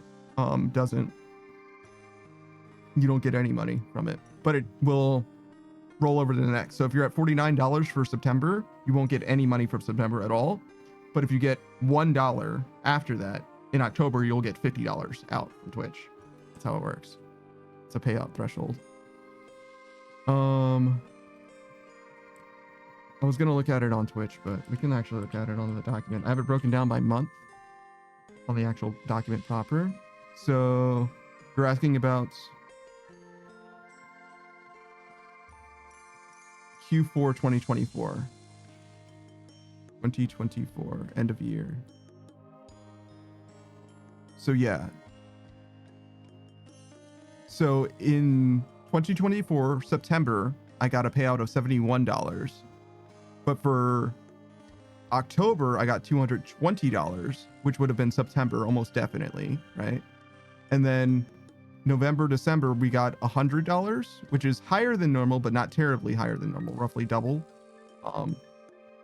And to me, that doesn't seem like terribly aberrant. And then for the New Year's, it was $200, which again, for January, sounds typical charity, right? So that would be the payout for December is at the start of the month. It was 11th of December. So the payout at the start of January, the 13th, would be anything for Christmas and for New Year's. So yeah, I think it has a lot to do with the rolling over more than anything else, but I can look at the actual stats as well. If we want to look at like ads and stuff very briefly, maybe that will be insightful. Let's see. I don't think I'm going to show this just because it's on my other computer, but if you want to see it, I can show it to you. Let me just make sure I'm not doxing anything important. You know what I mean? Like, I don't mind showing you the graphs or whatever, but it would be bad if I showed you anything other than the graphs. If you get what I'm saying. All right, so December 2024, we'll go the whole Q4. So October 2024 to December 2024. Since that's what you're the end of December, so that's what you're asking about. Okay. So it's almost all subs, actually, because in that time period it was, well, not exactly. This time period's a little fucked up because I did October 1st to December 31st, but it would be October 12th to January 13th, right? But nonetheless, Q4 I have 438.88, and this is 426.57, so it's almost at, wait, that's revenue. It's not just subs. Let's look at the biggest one here. It's $39, 28 from a cheer, which is bits, right? So somebody, yeah, the biggest parts of these is cheers. Oh, wait, hold on. It breaks it down here. So we have paid subs for 135, prime subs 15, gifted subs 129. So 50-50 basically between gifted subs and actual specific subscribers. And I got $100 just from bits. That's the biggest. Yeah. The biggest part of it. Ads, it's $31 for just regular ads and $11 for turbo. And I got $2.7 for experiment, whatever the fuck that means.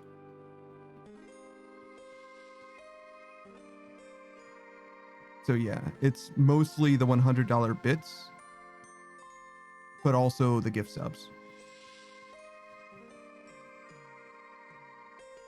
Which makes sense. I don't remember $100 of bits happening. It didn't happen all at once though, either. I think that I remember, it's been a long time, so forgive me, but I think that I remember the way that the bits, part of the way that the bits happened was, it was like somebody trying to climb the leaderboard. You know what I'm saying? Because there's like a universal leaderboard, right? Like, you can see Booze is the #1 gifter or whatever of all time and stuff like that. There was a little bit of a conversation.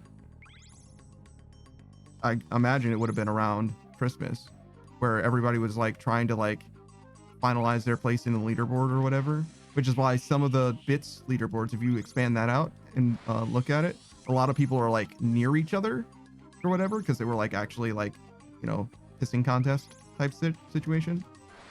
I don't think Savage has ever given bits, but he has definitely gifted subs. I don't know how the split works for that, by the way. I don't know. Do you get more from bits than you do from subs?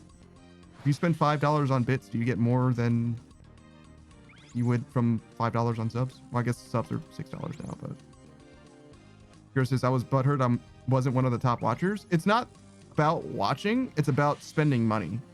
I realized, because Chuzzy's on that list, and Chuzzy's only 80 hours deep for watch time, but Chuzzy's been a subscriber for a fucking massive amount of time, like huge. So if you want to be on the top fan, it is simply gifting subs, being a tier 3 sub, that kind of thing. It's literally money.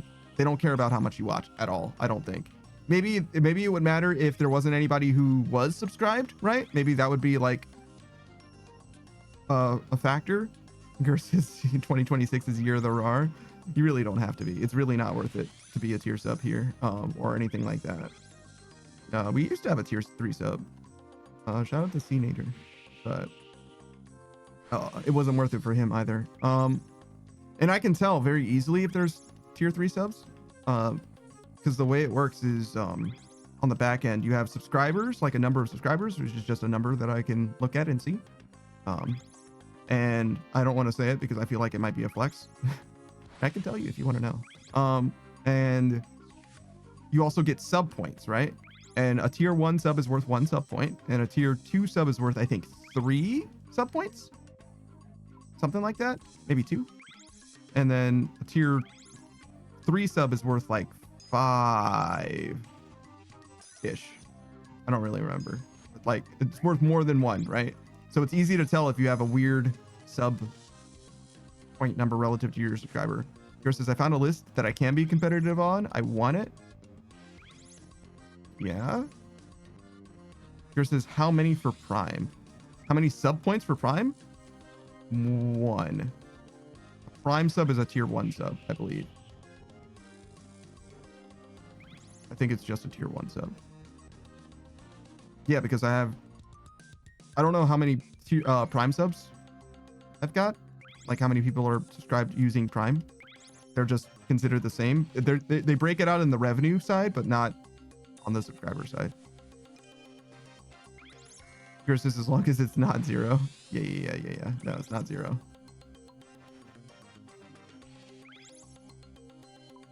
Oops. There we go. Pretty sure it's not 0 at least. Pretty sure. I think it's a regular tier 1 sub. It's just you get it for free by being a Prime haver. I can't believe I had Prime for like fucking 8 months, dog. And I never used my Prime sub. I'm so fucking sad about that shit. Like genuinely sad about that shit.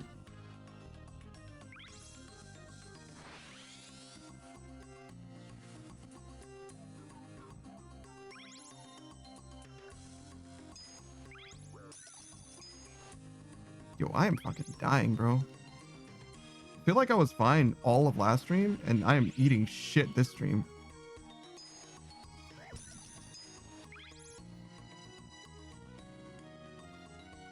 Versus I had 2 DoorDash accounts for a year. Oh, like premium DoorDash? That's crazy. How did you know? How did you find out? I would never know, I think, that I had more than 1. That's crazy. Did you check like your fucking bank statement at some point? It was like, wait a second, why did it charge me for DoorDash 2 times in 1 month? I think that could even be like terrible. It could be like, well, it probably wouldn't, but I could see a world where they like collapse the 2 payments into 1 in your bank statement. Your credit card came with free Dash Pass? No, you were paying for it when you got it for free. No. That is fucking terrible, dude.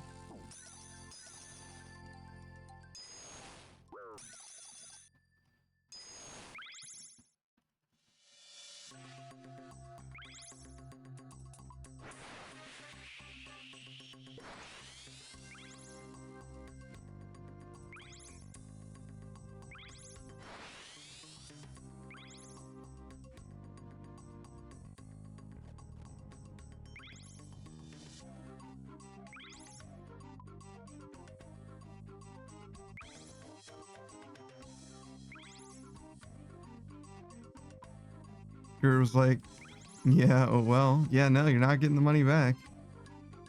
I don't think so, at least.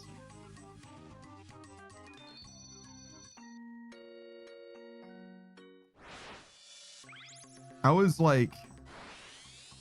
so close. I was so close to playing Final Fantasy 14 on stream. I had been talking to Suck at the time about like the two of us playing Final Fantasy 14, and I was ready. I was ready to go hard, and I don't know why, because I never got the impression that we like, oh yeah, we're definitely gonna do it or whatever, but or not from Suck or whatever, but I don't know, maybe one day I convinced myself that I was going to do it no matter what, because I bought fucking 6 months of membership of Final Fantasy 14 and I didn't log in a single time. Like, I paid for the shit and literally didn't even log in. Like, not even once. I was like, damn, that was a fucking waste. I did not count that as part of the loss for my stream, by the way. That does not count. I try to be fair about what I count versus what I don't count. I bought a bunch of earbuds, and I count the earbud expenses. First of all, it's only like $10, right? It's not like terribly expensive, but I do count them because it's possible that I would use them without the stream. Keep it 100, right? It's possible that I would have needed to buy the same amount of earbuds, but most of the time that I'm using earbuds, it's because of the stream, usually. But if it's something that's like very clearly not part of the stream, or I definitely would have purchased anyway, I don't count it. Sometimes it's hard to say though, right? Like if I replaced the mouse for the streaming PC, I would definitely count it, and if I replaced the mouse for the other PC, I wouldn't count it, right? But I use the other mouse as much on stream as off stream, I would say, because I have both PCs running during stream. So there is a little bit. I try to be fair, right? Just the best that I can do, because it's like really hard to say some stuff.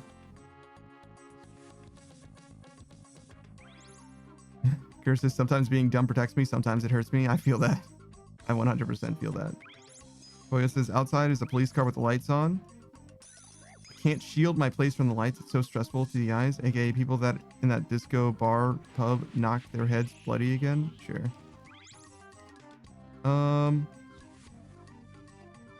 That's what curtains are supposed to do for you.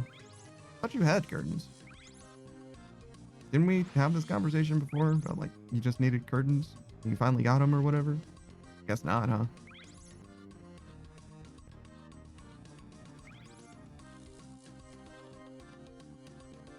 Here's this missed opportunities cost. Yeah.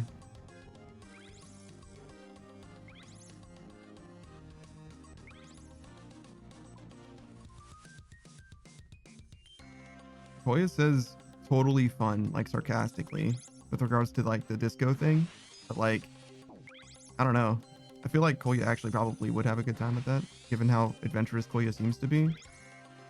Like probably a little too much, but only a little bit too much, because Koya will go to like fucking anime conventions and shit, and it's like there's some aspects of that that's like not less. Like literally not less.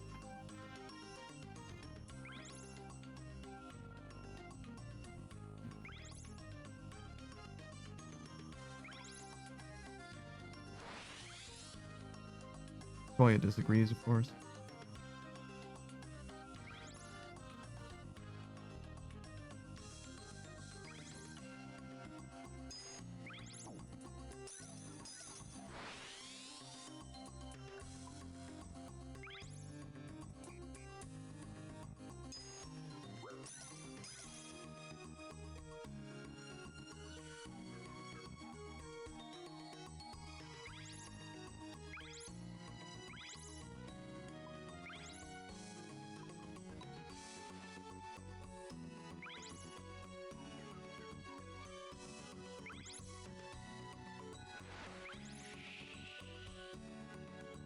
Chris says, Koya disco with me?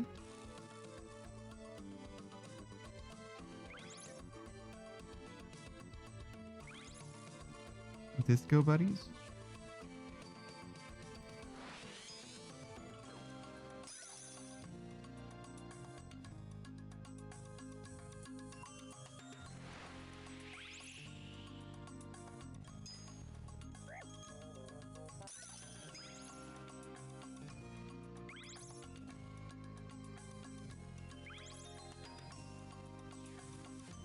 Yours says we boogie down. I'm down. I'm down with boogieing down.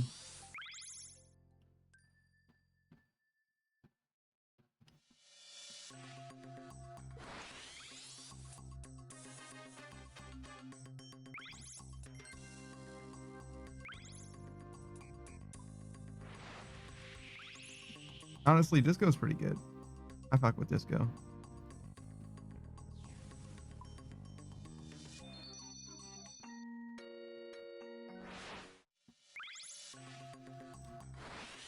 Versus roller rink, so we guarantee injuries. That's so real.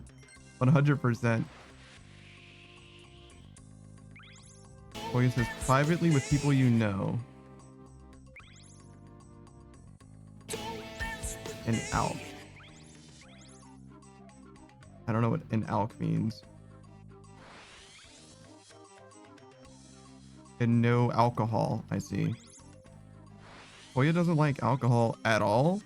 Like, you can't even have other people drink it? Jesus. Hoya says, loud music I can endure for a while. I love concerts, but the second any alcohol is involved, I'm out. Oh, so it's literally just alcohol that's the issue.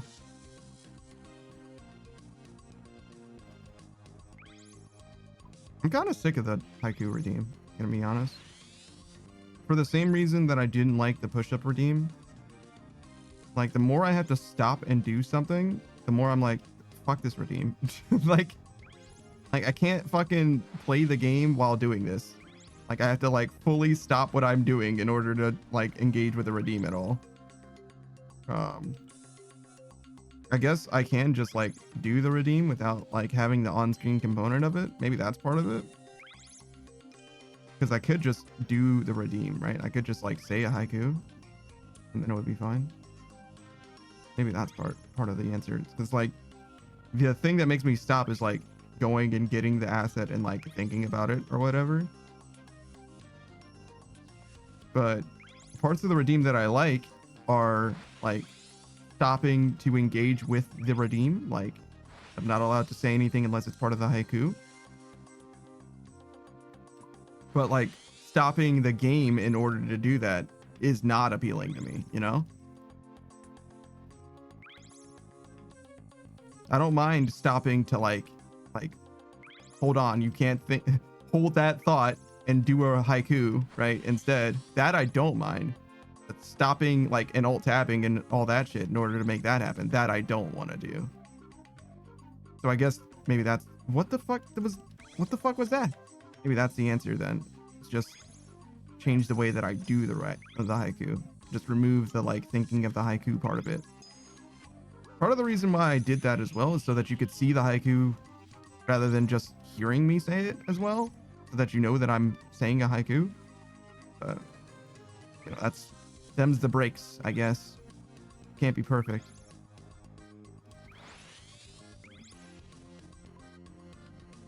Koya says the smell triggers intense flashbacks. That's why alcohol is a no. So yeah, it's literally just an alcohol thing. Fair enough. So a haiku.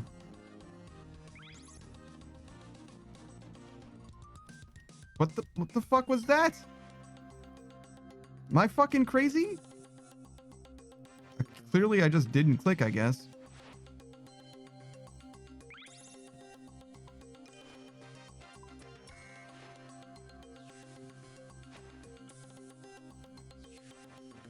Here's just set up the haiku music to a keybind, like Jeopardy style, but Japanese themed.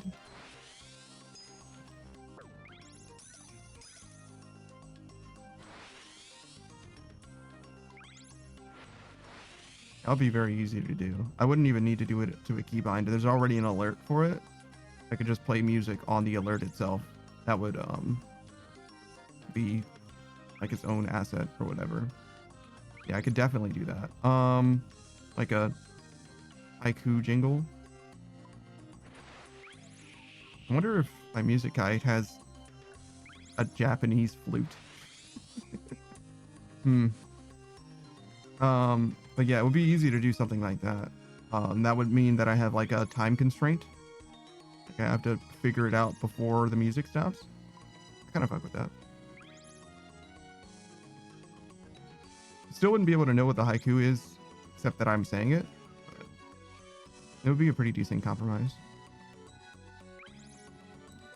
How many thousands of dollars did I send my music guy? What's a little bit more? Toya says there are at least 10 police officers outside with 2 shuttle buses. That happen more often than less officers. That was like really abrupt. It's supposed to like fade in. What the fuck was that? Also, hello, Spot.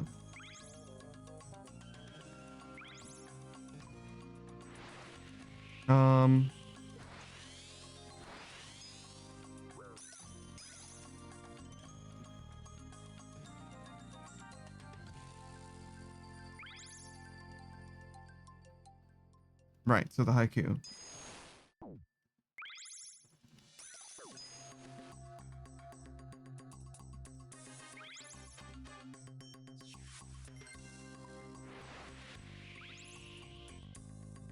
Sailing on a boat.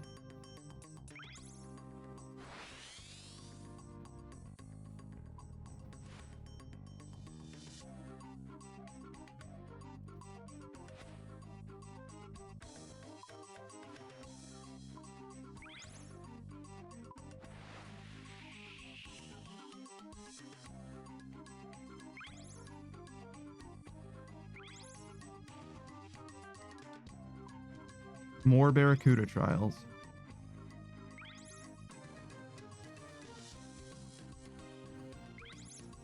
Not even halfway.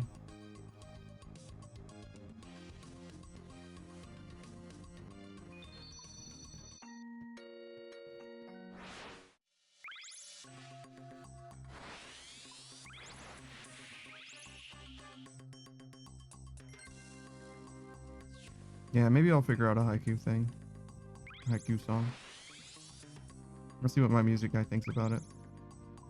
I'm not sure how Japanese he can make music sound, but maybe that will mean something to him. First is not even halfway. Yeah, no. Really not. It will be soon though.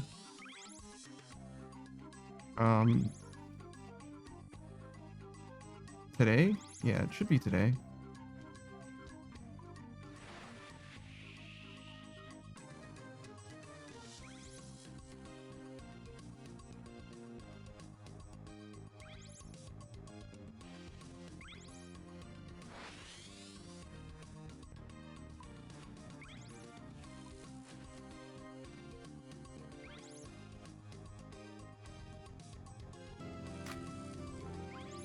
Hey, Spot.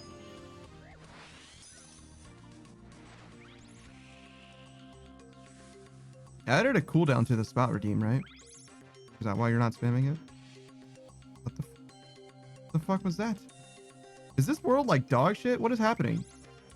I like dropping... What the fuck is happening?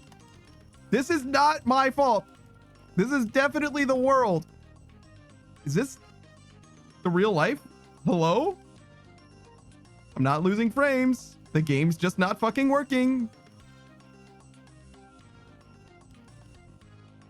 Yeah, no shit, connection lost. Where the fuck am I? Curses, he's sailing away. Yeah, no shit. My fucking god. All right, so yeah, if ever anyone had the question, is sailing a safe activity? Is Barracuda Trial safe?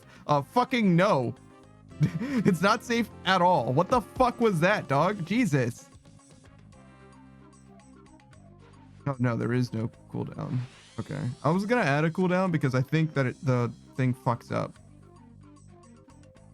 if you do it a bunch of in a row still.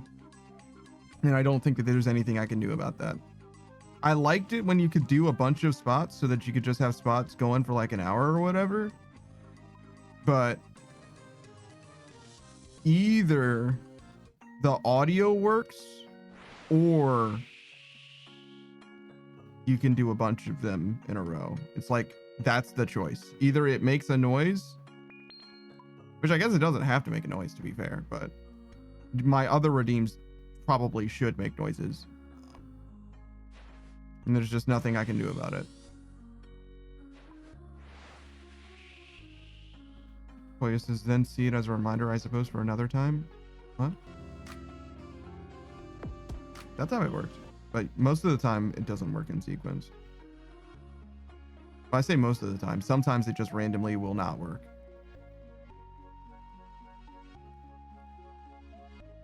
Koya's like, oh my god, they left. Yeah, the cops don't want to be there, Koya. You realize they're not there because they want to be there. Somebody fucking asked for them to be there.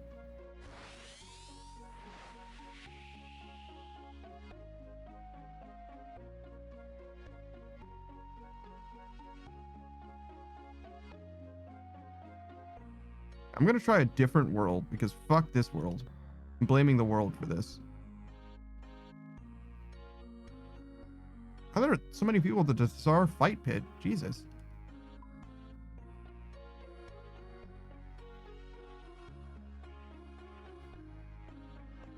The only cop I like is Dino Cop. Shout out to Dino Cop. Versus I too blame the world. What's the world done for me lately? That's what I always say.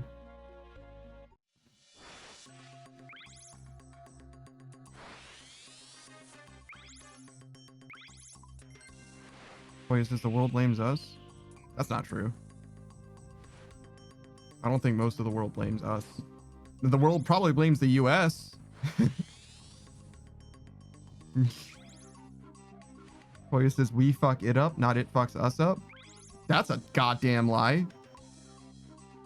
Do you think that botulism and fucking tuberculosis aren't natural? Fuck off. The world's a fucking asshole. Koya says, I thought of Mother Earth. Yeah, fuck Mother Earth. Mother Earth fucking wants to kill your ass more than humans do. Are you out of your fucking mind? You know how many people Mother Earth have killed versus how many people have killed? You out of your fucking mind, dog. Like, we're giving a run for our money nowadays, though. I'll give you that. Yours says, nah, it's heating up. We gave it a fever and it's trying to kill us. Good. Good. It tried to kill us first. Fuck them. Modern Day Sage was, what has the world ever done for me, huh? So true. Me specifically? Good question. Not a damn thing.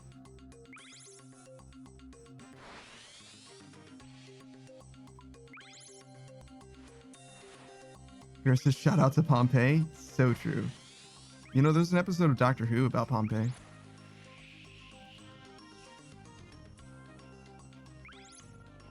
Donna Noble.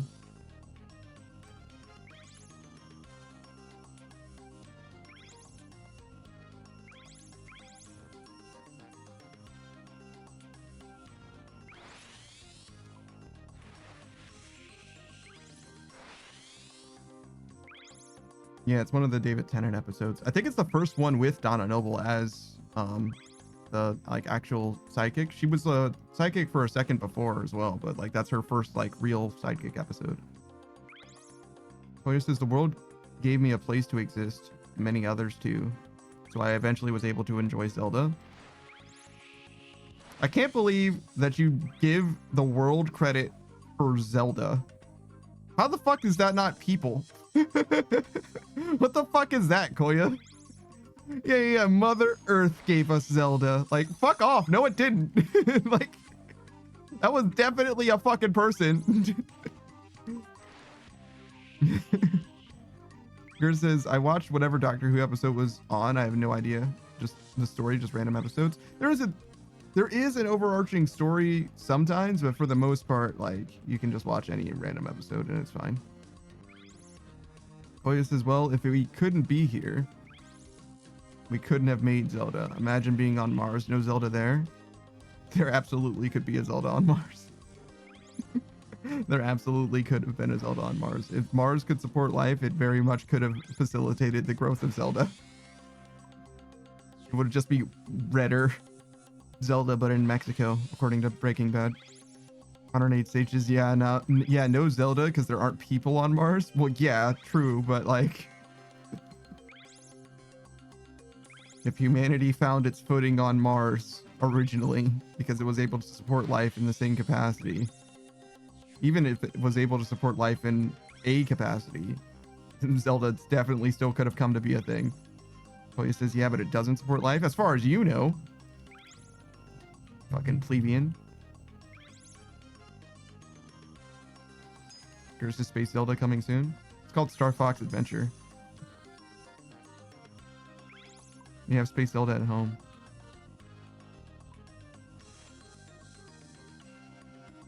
On 8 stages, if other planets could support life, we'd have Zelda on other planets. Depends what you mean by could, even. Because we got people in the space station. It's not sustainable life, but those motherfuckers aren't even on Earth.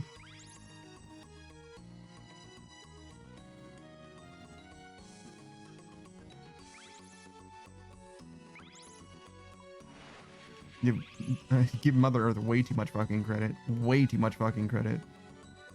Oh, well, Mother Earth is... But if that's the case, then Mother Earth is also responsible for everything humanity has fucking done. How about that? If you give Mother Earth credit for Zelda, then 2 fucking suns dropped on Japan. That's also Mother Earth for you. Humanity didn't do shit. That was Mother Earth, huh? Boy says, let me be delusional and hope Hyrule is real. I mean, you can do what you want. I didn't even say that Hyrule wasn't real, to be honest. That wasn't... I never said that. I would have said that, but that's not what we were talking about. Boy says, sucks with Ganon and all, but let me visit where there is no crisis, please. I don't know. There's probably a Zelda game that doesn't feature an actual existential crisis. Spirit Tracks have a crisis going on. Phantom Hourglass.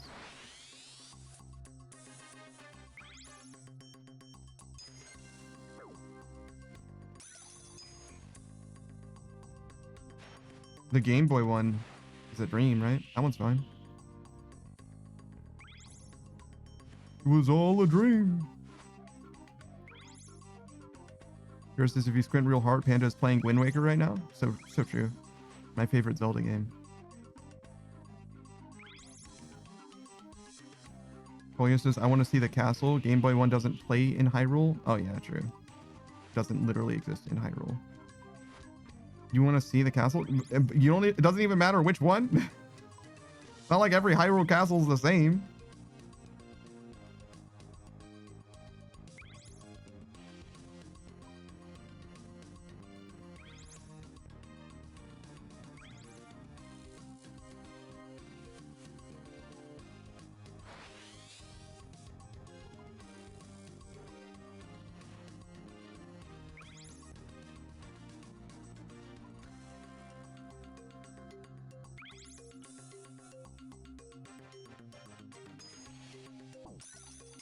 I really shouldn't say Wind Waker's my favorite Zelda like I've played it. I mean, I have played it a little bit, but I haven't beaten it or anything. I don't know if I've beaten any Zelda game. Keep it 100. Keep it a buck. Pretty sure I haven't. Played a lot of Majora's Mask and Ocarina of Time. And a good amount of Wind Waker, I think. Wind Waker is a little more closer to couch co-op, so I'm not 100%. You know what I mean? Fuck, I'm so fucking stupid. But yeah. I got like halfway through Ocarina of Time and not even halfway with Majora's Mask.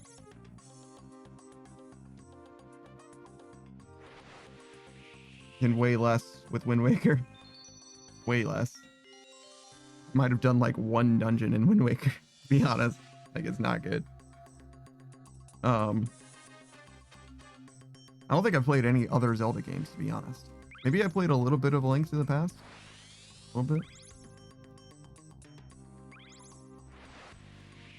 I'm like way too big of a fan of Zelda to have never played a Zelda game, to be honest.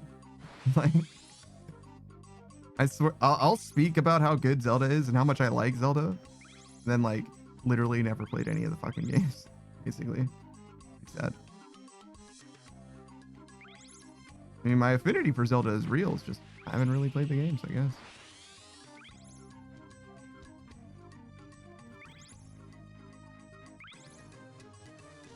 Koya's second favorite Zelda game is Skyward Sword. That's fucking crazy. Skyward Sword being your second favorite is actually insane.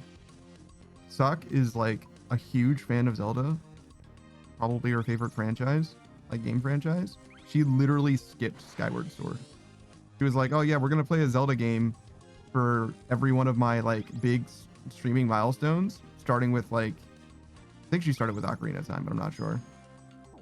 So she did Ocarina of Time, Majora's Mask, Twilight Princess, and then fully skipped Skyward Sword, or whatever. Like fully skipped Skyward Sword.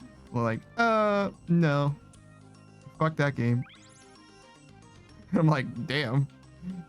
But he doesn't care. He's like, nah, man, I'm a huge fan of Zelda, just not that one. Toya says it has a beautiful story with a nice experience, and the controls, yes, they're wonky on the Wii. What do you mean such a nice experience? The only thing that I've ever heard from someone as like a compliment for Skyward Sword is bomb bowling. Shout out to fucking Ego Raptor or whatever. Here says I too did not enjoy Skyward Sword. That's kind of funny.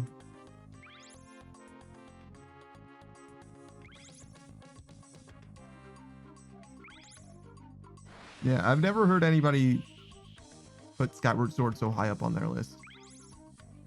Toya says, for me, it's a magical game. Which Zelda game was your first?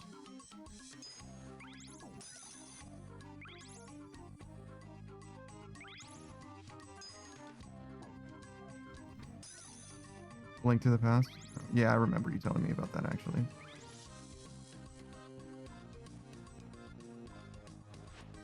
A lot of people, when it comes to their favorite games, obviously not you in this case, but a lot of people, it's, especially in a franchise, it's the first one they play.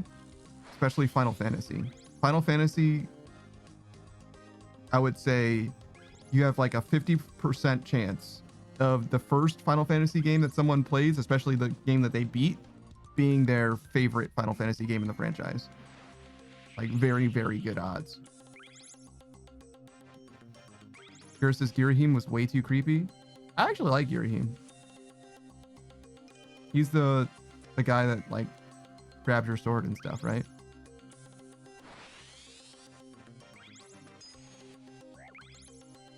I didn't like the villain in Skyward Sword very much, other than Girahim or whatever. Toya says he's supposed to be a creep. I mean, yeah, it's true. Toya says he's amazingly written as a villain. I don't know about amazing. Settle down. Toya says Demise. Yeah, Demise I think is the main villain. I didn't care about Demise. There's also the guy in Twilight Princess. Not Ganon, but the other guy. I didn't like that guy either.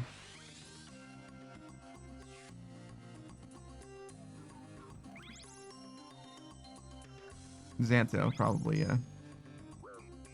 Sounds right. Here says, but it was too much in the whole attacking toes thing. That's pretty funny.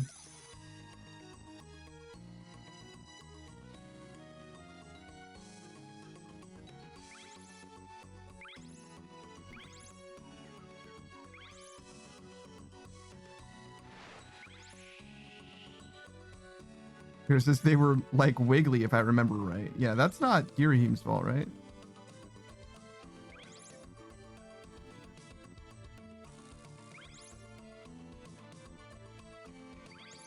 I am not a foot person.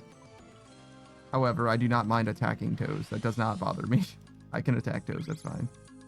That being said, I do have similar ick, actually. I don't mind the champion Vel'Koz, like his lore or his kit or anything like that. But whenever I play Vel'Koz, I can't lock my camera because the way his tentacles moves freaks me out. I can't do it. He wiggles too much. So I kind of hear you. He's too wiggly for me. I'm like, no, he can't. It's fine if he's going fast because his tentacles don't really wiggle, but if he's like doing his normal walking speed or whatever, that it freaks me out. Like, I can't do it. Like, I need you to stop wiggling so much, dog.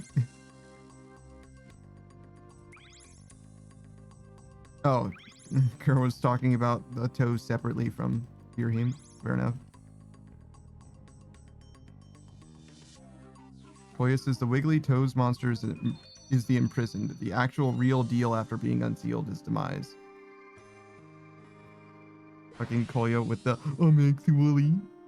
Alright, Koya, sure. We know you love Zelda, it's fine. You have nothing to prove here, alright? This is a safe space where you're allowed to like Skyward Sword. You're wrong, but you are allowed to like Skyward Sword. No, I don't really care about Skyward Sword. I don't have a strong opinion of it. I've just never heard anybody praise it so much.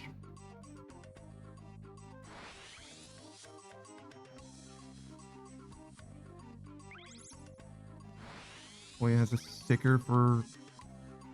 actually... Oh, I see. Girl says, yeah, TLDR, creepy tongue guy revives wiggly toe demon. 10 out of 10, IGN. I don't think Skyward Sword got a 10 out of 10, did it? From IGN?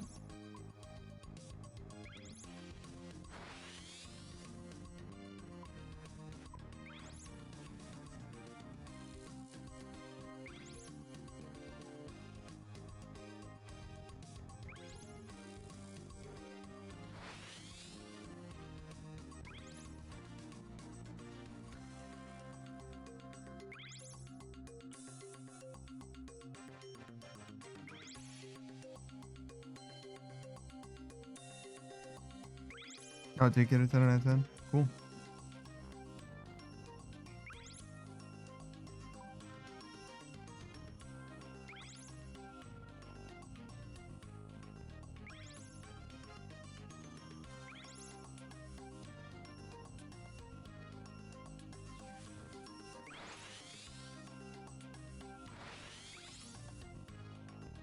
Girl says, I said it as a meme, but it turns out it did get a 10 out of 10. That's kind of funny.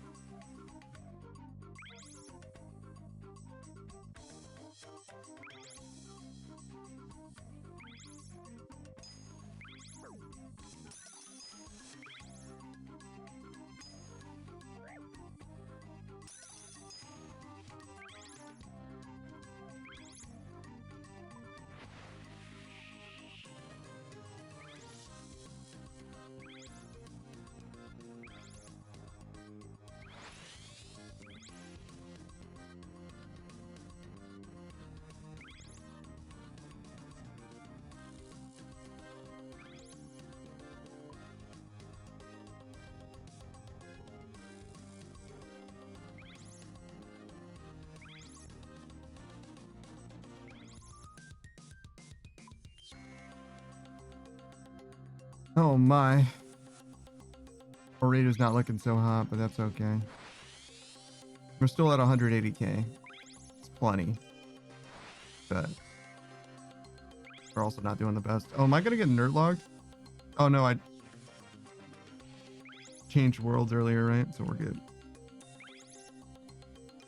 Ari says, oh me, oh my. Is this a reference to something? You're making a reference in my fucking stream chat, I swear to God. Ari says, you said oh my? Yeah, and you said oh me, oh my. So? What are you gonna do about it, huh?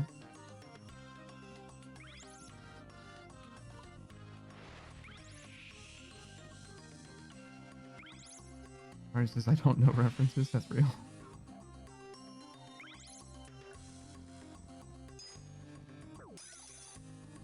Larry says, I did that in all caps. Wow. Everyone's very impressed, Larry. Very good. All by yourself?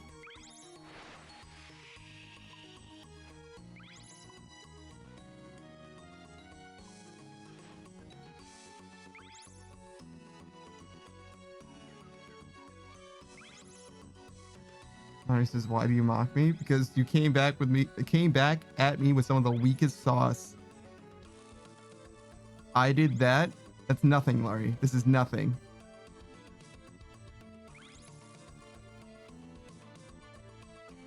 Shit. How did I miss? Laurie says it's not weak. I mean, it's as strong as you are.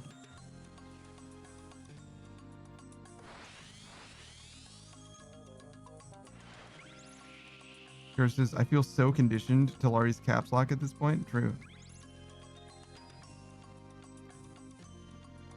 Laurie says, I'm only about strength. Okay. Laurie says, fight me, Panda. That's just going to be so embarrassing for you. So embarrassing for you. You don't want that to happen, Laurie. It's okay.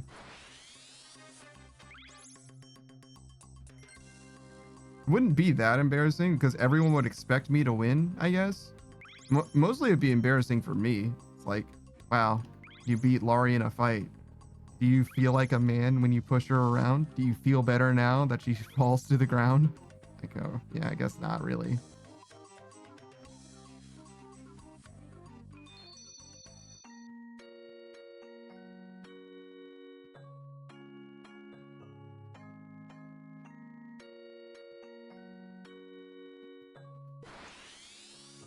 I don't know why I waited for that 300 experience. Seemed right, but maybe it's not correct. Only took a few seconds though, so maybe not the end of the world. Larry says you're right. Other people would pity me and blame you. Exactly.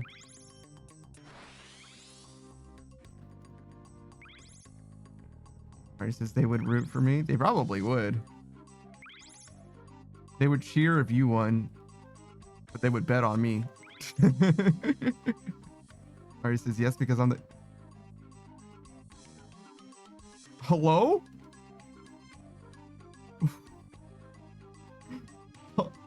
Huh? Alright. Yeah, fuck you two, game. What the fuck? Cool. Cool. Fuck you. Yeah, something happened in the game.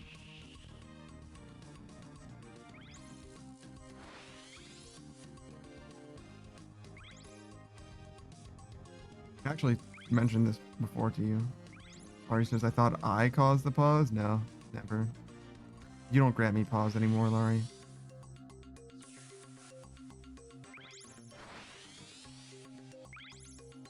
Laurie says, I can grant you pause. Go on then. Laurie says, is that a challenge? Yeah, go on. I could use a giggle.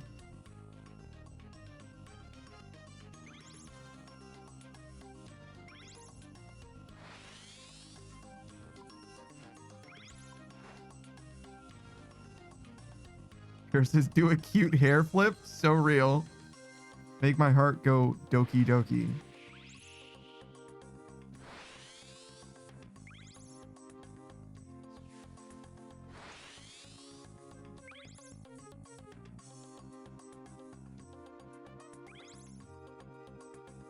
Larry says, no, I'm not his type.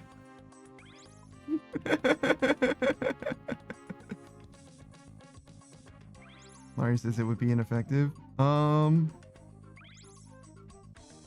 you, yes. Generally, I don't know if that's like an effective strategy. I don't think a hair flip is the answer for me, is the problem, actually. More so than who's doing it. I can't imagine someone doing a hair flip and me being like, gasp. You know what I mean? Like, it doesn't. Not really. Kira says he goes after intellectuals, huh? Dang. Danger. You didn't need to kill her like that, bro. Let her live, dog. Let her live. Laurie says, you saying something and I feel insulted. You probably should feel insulted by that, to be honest. Modern Sage says, how do you know? Did you ask Panda on a date already and get shut down? Did you get dunked from the high fields? Alright, says it took me until Panda said something for it to click. She was like, yeah, he's after intellectuals, not like me. Wait a second. Wait a second. Why is he laughing? Laurie says he has refused my cookies. You're goddamn right. You know how bad those cookies would be by the time they got here? You gotta like hermetically seal those jokers and something. And also I'd have to give you my address. That's definitely the bigger problem. Still, no.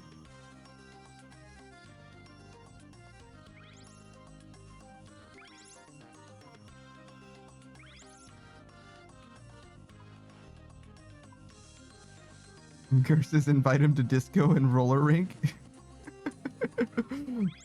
Ladies who are interested in the one and only that Daft Punk Panda, don't invite me to a roller rink. I don't want to go. However, to be fair, ladies, if you wanted to know if I'm interested in you, invite me to a roller rink. If I say no, I'm not interested. If I say yes, then I certainly am. If I say no to something that I don't want to do, it's because I'm being honest. If I say yes to something that I don't want to do, it's because I like you. No, I don't want to go to a roller rink, Laurie. Gers is so true. Laurie says, dang it.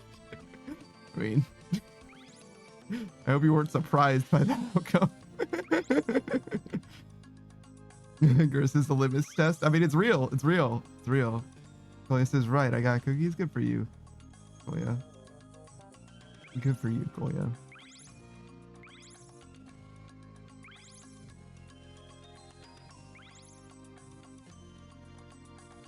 Ari says, I'll make them and drive or fly to you.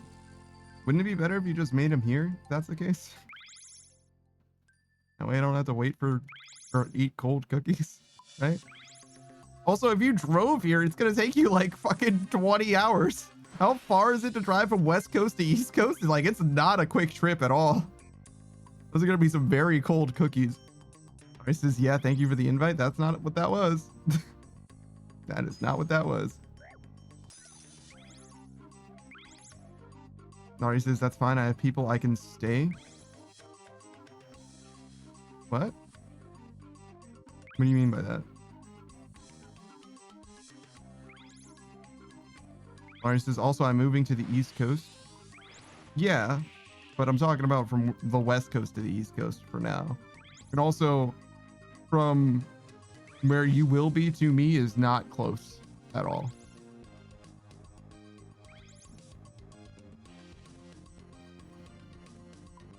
Just so you know.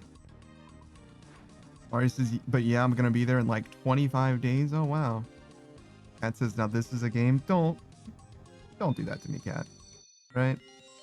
Cat, we've been friends for a long time. I don't deserve this kind of treatment. You understand?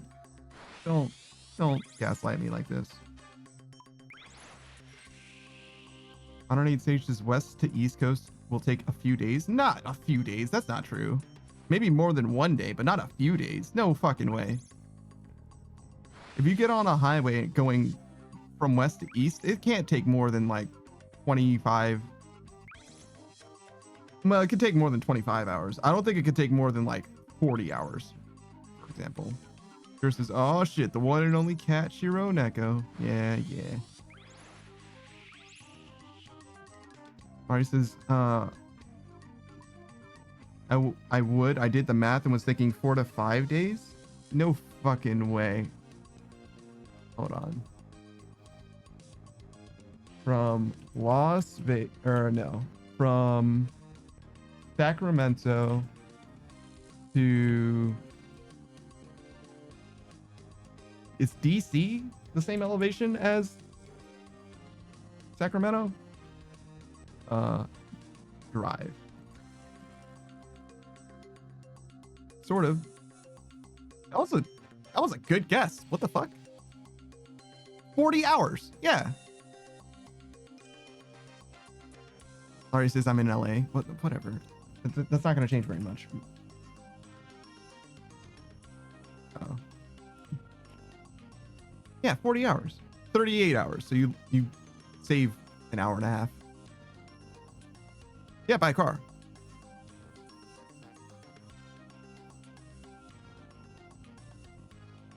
Yeah, it's not that bad at all.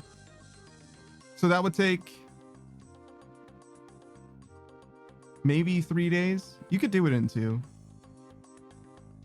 Yeah, 40 hours nonstop. Yeah. But that's what I'm saying is like I've driven for 15 hours straight for.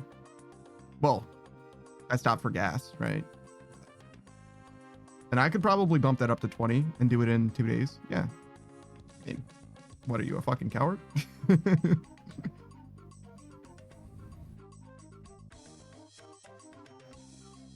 Girl says Colorado to Atlanta is a 2-day. Can be 1, but it's rough.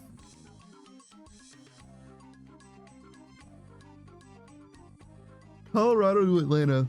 That's mostly the same. I don't think. I mean, it depends on how. Most roads either go north to south or east to west. There's some that go like northeast, southwest, right? So I don't know what kind of roads you have, what kind of interstates you have. Because if you could stay on the same interstate going fucking 70 or whatever, it'll trim the trip down dramatically. Then if you have to like switch roads a lot. I don't need stages. I couldn't be in a car that long. I need to stretch. Oh, I absolutely can. My car needed to stop for gas more than I needed to stop for rest. 100%. Wasn't that bad at all. I was pretty tired after I got there and back.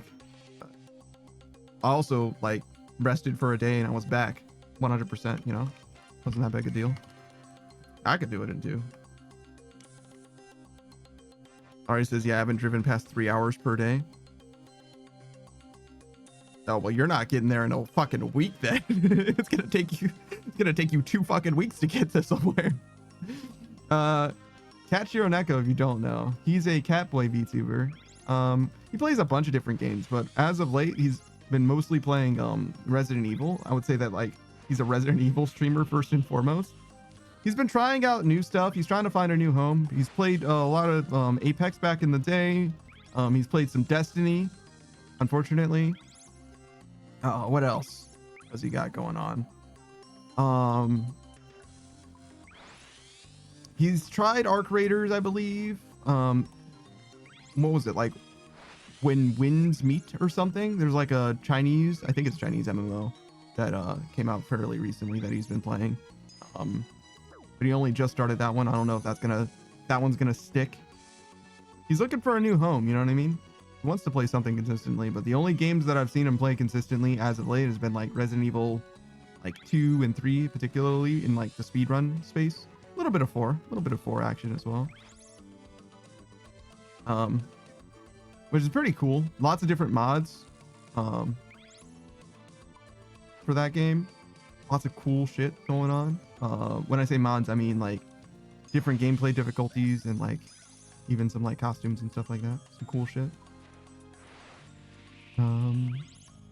That says you should get, yeah, I should get into RuneScape like you, big bro. Don't call me big bro. That's number 1. All right, don't do that.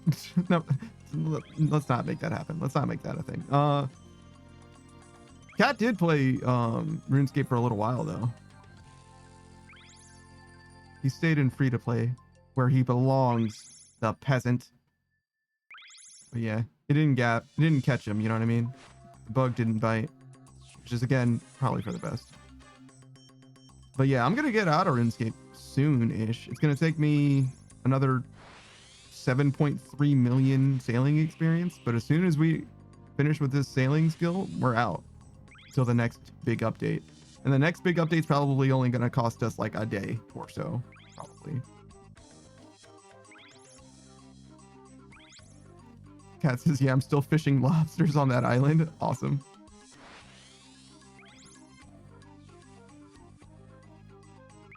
Modern 8 Sage says, road trip to Pandas. Yours says, bring snacks and roller skates. All right. Why roller skates? Also, no. Cat says, you a truck driver? I can hardly do 2 hours without feeling funny. No, I am not a truck driver. If I was a truck driver, I wouldn't be able to stream as much as I do. What am I transporting? Nuclear materials? And they only ask me to drive once a fucking week. Like, what do you fucking mean? Like, no way. Sorry, the screen became small for a second because I accidentally minimized. Well, not minimized. I made RuneScape RuneLite windowed.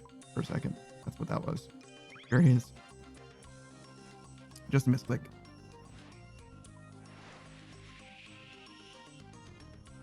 All right, later, Larry.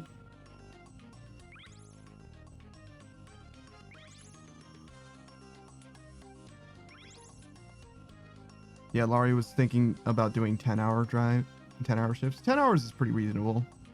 You can definitely do it in 10 hours. Like 10-hour segments. But I would probably go for 20.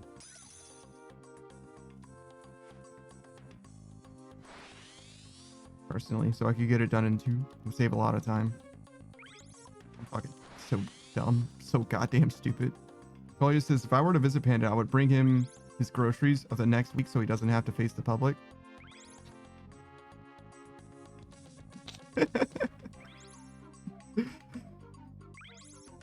Well, if you want to visit me, it'll cost you $300. Not counting travel. That's just the groceries that you're delivering to my door. All right. That's a very weird way to visit someone.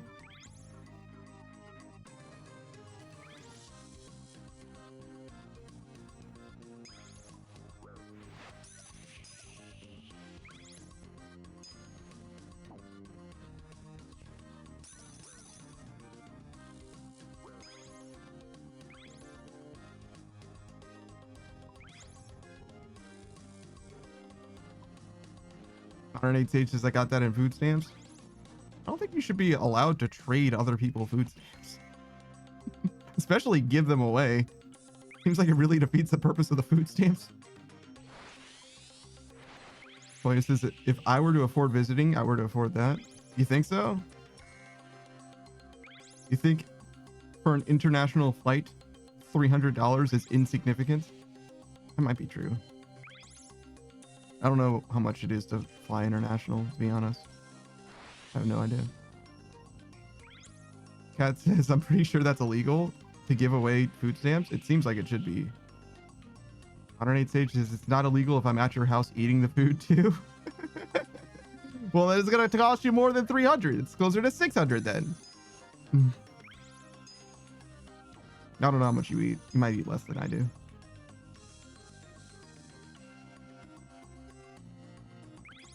Kat says, if I were to visit Panda, I'll bring my mom so he can have a real goth mommy. Wait, what? Your mom's a goth? What the fuck? Seriously? That's awesome. What the fuck? Seriously? Yo, I'm in. Kat, you're top of the list. Congratulations. Say less, brother. Say less. God damn, I guess it wasn't a phase.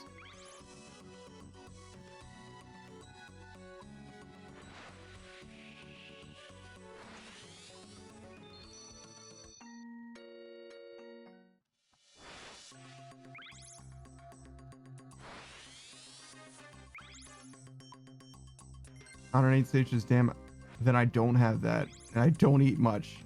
Mainly Hot Pockets if I'm not cooking something. Jesus Christ. Modern Age Sage will make like a fucking restaurant, like Instagram ready fucking crepe from scratch. And if he's not making that, then he's eating fucking Hot Pockets. Jesus, dog. Hot Pockets are expensive too. You know that shit's not cheap, right? I mean, obviously, there's only so much you can do if you're not willing to, like, cook. But, like, still, you can do better than Hot Pockets, brother. Kat says, they are. They're not, like, terribly expensive, but they're not the cheapest things that you can buy. You can do way better than Hot Pockets for food. Like, for dollar per value. Or value per pound, I guess is what I mean. It's like, I said value twice. That doesn't make sense. 108 stages, yes, I have them for days I don't want to cook. Yeah, but you the way that you said it was like, it's made it sound like you mostly are eating Hot Pockets. Like, damn, bro. I don't mind Hot Pockets, but that shit just seems expensive to me. Not that I should really talk, because I definitely order too much takeout. If not for the takeout, though, I would be in a very good spot with regards to, like, eating affordably. But sometimes I just can't. My mental is just not good enough to like simply eat the food that I have. I simply must just get takeout and then feel twofold dissatisfaction as the takeout isn't that good, and also I spend a decent amount of money, like a lot of money on it, and I'm like not even excited about it or whatever. It's kind of the worst. Fuck, I forgot about that one.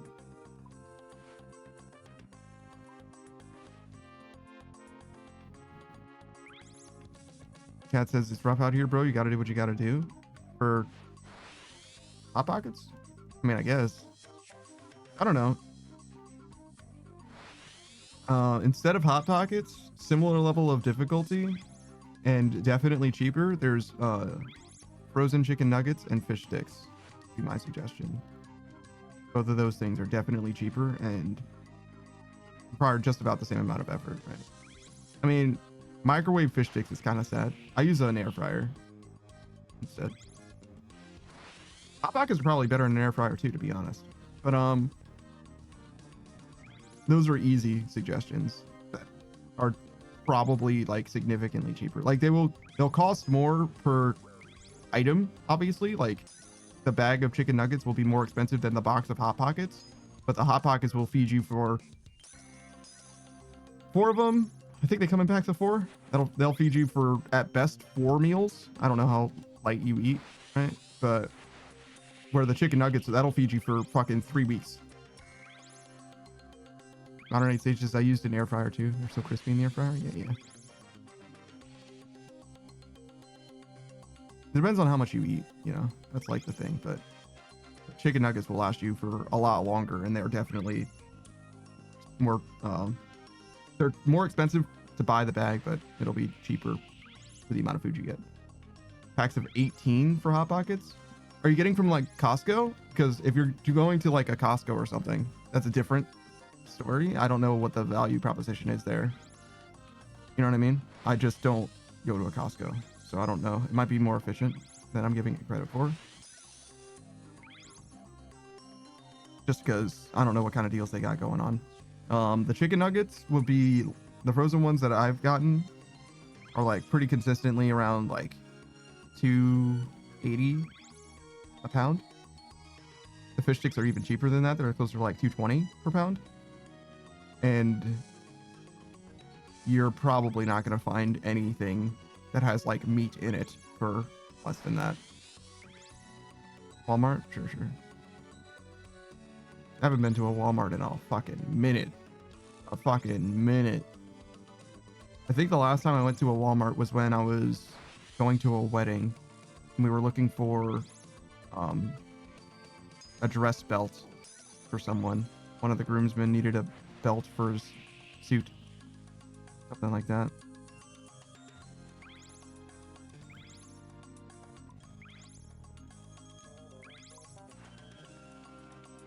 So that would have been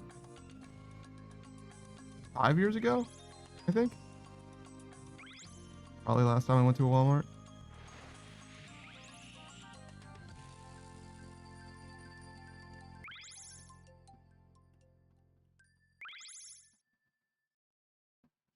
Well, says I feel that though. That's basically what I do. I hope you don't order takeout. God damn. I mean, if that's what it takes to keep your mental, fair enough. But like, go from the discounted bakery bread. Well, I guess you like bread though, so it's not that bad. But just thinking like just eating bread a day because it's cheap, and then the next day ordering fucking 3 or 5 days worth of food and takeout. It's like, what was going on here? We got to figure this shit out. Oh, cook a trash food? Well, yeah, those are your options. What do you mean? You can't, I mean, I guess you can cook or do takeout, right? I don't think that Hot Pockets are the worst thing, to be honest. It's definitely not very good.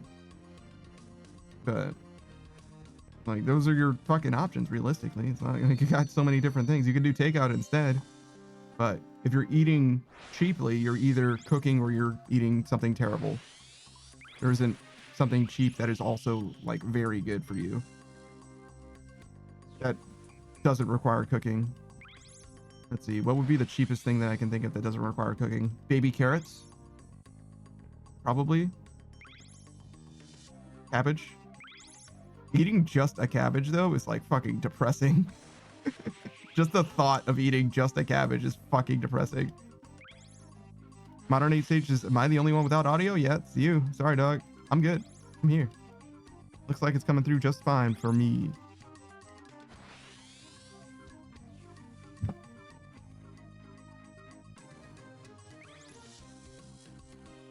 And the stream stopped? Oh, God. It's all over.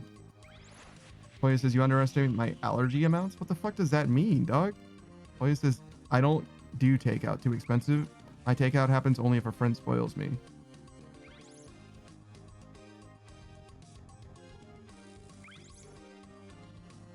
You can't eat carrots? You're allergic to carrots? I mean, I guess. Yeah, sure. If you're allergic to carrots, then I suppose you wouldn't be able to eat them. I've never really heard of a carrot allergy before. Cabbage. I've never heard of somebody being allergic to that either. So if you're allergic to carrots and cabbage, the next cheapest thing I could think of that doesn't require you to cook it.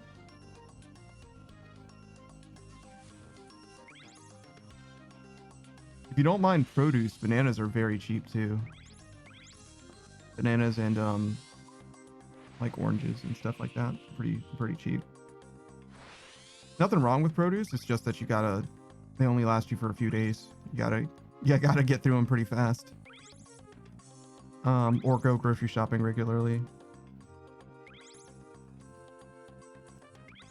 It says they're allergic to 80% of fruits and vegetables. How do you live? You know you need vegetables to like survive, right? You just do like vitamin supplements or something?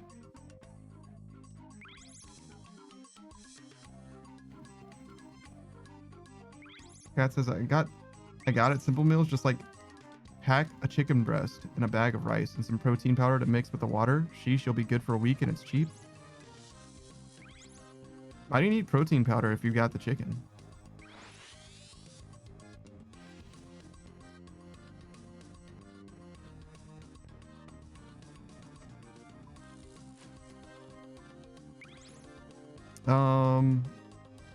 Your diet is the diet that you said, Kat, is not very good as far as like nutrition complete. You're missing the very least. I mean, for a week you'll be okay, maybe, probably, as long as you weren't like terribly deficient before. But that's scurvy and gout, I think. I think both scurvy and gout. Boy says, once I'm out of here, I can cook, then my diet will improve. Will it? Cat says beans fills you up more. Beans are very cheap, yeah. Especially uncooked beans. Very, very, very cheap. But then you have to cook them. That's a pain.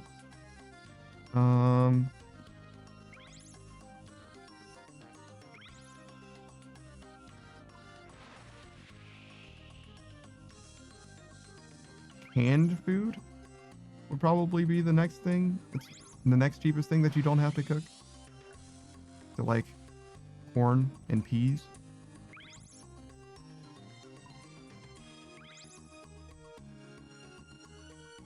Boy, it says, I got slight folic acid deficiency and I am slightly blood anemic.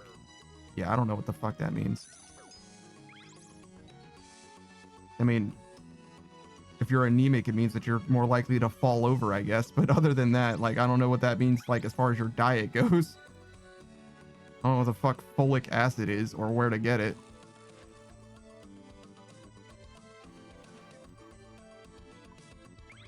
I fucking suck at this. Jesus Christ.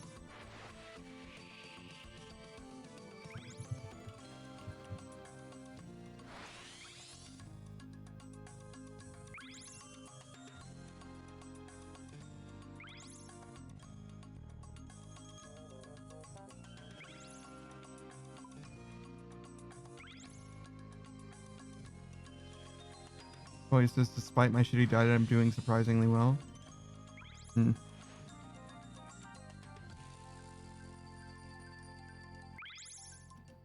I agree with the surprising part for sure.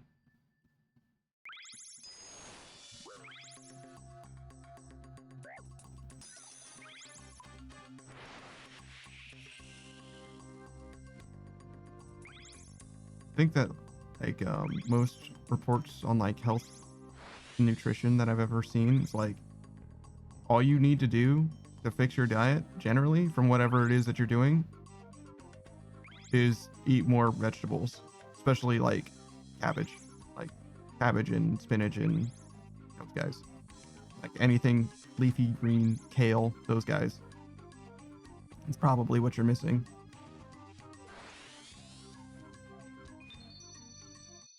Boy says, well, I've got to give me a break every once in a while. That is simply not true. That is just factually inaccurate. Like, no, I can definitely continue to fuck you up relentlessly. That is absolutely how it is for some people. Not me. I'm chilling, but other people, it's just always something.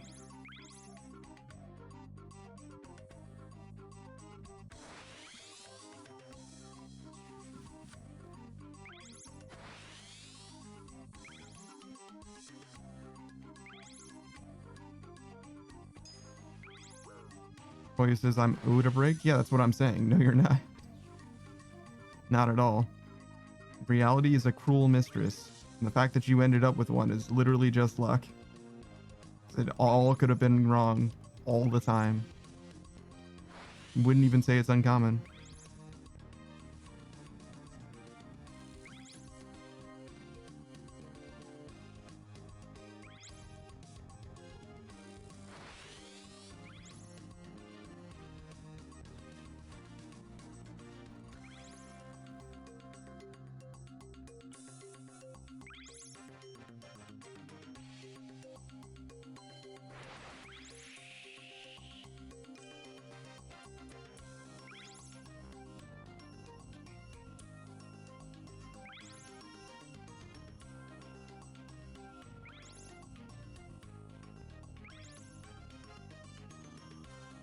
Just making sure I didn't miss another one of those blue crates.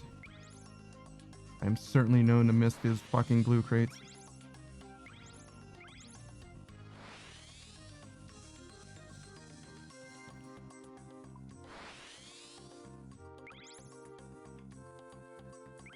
Ugh, crash straight into these rocks. No! God damn it. All right, what are we doing for food? We've spoken about food so much, but I don't think I ever actually settled on what I was. Oh yeah, pork and beans. That'll be easy.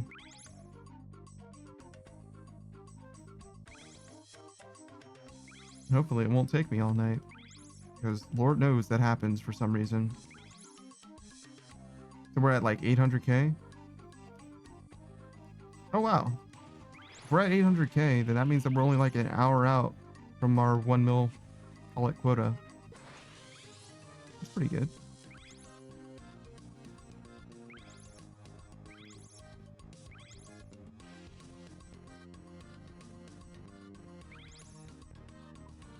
That says just eat fruits, citrusy, and iron-rich foods, and you'll be fine. That'll fix you up. I wonder if I'm iron deficient, to be honest. Probably not. I've never had any problems like getting up or anything. Standing up, to be clear. I mean, like going from sitting to standing or laying down to stand. Anyways, but yeah, I feel like I remember hearing that like kale and spinach and stuff has a decent amount of iron, like a surprising amount of iron in it.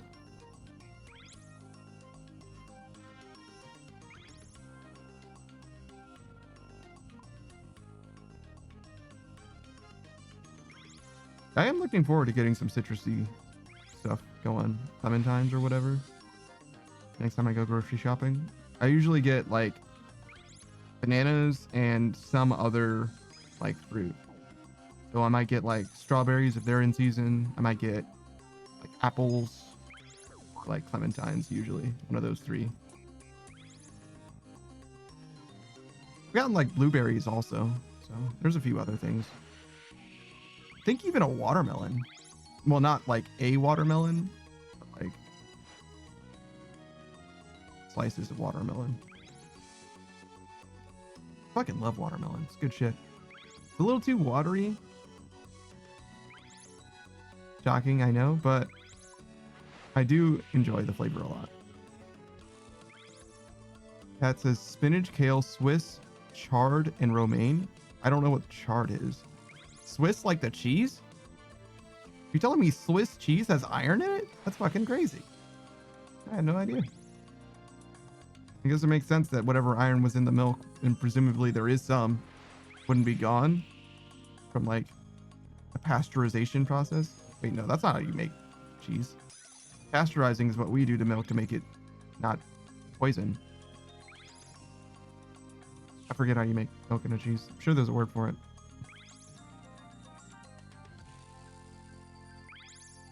Swiss, huh? Specifically Swiss. I wonder what they do with Swiss cheese to make it, that makes it end up having a lot of iron in it.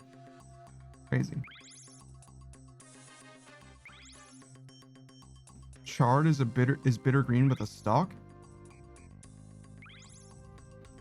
What? So like asparagus? Is asparagus bitter? I like asparagus a lot, actually.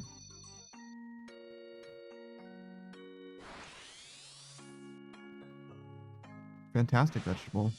I don't buy it very often because if ever I bought asparagus, I would just use it all like at once. Like I couldn't buy enough asparagus to like use it for more than one meal, which I guess is like fine, right? But I have purchased it a few times. Not enough though. Maybe we should get some asparagus as well.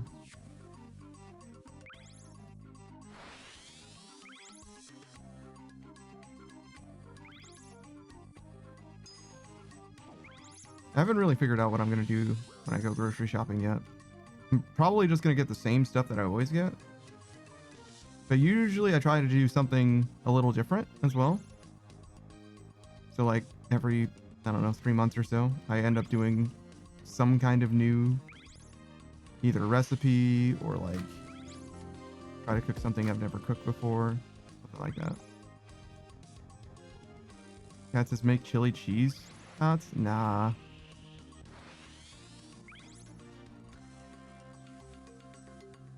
I think that the eggs that I have are probably bad now.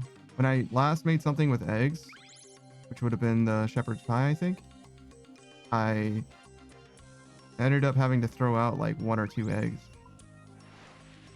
Hey, K-pop Mimikyu 001. That is indeed a dog. Not my dog. That's Savage's dog. Cat says tuna fish sandwiches. I don't have bread, but I do have tuna very regularly. In fact, I could have tuna again. I have the tuna, but usually I do tuna as a dressing for cabbage. So I'll buy like a head of cabbage and then I'll like third the cabbage and I'll eat that cabbage with tuna over the course of 3 weeks. Because you're only supposed to have like 1 can of tuna a week.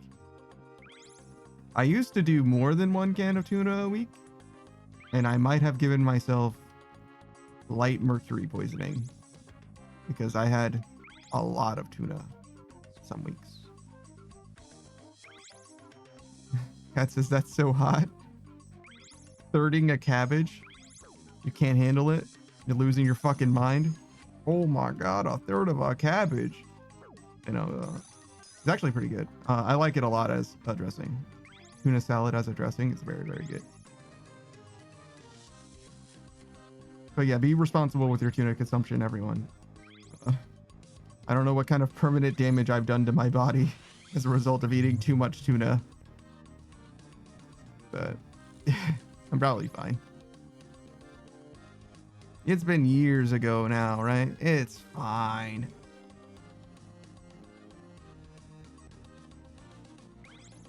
Cat says, yeah, girls are scary. What? What?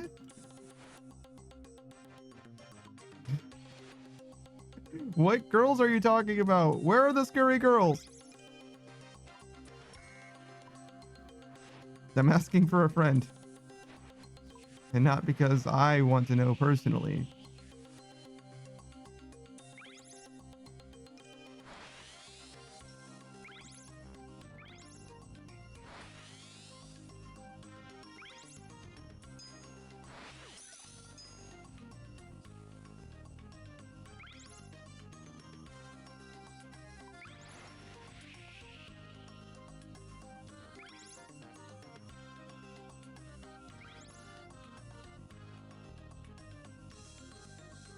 Cat says that you got very many nice, polite, and respectable girls around you, like all the time. What? Do I? Where? Who? Nice and respectable? I'm farming nice and respectable girls? Chuzzy's just like me? Oh god, not Chuzzy. Oh god, not Chuzzy. Hey Chuzzy, how's it going, dog? What are you doing? Chuzzy's nice. I don't know about respectable, but Chuzzy's nice. You can respect Chuzzy. I could see Chuzzy being the recipient of respect. No matter how undue it is. Chuzzy's okay.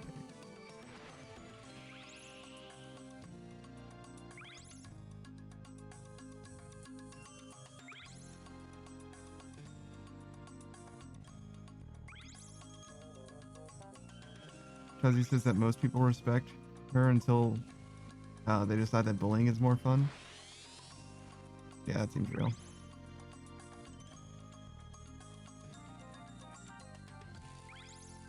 I respect Chuzzy as a person.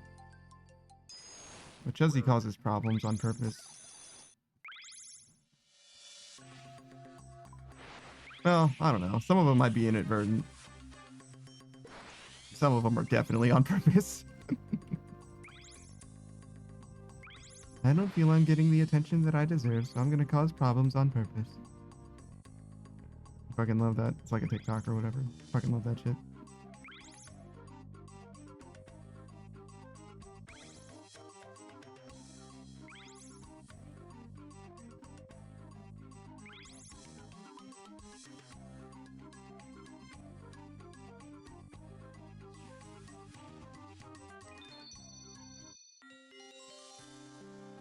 What's with this guy? Fucking PKer? Sailing the seven seas with his pirate flag flying?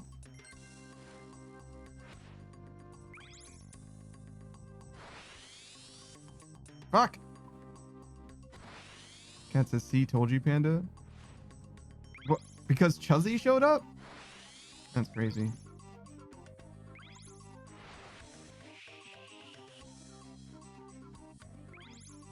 I can't believe Chuzzy volunteered to be a nice and respectable lady that I was farming. I could see two of those things being something Chuzzy's okay with, but the third thing seems like it should have been a deal breaker. But apparently not, because he's like, yeah, no, I'm getting farmed. I kind of do wonder what my demographics are like. Like the YouTube demographics or whatever. Imagine it's like intensely male, because every YouTuber I've ever seen who has like published their demographics is like 98% male. Because he says, I was going to say JK but got distracted. I don't know what farming means. So like, you know how there's like YouTubers and stuff that are like the boyfriend experience? You know, like ASMR stuff. That's like what farming for an audience is, kind of.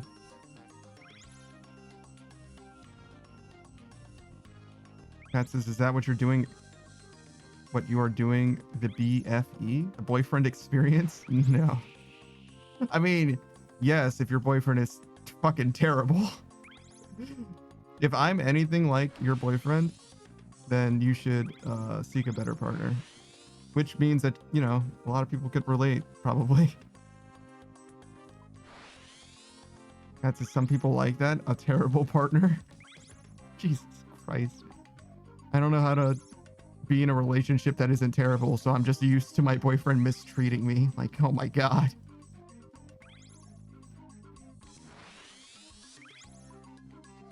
Chuzzy says, nah, Pan is a big woo bear, even though you're not a bear. The fuck is a woo bear? Woo bear? Why do I struggle to say it so much? Water. Oh, yeah, sure.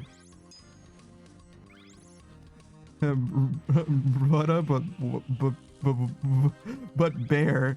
I developed a speech impediment. What the fuck happened to me? What did you do to me, Chuzzy? You cursed me. I have a hex upon me.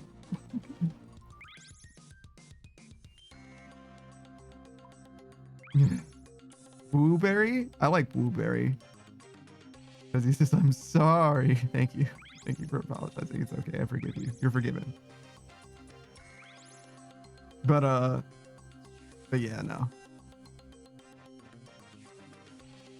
It's strictly platonic with Chuzzy. We keep it above board over there. I don't know if I've got like brother energy, I'm gonna be honest, with regards to Chuzzy. Chuzzy and I are too much the same person.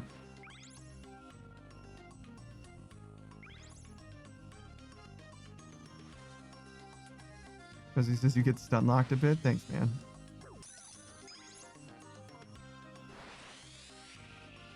The Great Malenko says, I'll follow a motherfucker home like a can of Chef Boyardee.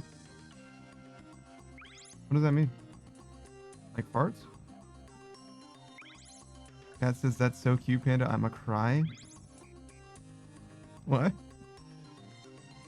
What part of that sentence was cute?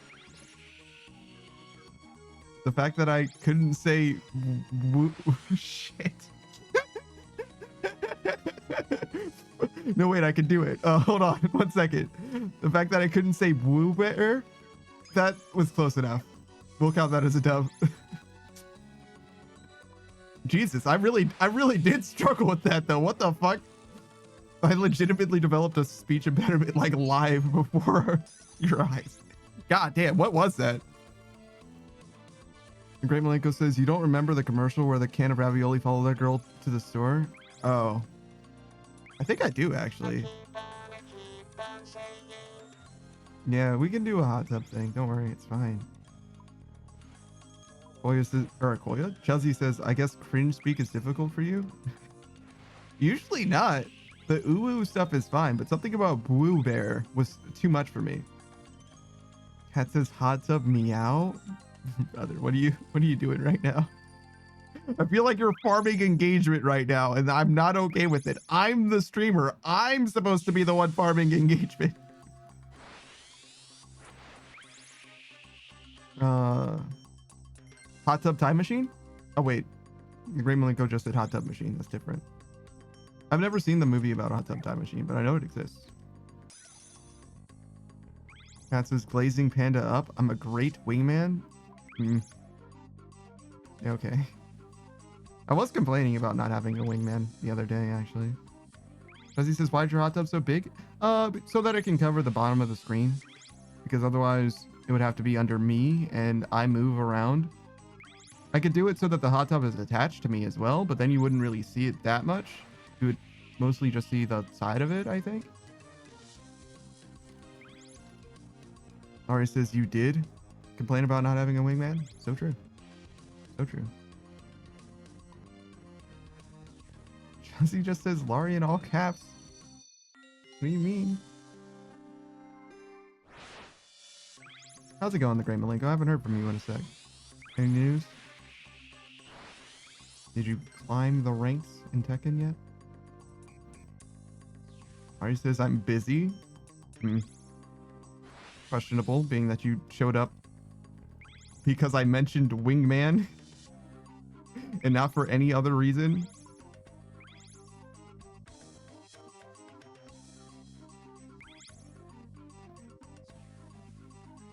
No, fuck. I forgot I was supposed to turn here. Where's that guy going?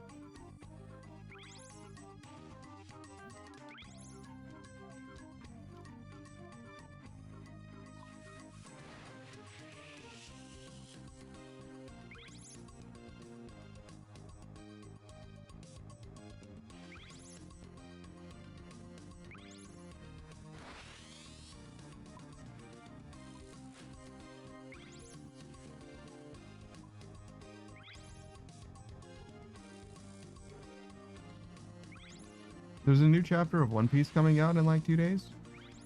Pretty excited for it.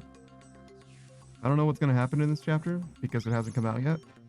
But One Piece, as always, has been fantastic. If you don't read One Piece, that's okay. If you don't watch the anime, it's also okay. But, you know, it's pretty hype nowadays. Just throwing that out there. I wonder if there's a good place to just like start watching One Piece. There's like enough of a recap somewhere where it's like, you'll be fine. There's like enough new information that they like go over without it feeling like too condescending. Because he says Laurie became smug Laurie with another friendo recently. And I forgot that some friendos will excuse smug Laurie if it's at my expense, so I was big bullied. That's crazy. The craziest part about that actually is that you decided to complain to me about it. It's like you really are hurting for a sympathetic ear if you have to come to me to be like, Laurie was bullying me. And I'm like, man, that's crazy. Cat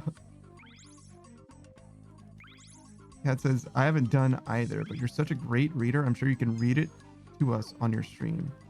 I guess I could. What did you say, stream? So that I would read it for you that way? Did you do that on purpose? No, E and W are next to each other. Okay. That was definitely a typo. I was like, what the? Why did you say stream? What the fuck is that? Yeah, no. I love One Piece a lot. I don't think I love it enough to do chapter read-alongs. Mostly because I would want to do all of One Piece if I was going to do that at all. And that also seems like pretty highly suspect as far as like being okay to Japan. I feel like they would hate that shit. Cat says I tried, but I just couldn't get into it. Yeah, no, I get it. A lot of people bounce off of One Piece. I bounced off of One Piece, I think 3 full times before I caught up. And now I'm here forever. First time I experienced One Piece, it was in the anime. And I gave up around Drum Island, which is when Chopper joins. Chopper's the reindeer. And the second time I read the manga, I got to Drum Island, and then I gave up. And I think the third time, actually, it might have been 2 times I gave up on the manga. I got around Drum Island again, and then I gave up. And the third time, which is this most recent time, I read the manga. So the fourth time I tried One Piece, and the third time I read the manga, I got all the way to Drum Island and then continued. For whatever reason, I wanted to start from the beginning every time. Not super necessary. There's anytime there's a lot of One Piece, right? And anytime there's something important that you might have forgotten about in One Piece, Oda will remind you. The mangaka, the writer, will just remind you about the thing that is important. He's just going to be like, oh, this person is related to this person. This is this person's brother. Like, if you forgot, don't worry. They're related. You know what I mean? Like, it's for kids. You know what I mean? It's not crazy. It's deep. There's a lot happening, and there's a lot of interesting things that is implied to have happened and stuff that later is revealed to have indeed been a thing. And that, like, there's a lot of stuff going on. It's written by a guy who's paying attention, and he, like, at least mostly knows where he's going with stuff. But you can also just like passively enjoy it and like have a pretty good idea of what's going on most of the time. Sometimes though, reading the manga, it's like there's so much like action and lines happening. I'm like, yo, I don't know what the fuck is happening in this panel, dog. I'm just reading what the text says because I'm like, I don't know who the fuck is speaking, who they're speaking to. fucking whose arm that is, whose sword that is. Like, I don't know what the fuck is going on in this. It can be a little messy sometimes for sure. Which is a great reason to watch the anime, because the anime being in full color by itself makes it a lot easier to tell what's happening in some of the more dense scenes. But I haven't watched the anime since Drum Island, so I'm good for now. It's very pretty now too. The anime used to be a little ugly, not extremely ugly, but a little ugly, and now it looks very, very good. It's one of the best looking anime out, actually. He says, I recently realized that Laurie has become an op. I overlooked it because I knew it wasn't personal, just that she gets more, she gets to become the bully instead of being bullied, but that's op behavior. It takes more than that to repel me though, so Laurie's still a friendo. Yeah, she is kind of an op. True. I think you can be an op and a friendo at the same time though, to be honest. That's how like KJ and Laurie have always been, right? Those two have always been ops. Fucking aunties. They're like fine. Because he says, sometimes I want to remind her of her place on the totem pole and bully her back, but it gives her some joy, so I will let it slide. That's crazy. Pecking order shit? Crazy, crazy. There are definitely cases where that's a thing. I haven't had to deal with a pecking order thing in a long time. One of the homies was complaining that he's like the bottom guy in the pecking order now. And I'm like, bitch, I make fun of you because you do stupid shit. I don't make fun of you because you're the bottom guy in the pecking order. It's because you do dumb shit on purpose. Like, oh, gee, I wonder what happens if I cut this wire. And he cuts the wire and it fucking explodes. Like, yeah, you're a stupid bitch. Like, that's not a pecking order thing. That's you being stupid on purpose. Shout out to the homie, by the way. Because he says true KJ and Laurie are the #1 haters of each other. True. Because he says it's just the Doom trio we've spoken of. Oh, I'm sorry, the Doormat trio. Excuse me. Congratulations, Doormat trio. I'm glad that you found kindred spirits. It's a shame that you have an op within the gang. There's a lancer among you.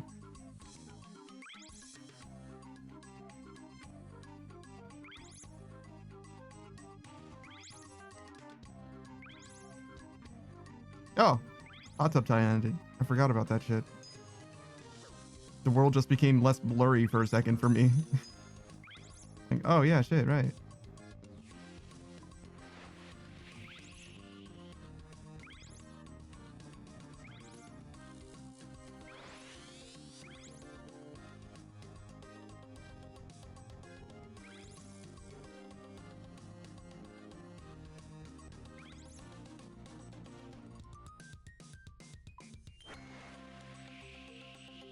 Josie says, I have no hate for Laurie though. But sometimes I throw a punch or two back and she becomes a surprise Pikachu.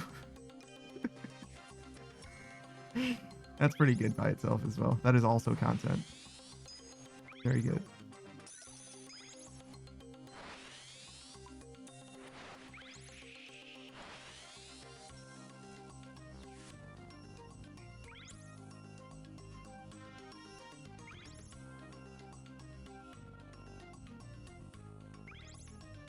I don't know. To me, it's important for your doormat friends, the lower people on the totem pole, to realize that it is supposed to be a joke and it's not actually serious, and that they feel loved and respected. Because if that doesn't happen, you end up losing friends for good reason. To be honest, they realize that they could be treated better somewhere else. They should fucking leave. Yeah, it's not supposed to be that serious. I actually prefer not doormat, to be honest. I think it's much funnier if anytime I make fun of someone, they bite back. That's why Savage and I get along so well, because it's supposed to be a playful ribbing between the boys. Because he says, is Laurie a nice and respectable woman?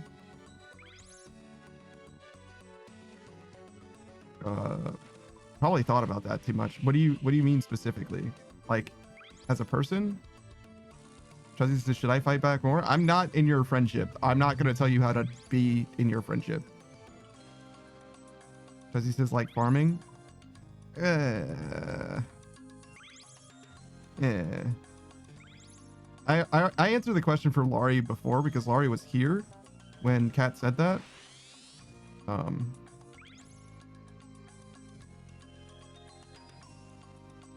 I don't know. Laurie causes more problems on purpose than you do. Oya says never stop running a system. Why does that make it sound like you're describing me as a con man? What the fuck is that? What do you mean by that? Because he says I meant to fight back more with you. Chuzzy, I only give you shit when you fuck up as well, actually. But yeah, sure. Go ahead. But like, it's wild to think that like I make fun of Chuzzy for like looting in the fight during Zomboid or whatever, and Chuzzy's like, oh yeah, well, sometimes you forget to unmute your microphone. Where it's like, all right, that's not relevant, but like you fucking got me, I guess. Like, you know what I mean? Like it's, I feel like it would have to be a non sequitur. You know what I mean? Like you just had to hit me with some shit that's like probably true, but like fully irrelevant in order to like really get back at me. But like, yeah, sure, go ahead. Like, I'm not afraid. Like, I'm a streamer on the internet. You can make fun of me if you want, right? Like, go ahead, right? Like, it's not going to be the first time that I got made fun of for literally anything. I'm not only am I a streamer, I'm a fucking anime boy playing RuneScape. I'm playing a 15-year-old game as an anime boy on the internet. Like, I'm not going to be shocked if somebody comes for me, right? Like, go ahead, right? But that being said, if I get like a well-timed roast on you and you make fun of me for fucking emo hair, you know what I mean? Like, sure, you got me, right? Like, I do definitely have the emo hair, but I don't think that it's like a checkmate situation, right? Like, I feel like I'm still winning personally. Chuzzy says, but nah, you have a point, right? Like, I think it's about being pointed. I think it's about being topical, right? But if you got me, right? If you got me, you fucking got me. I'll admit when you get me too. I'll fucking laugh along with you. I promise you that shit. If you say some funny shit at my expense, I will definitely laugh at that shit. If you say some truly hurtful shit that's extremely funny, I will also laugh about it. I 100% guarantee. If you come for me like, this motherfucker has no bitches. You know what I mean? Like, yeah, you got me. You got me. I ain't got no bitches. It's true. That's not extremely funny, but you get what I'm saying. It's at least true. He says, but I don't like being hurtful. See, and that's why you're soft, Chuzzy. You're like a fucking teddy bear. He says, I just like murder. Murder is way worse than being hurtful. I'm just throwing that out there, by the way. I feel like Apple's the same way. Apple's like, oh yeah, no, it's fine. I'm only consuming the souls when people are done with them. I'm not a monster. Jesus. Boy says, Chuzzy shouldn't change things if things are wonderful, is what I'm saying. Oh, never stop running a system? That's an interesting way of putting it. In English, we might say, don't rock the boat. Or, there's a few different ways. We got like idioms for it.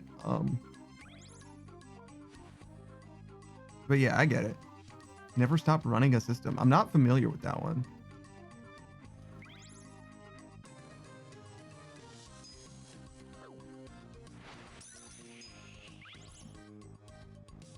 Oh, fuck. No, no, no. No! No! Where the fuck am I gonna get to that thing? How am I gonna get to that thing?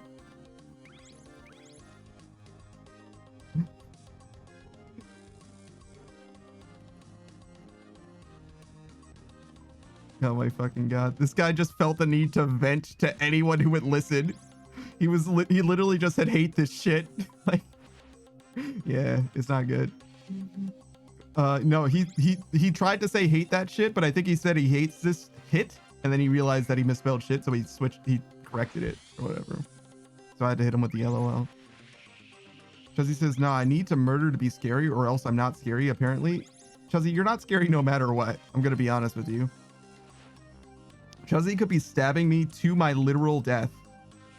Like literally moments before I die, I could make eye contact with Chuzzy as she's stabbing me to death. And I would not think that she's scary. Not at all.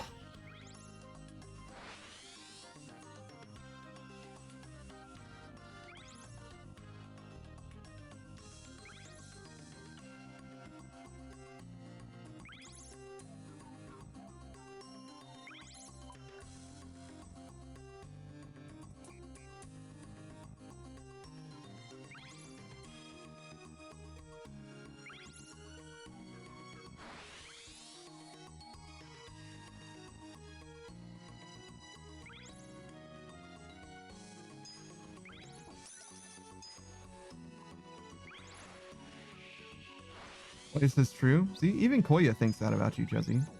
Even Koya's like, yep. Not scary, dog. Chuzzy says, nah, stabbing is too personal. You'd have to be really ugly for me to stab you. Damn. That's crazy. Chuzzy's like, yo, only the uggos get the knife.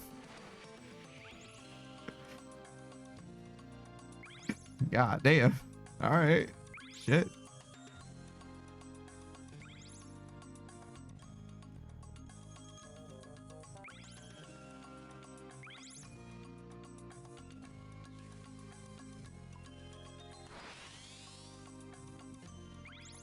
That sucked. All right, where's that red crate? Oh, there it is. Oh, jeez. I can't get there from here. I mean, I can. Just gotta go this way. What is this? Chuzzy's doing some fatal cosmetic surgery. Cosmic surgery would be very different.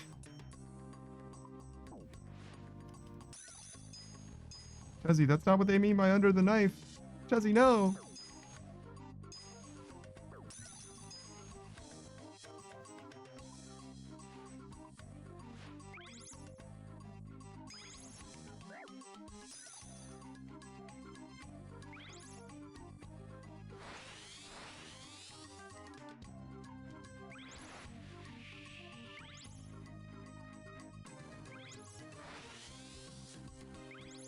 Chuzzy says, even though I never would, that sounds on brand for some reason.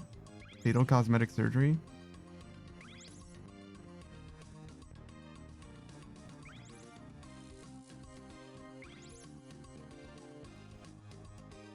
I'm getting an emote made that has a knife in it. I've got a couple mascot characters and I haven't like really incorporated any. How did I miss another crate? I went back for that red crate and for what? Damn it. But yeah, I've got these two mascots.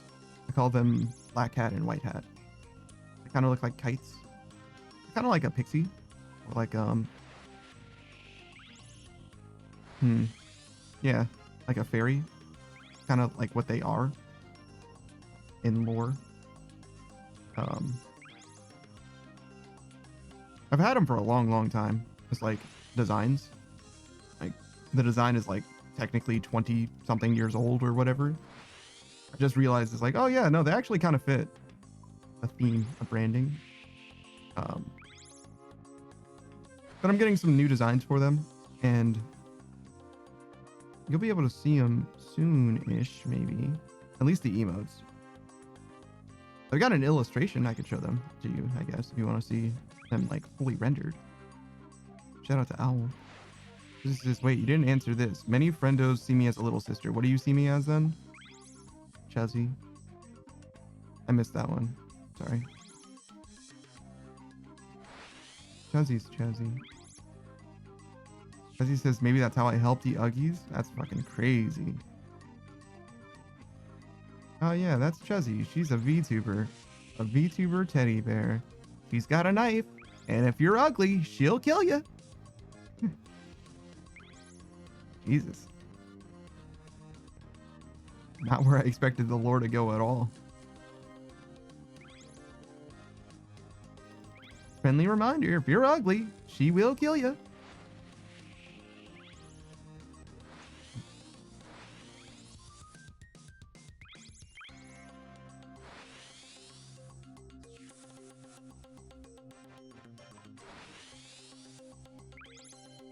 Listen here. You won't be the first ugly bastard she stabbed to death.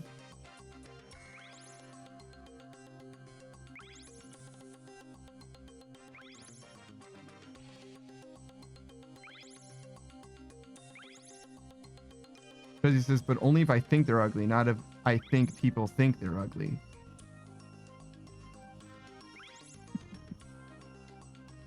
You better hope that Chuzzy finds you attractive enough. I swear to God.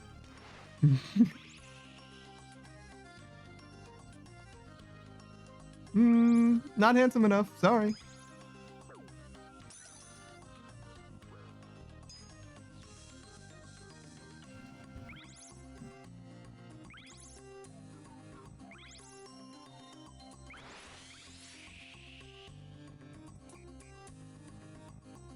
Because he says, nah, people don't have to be attractive, just not burdening my eyes. That's what I'm saying. Like, not handsome enough, right? I qualified it. I didn't say they had to be handsome. I said they had to be handsome enough, right?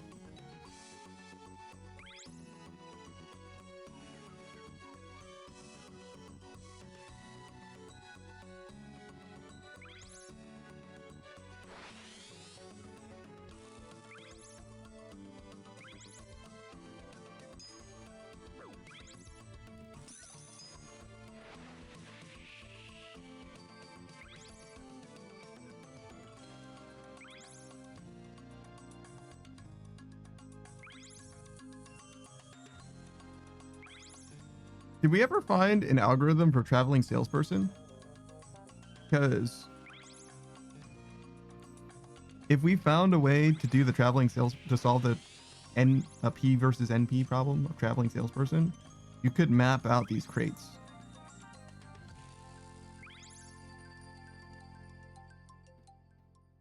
As cities. I just realized. And find the most efficient path between them. It wouldn't be realistic to the way that the ship actually sails, but I wonder if it would be any different than the way that we have routed for them already. Probably going to be pretty similar at the very least, because realistically, a lot of these are like kind of in line with each other. So there's like there's a certain sequence of crates. Like this sequence of crates is the only sequence that makes any sense. Like there's no way that you're going to get these in any other order than the order that I'm getting them. These cyan ones right now. Josie says, I suppose, but I don't usually find friendos attractive. I don't think any friendos are ugly. It brings me joy to my eyes because they are friends. Yeah, but like...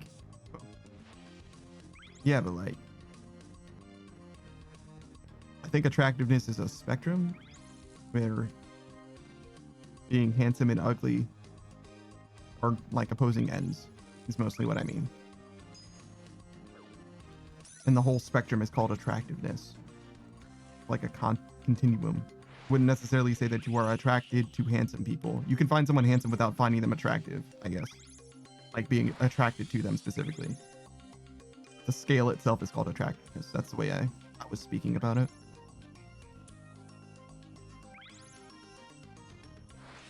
Didn't offer any particular implications.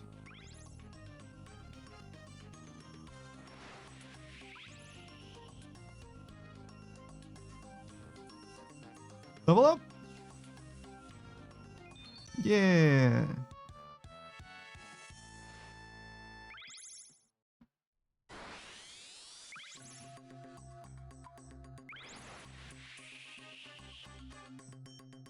Oh, I suck.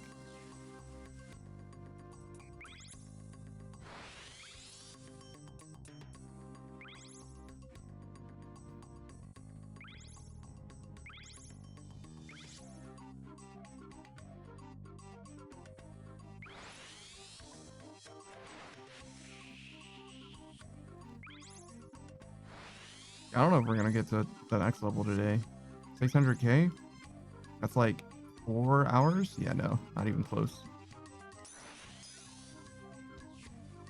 Josie says, wait, where are the illustrations at? Oh, I forgot, sorry. Josie says, what are you trying to do on that boat? I'm trying to sail it, Chuzzy. I'm trying to sail the boat. No, we're trying to just get a bunch of sailing experience. We're at level 91, and we need to get to level 99. And then we're done. This is like, I almost wanted to say an obstacle course, but I guess it's not really an obstacle course in so much as we're trying to pick up all of the obstacles in the course. Josie says you're pretty close then? No, 92 is half of 99.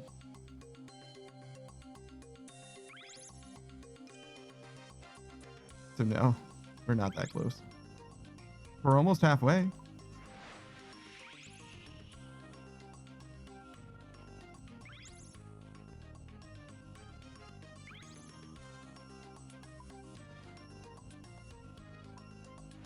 Stages. He's not even halfway done. I'm not even halfway there. Halfway there. Halfway there. I forget about the like emote reactions that I have often.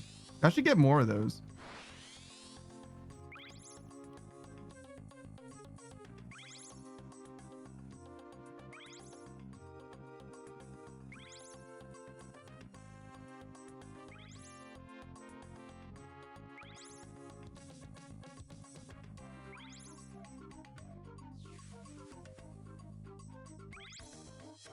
I have to do like planning though in order to like really execute on them well, because I like kind of half-assedly was like, hey artist, I want to have like this kind of a reaction on me for these emotes, right?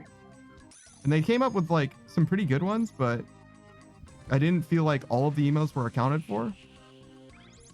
And I could also react to other people's emotes depending on how they, what they call the emotes. You know what I'm saying?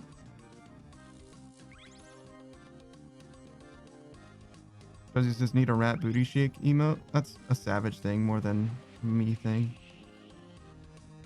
Also, I don't really like the template emotes. I don't really like having emotes that look like they're just copy pasted from somebody else's stuff, just with like my skin on it or whatever. Kind of lacks the soul, you know.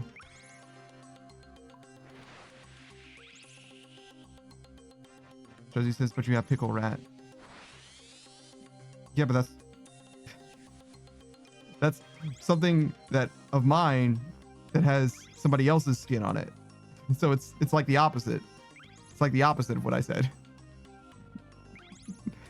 It's like fully not the same. Oh, you mean like because it's an emote for Savage? Honestly, I would be so down of just like making all of Gene's art into emotes for Savage. And then if you wanted to use any of the Savage emotes, the Savage costumes, you would just subscribe to Savage. But I don't think that he wants that. And he doesn't have enough emote slots right now.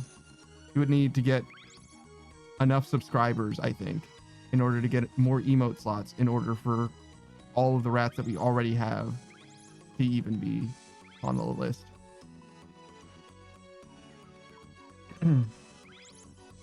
And I simply don't have enough emote slots either to do that.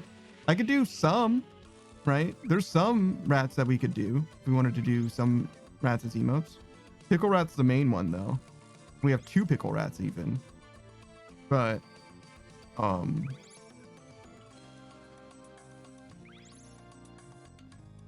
yeah, I don't have enough slots to like really go crazy with the rats. I've literally got like 3 slots left, I think. And most of my emotes I'm like pretty happy with. I don't really want to replace one of my emotes just to have another rat. And most of the rats are like not that iconic as well. As far as like something that you would want to use just anywhere. Like I feel like you would really only use the rat emotes in this chat. Right? Which is like fine, but I mean, would you even use pickle rat elsewhere? Like even that one, like to the pickle pack, sure, right? Would you use any of the other rats? Even in like Delta's chat? Probably not.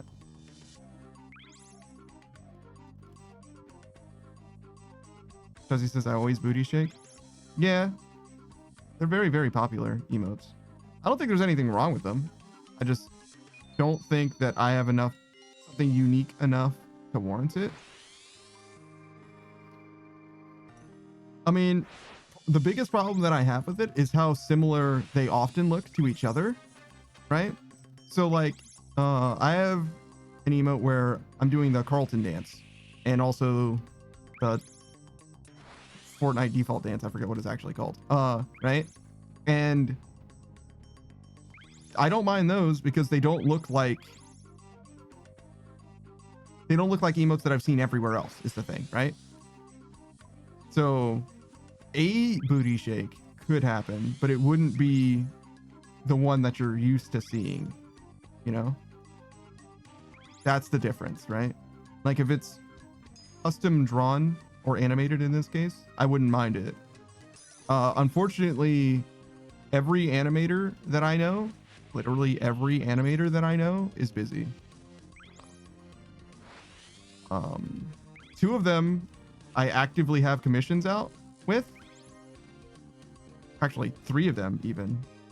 One of them is an illustration commission rather than an animation commission, but then, and the last one, I don't have an active commission out, but that's just because he's busy.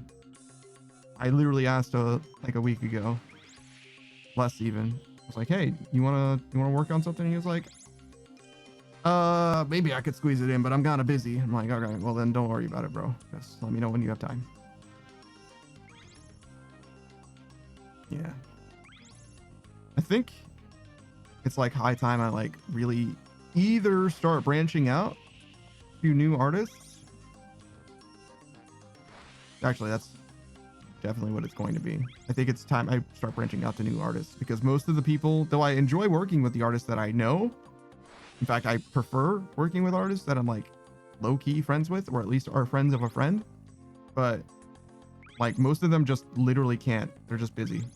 Like, they just simply cannot produce art, which normally isn't a problem, but in this case, like I kind of do want to get some stuff made, which is fine. I've got a couple artists that I can contact. No animators though. Should ask around, see if I can find anybody who's like an animator, I guess.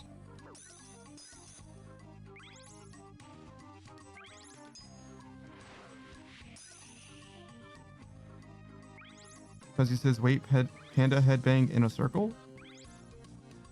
Even better than booty? Headbang in a circle. What? Why do you even want that emote?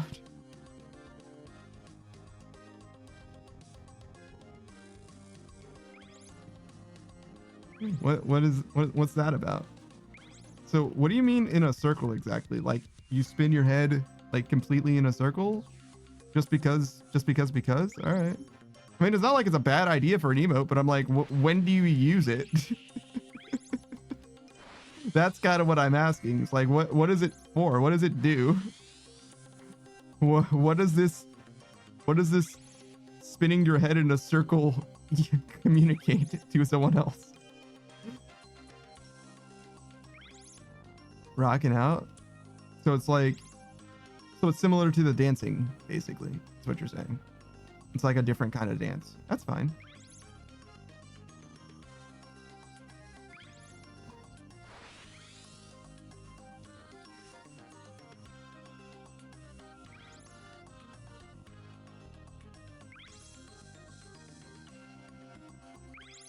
I don't know. I'm not sold on the idea of a headbang or a circular headbang. Just because, I mean, it has everything to do with how it's animated, I think, more than anything else. And I have a lot of faith in the animators that I talk with. They can do a lot. And in a lot of ways, it's a lot easier to make an animated emote work. Just because of the movement. It makes it, the layers of the emote stand out. It's a lot easier to see what's going on in a picture.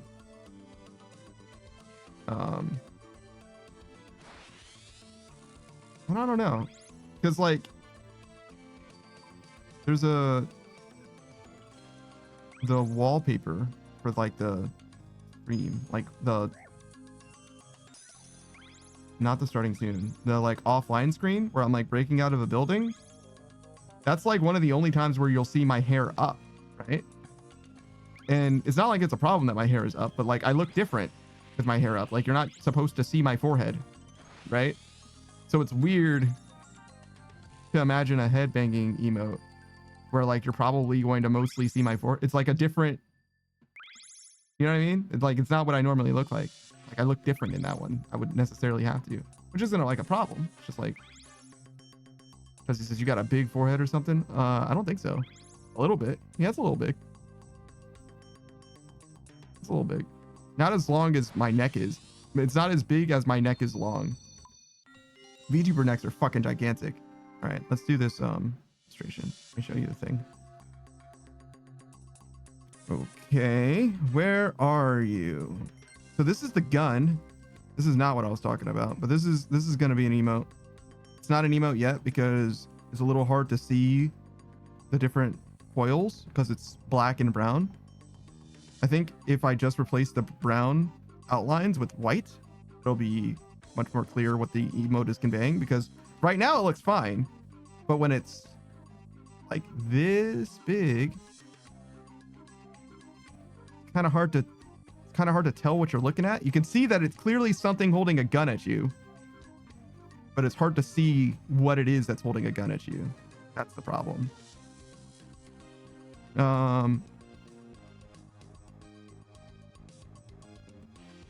I don't see the picture here. All right, I need to go get it. In the meanwhile, this is what could have been my mascot. I like this a lot as a design, but it reminds me too much as of Baymax from Big Hero 6. That's the only problem that I had with it, is that it's too similar to Baymax.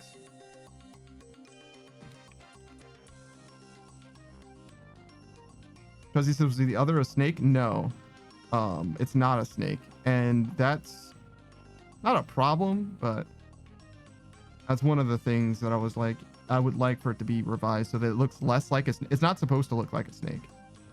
I'll show you the thing that it actually looks like. You know what I mean? It looks like a snake because of the posing though, so it's not like it's their fault, but it's not supposed to look like a snake.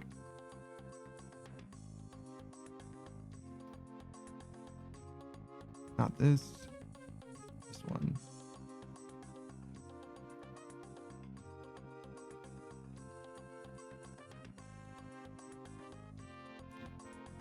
And it should be here. Yeah. So this guy and that snaky looking guy, they're the same thing.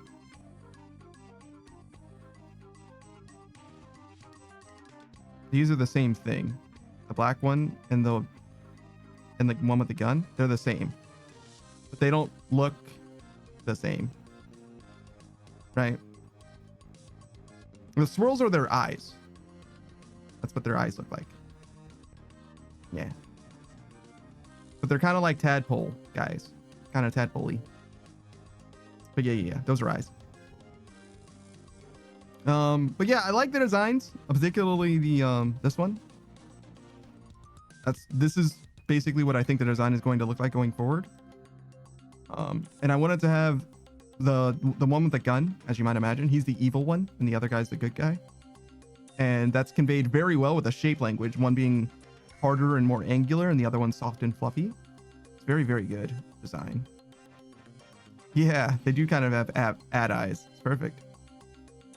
But yeah, I haven't gotten them to look quite right on like the scale of an emote. But that's one of the next things coming to the channel, I think, is we're going to try and make them more present, more prevalent. I might add some like Twitch alerts that have them as well. And they'll probably be part of at least some of the like emote reactions that I do. I think that will be very good, very fitting. And so yeah, that's kind of the next thing that I'm trying to like add artistically, if that makes sense. Like as far as like illustrations go to the channel, it's like I kind of want to incorporate them. They're my mascots. There's a pair of them, and like I said, I call them white hat and black hat, like hackers.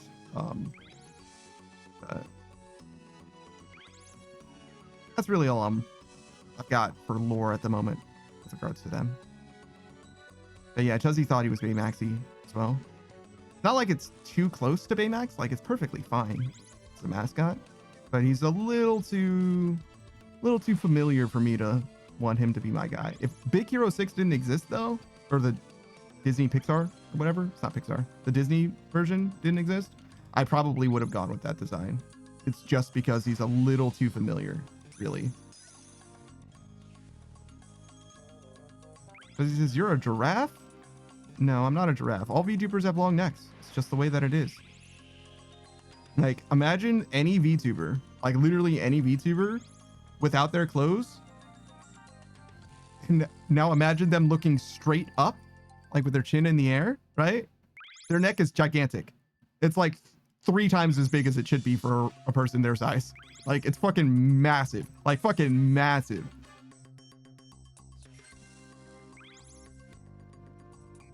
Like, there's no reason for VTuber necks to go as crazy as they do.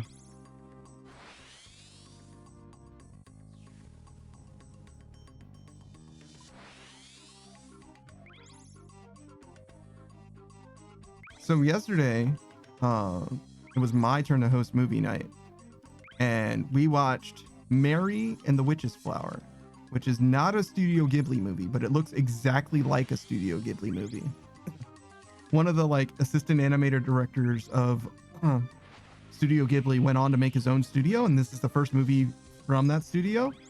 It was like 2017, something like that, fairly recent-ish. It was pretty good. It was not very well written though. Like the writing in the movie, like the story, like what transpires in the movie doesn't really make sense. It's very Harry Pottery, actually, and I didn't hate it. It wasn't the worst thing ever, but I did not enjoy. Like, thinking about the story is confusing and upsetting. Like, genuinely, it's like, why did the characters do these things? Like, it doesn't make sense for things to go the way that they do. But yeah, it was a fine movie though. I wouldn't suggest paying money to see it. I watched it for free on YouTube. If you have a YouTube Premium or whatever, there's like the free movies that they offer or whatever. I believe it was one of the free movies. So if you are interested in watching it, at least for the next few days, it probably will be available. But at any time, those get rotated out. In fact, those get rotated out like very regularly. So you might want to get on it if you actually care to see it. It was only fine though. Overall, I would give it like, on a 10-point scale, I would give it like a 4. I think it's a 4 out of 10 for me. I think it was very good. A little below average. There was some things that were like pretty good about it, obviously, but like the story itself was like really not very clear and well written, in my opinion. Because he says discount Harry Potter. Yeah, in some ways, for sure. In some ways, for sure. It's hard to explain what was wrong with it without like getting into like deep spoiler territory. Like, the rules of the magic are very unclear. Oh, here's one. Here's one that's like not relevant at all in the movie, but it is like, why is it like this? Okay, so in the movie there's a special language, right, that like you can't read. It's not like written in like normal people speak or whatever, and in order to read it you have to have like some magical ability, right? And at the entrance of the school, the Hogwarts equivalent, right, there's a tablet that has like probably 5 rules on it. And when you first get to the school, the person escorting you to the school, to the main character to the school, is like, all right, Very important that you know the rules, okay? This is the first rule. Do not trespass onto the grounds or you'll be transformed. Right? And as he's saying this, the first rule lights up and the main character is asked to repeat the rule back and swear that they will not break that rule, right?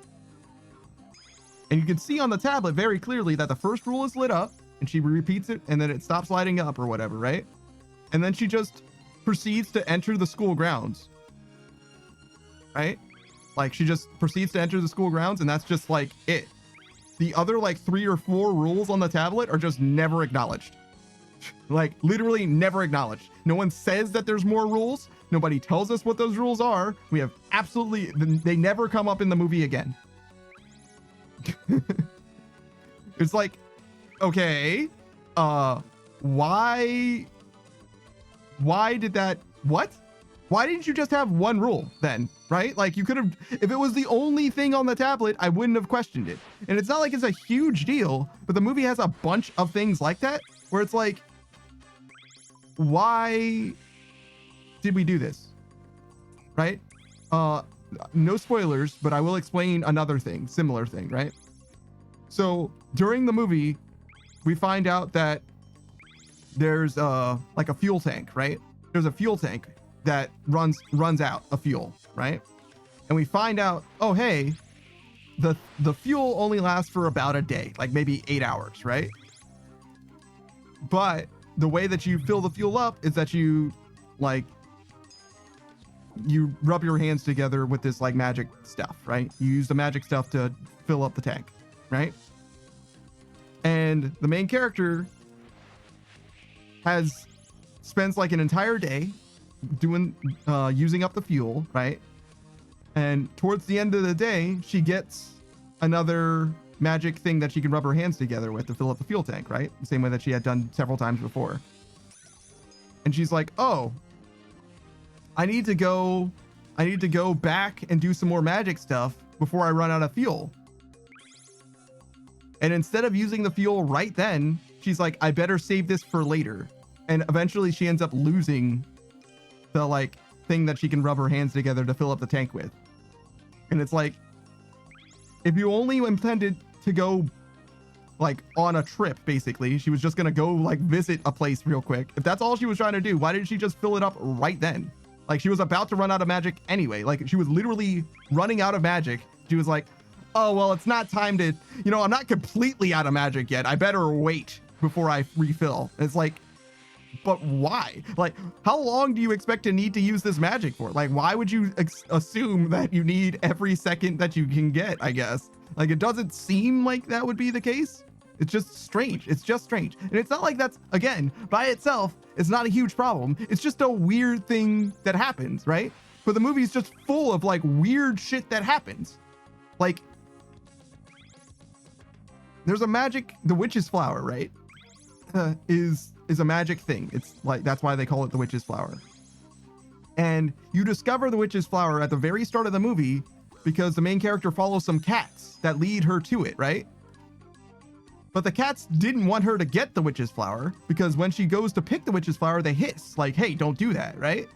But the cats led her straight to the witch's flower. But as soon as she goes to like pick it, they're like, no, don't do that. That's fucked up. Don't do that, right? So it's like, why were the cats leading her to the witch's flower? What do the cats have to do with the witch's flower? Why is it a problem? Why do they not want her to pick it? And that's just like never addressed in the movie again. like just to show her, maybe the cats are very relevant for the rest of the movie, as is the witch's flower, but the cats, as far as I can tell, don't have any relationship with the flower at all. They just led her to it. And when I say led her to it, I mean like they started from her house, through the yard, through the forest, through the trees, down the river, to the fucking flower. Like, they led her to that flower in like no uncertain terms. So like, I don't get it. Like, what? It'd be different if the cats were like fey creatures that have some kind of relationship to the, but no, they're just fucking regular cats. I guess at one point they do kind of imply that cats are magical creatures, but only kind of. And it's like a throwaway line that doesn't manifest it. The cats never do magic, right?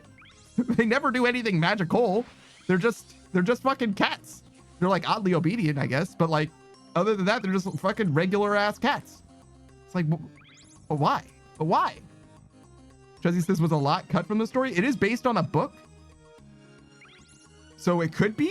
That could definitely be what happened, is that they just like fucking went absolutely nuts cutting sections of the story out. And if that's the case, it fucking shows, because it's like, why is this movie like this, dog? Like, what the fuck is happening? Spirit says, my head hurts. Yeah, no, it's being that you can watch the movie for free if you have YouTube Premium. I actually kind of recommend watching it so that you can see what it is that I'm talking about, because you'll be able to, like, as you're watching the movie, unless you're, you know, not an asshole, maybe you'll be like, yo, hey, why did you do this? How did all the animals know where to go? Like, what? Why is everyone unharmed all the time? There's no danger in this movie.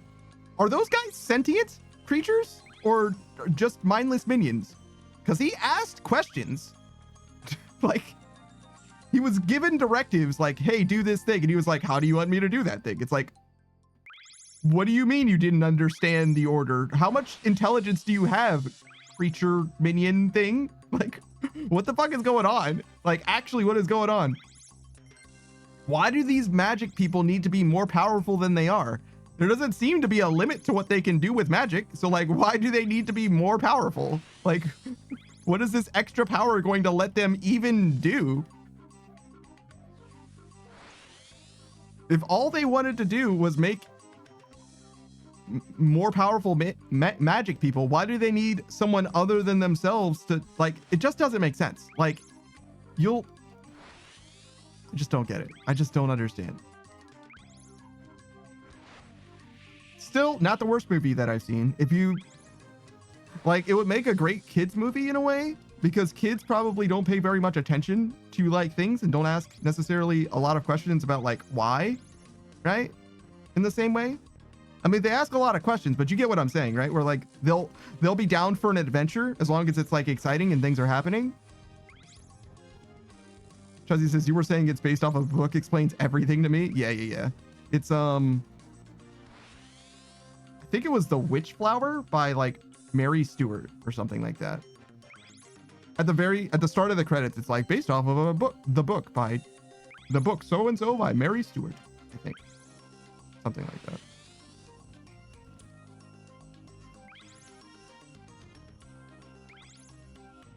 But yeah, it wasn't the worst thing, but it was not.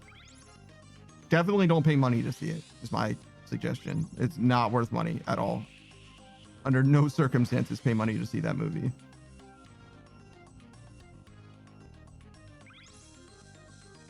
That's a fucking scam.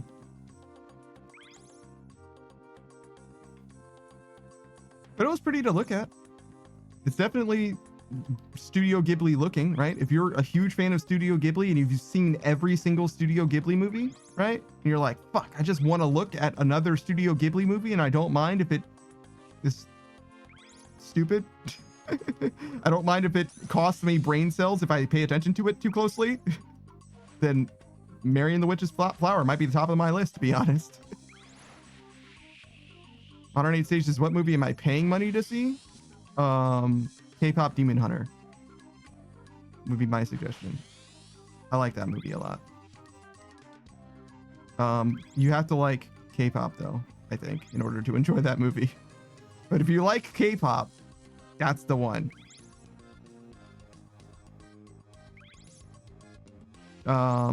If you don't like K-pop and you wanted to pay money to see a movie, Spider-Verse is very good, but you might want to wait until the third one comes out. I think it's like 2027, and then you can watch the whole trilogy together. Modern 8 Stages, I still have not seen K-pop Demon Hunter, but I enjoy their song Golden. If you like Golden without the context, you'll like it even better with the context. Chuzzy says, Laurie loves that. Did she get you into it? Laurie doesn't like K-pop though. No. I didn't know that Laurie liked it. No, she did not get me into it. And also, she's wrong for not liking K-pop. Fuck! It's fine, we'll get that later.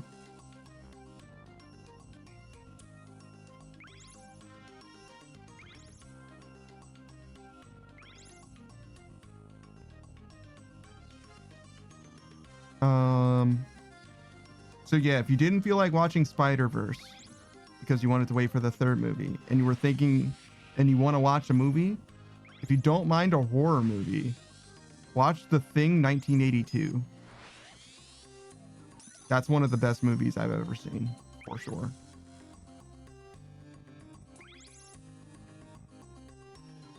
Because he says, oh wow, Laurie's obsessed with it? Yeah.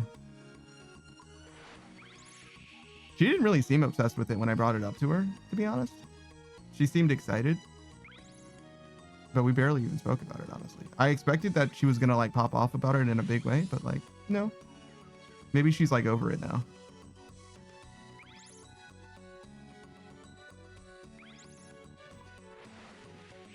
But yeah, I posted my YouTube recap in the Discord. Unfortunately, YouTube recap, if you didn't know, is created by AI. So if you are a hardcore AI, you know, no AI absolutist or whatever, then maybe don't use YouTube recap. But yeah, I found out that for YouTube music, as far as YouTube music goes, 2 of the songs were from K-pop Demon Hunter movie. 2 of the 5 songs that I listened to the most. It was like Otonoke, which is the Dandadan opening. It was the Your Idol and I want to say Golden. It was 2 songs from K-pop Demon Hunter. I don't remember which 2. Definitely Your Idol is one of them. And I don't remember the others. I can scroll up for it though. God, my fucking Discord chat pops the fuck off when I go live for some reason. Who says Your Idol's my favorite from the movie? For real? I do not like how dark that song is, because it's like it's too true. You know what I mean? Like I feel like it's scary how people could get like obsessed with that song. I really like it too, as far as like a song goes, but like it's very easy in my opinion for people to like get attached to the song without listening to what they were saying, like hey ya or whatever. You know what I mean? Like it's not good. Like they're literally telling you, well, whatever. Yeah, so looking at this, it's Your Idol and Takedown are the 2 in my top songs. Otonoke is the very top one, and then it's Mori Calliope's End of a Life is my number 2, and then from Steven Universe, It's Over It. It's Over, Isn't It? Excuse me, is my number 3. Who says, yeah, I get where you're coming from. Yeah. It's like not exactly a dangerous song, but that's the best way I could describe it. Who says Takedown oddly wasn't in my number 3. Must have been just short. Because he says Your Idol is supposed to be addictive. Yeah, probably is. And it works. It works on me. But the first time I heard that song, I was like, dude, I can't, like, I was more scared of the song than I was like, then I liked it. I was like, yo, I don't know if I can like this song, but eventually I did like come around and like, no, I actually just really like it. Even though I know what it is saying, it's like I really do still really like it.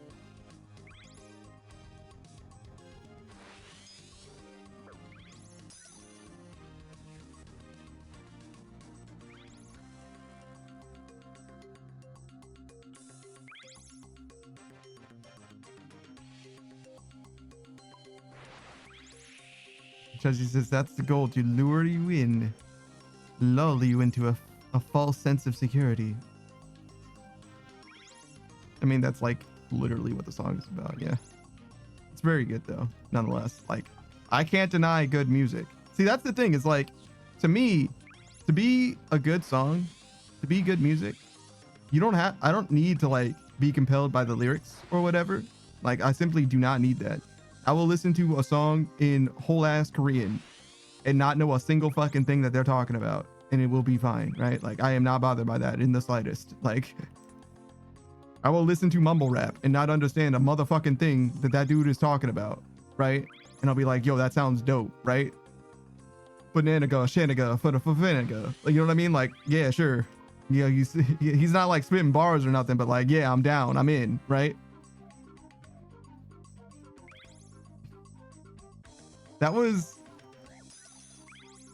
Wasn't any particular rap song. I obviously, like, I wasn't like quoting a rap song, but I realized now I was thinking of the song with Logic and Eminem. Thinking about bringing the fingerless gloves back, not giving a singular fuck, like fuck rap. that's where that, not flow exactly, but you get what I'm saying. Like, that's where my mind went when I said what I just said. I realize now, like, it's right there.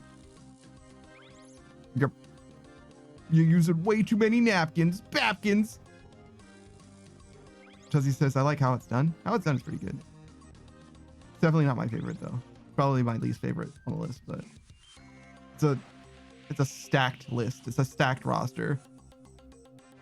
Chuzzy says, I like Godzilla from Eminem. I could swallow a bottle of alcohol in it. Yeah. Godzilla's pretty good. I like most of Eminem's stuff. Eminem was actually my number 5 artist, I think, on the YouTube recap.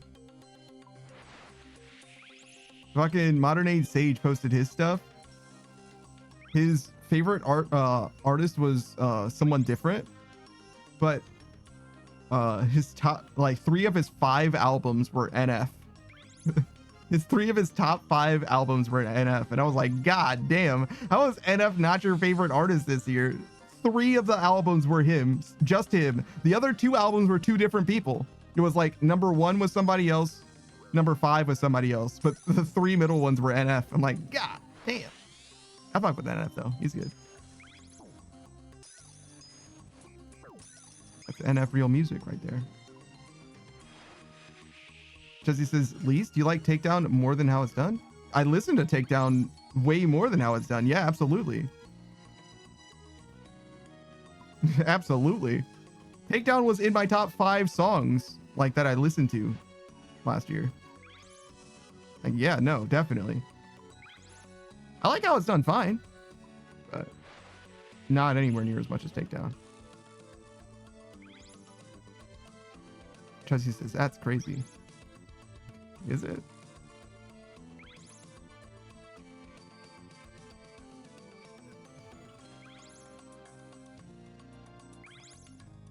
But yeah, I'm surprised that Takedown is as high as it is, because I don't like it as much as I like Golden.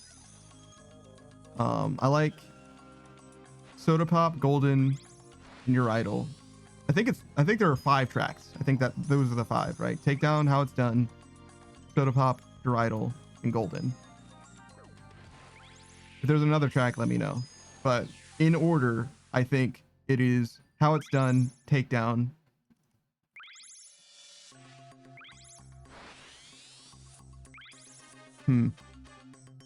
Number 1 is Your Idol. Golden or Soda Pop? I probably like Golden a little more. Who says I like the shoulder dance from Soda Pop? It's pretty good. It's a perfect dance because it's extremely simple. Extremely simple. Anyone can do it. It's perfect. Perfect and ubiquitous, which is exactly why it is the way that it is. It's definitely manufactured this way. Josie says, I'm gonna go see my YouTube summary thing. I'll be back if I don't get distracted. All right, good luck. Don't fall in.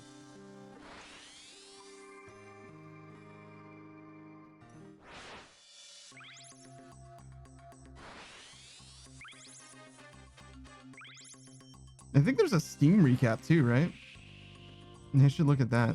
See what that's like. I remember the year I started streaming. It showed me like the amount of games that I played broken down by month, like in a bunch of bar graphs. And I started streaming, if you didn't know, in 2023 in July, right? July 1st. This is the first day that I did this stream schedule that I have been doing. And I've been doing it ever since, actually. And the bar graph from January to July, January through June, I suppose, was literally like basically riding zero. It was like maybe 10 total hours of playtime back then, like on Steam. And then as soon as I started streaming, the bar jumped way up. It was like fucking 90 hours a month. Well, probably well more than that. Probably like 100 something hours a month of like playtime because I was playing games on stream. And those games just happened to be through Steam for the most part. Crazy. Huge difference. I basically wasn't even playing video games before I started streaming. I was like, oh, well, you know, maybe we'll give this streaming thing another chance. And it worked out, I would say. I think we're okay. I think we're doing okay. It depends, though. Like, what is success, you know? Because some people... I've seen people bigger than me, let me put it that way. I've seen people bigger than me say that they have failed as streamers. And since then have given up. You know what I mean? They were like, this isn't working, so I give up. Which is like fair, right? I'm a hobbyist, right? So like I don't necessarily need to make money from it in order to continue streaming. In fact, I don't think I'm ever going to make money from streaming, realistically. But if I did make money from streaming, it would probably be like 4 or 5 years from now. You know what I mean? Like, given the way it looks, like my numbers go, like thinking about it like as a, I don't know, like a market analyst or whatever, I'm like a good 4 or 5 years out, in my opinion, from like being able to make money from streaming. And that's not like, not sustain myself. I'm not saying like, oh, pay my bills with streaming. No.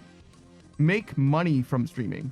You know what I mean? Like literally profit from the amount of money that I put into it. Like it's very likely not to happen. Certainly not at the current rate. We're like nowhere near. I mean, at the current rate, I'm gonna lose my ass. You know what I mean? At the current rate, I'm gonna run out of money. This is a money pit and it's getting deeper. It's not becoming more shallow. But to be fair, also there's only so many assets realistically that I would buy, right?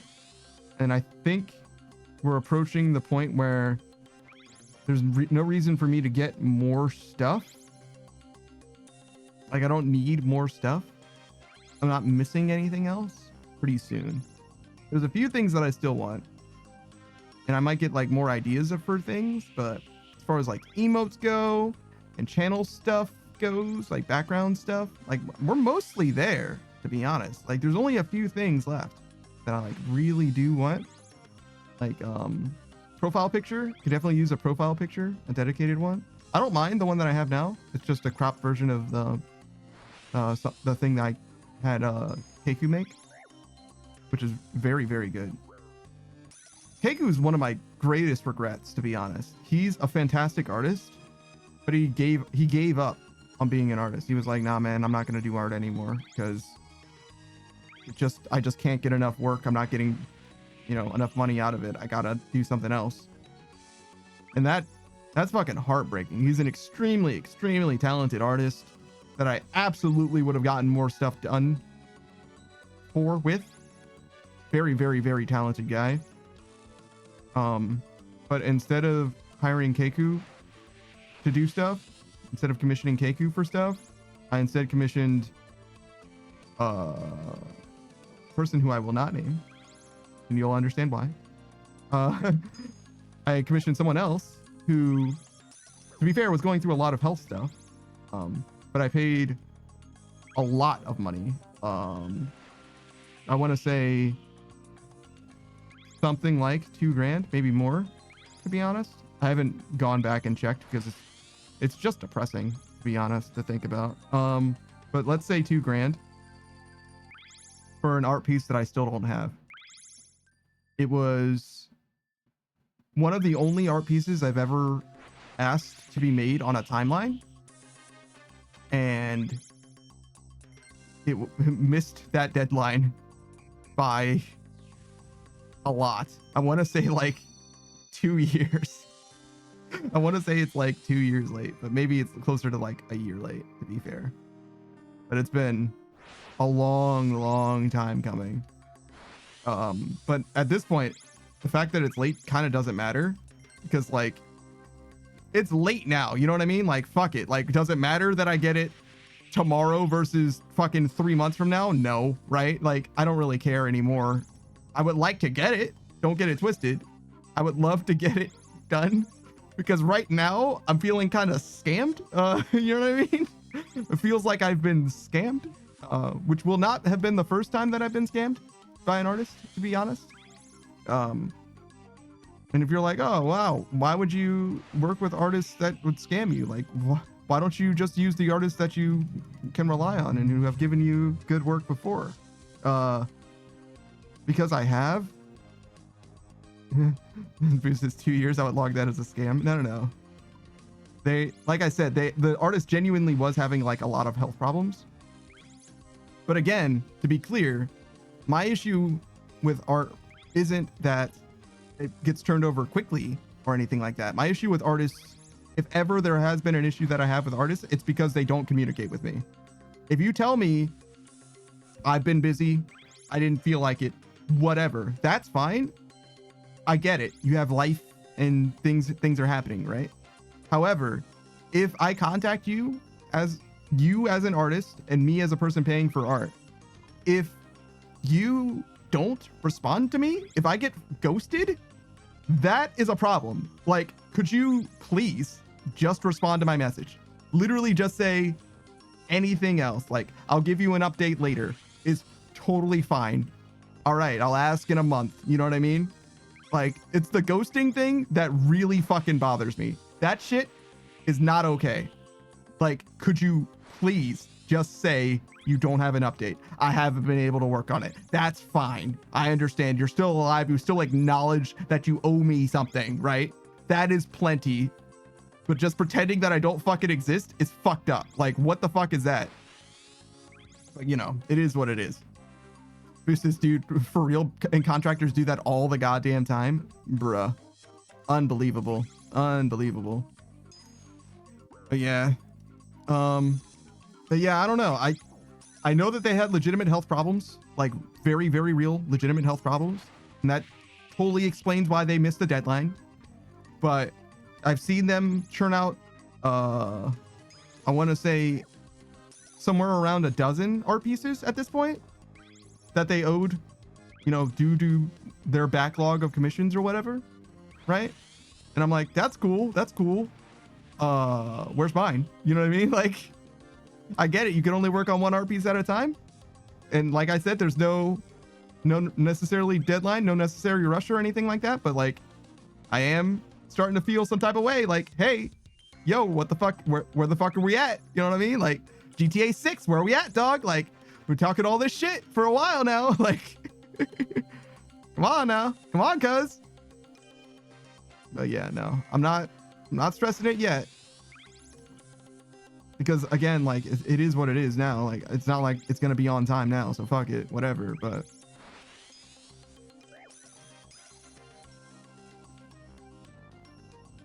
Bruce says, it took me going through 13 different residential contractors to get my rotting roof support columns replaced on my porch.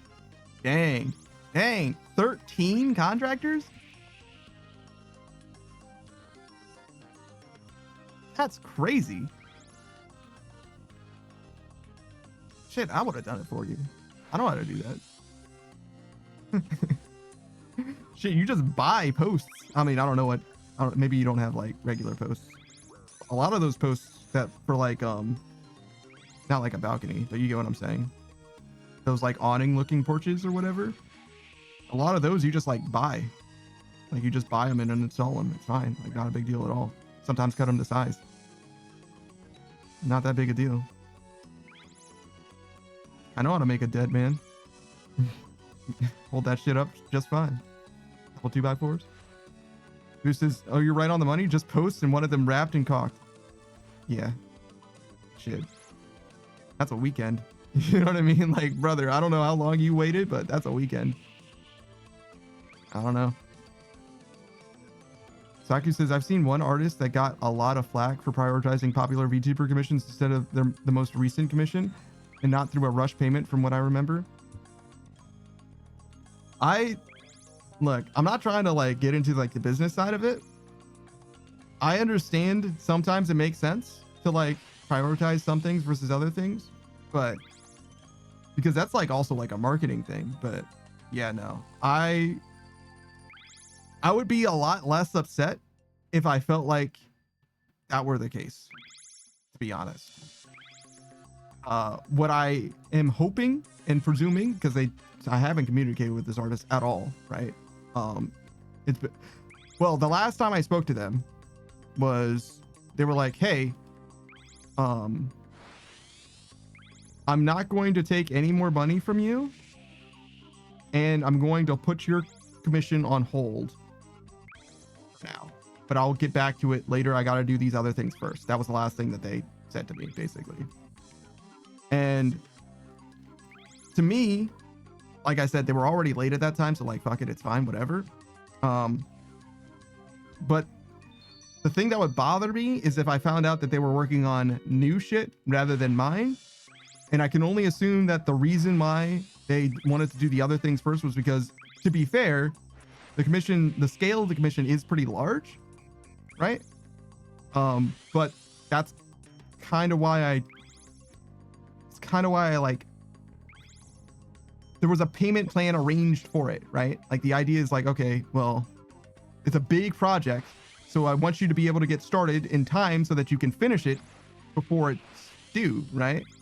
I was paying for it for long before it was due, and they didn't decide to work on it until basically after it was due. You know what I mean? Like, and that's their time management thing. That doesn't really have anything to do with me, right? Like, I don't know what to tell you. Like the reason why it worked out this way is because you decided, and also, you know, partly because of health stuff. Like, I get that as well. Like, it is what it is. But I would feel a little cross, to be honest, if I found out that they were like putting new shit in front. But like, you know, it is what it is. It is what it is.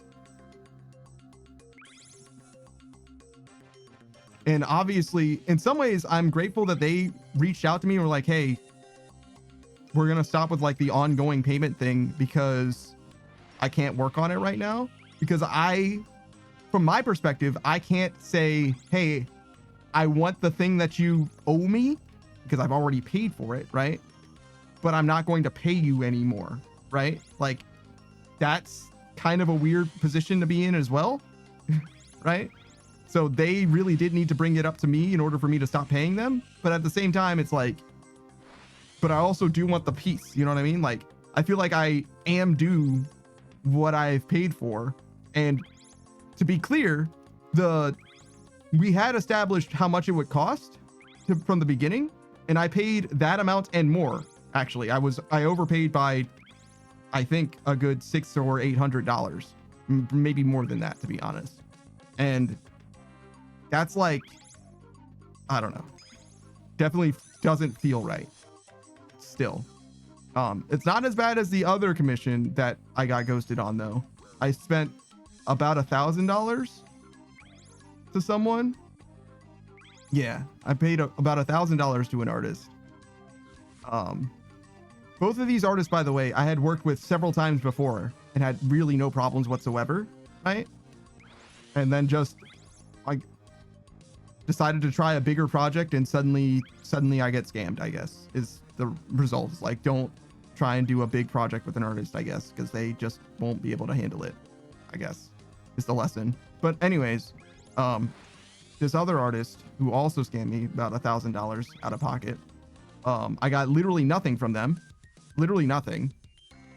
And the way it happened is I got something that I was like, we worked 3 times together, I want to say. worked out 3 different projects, right?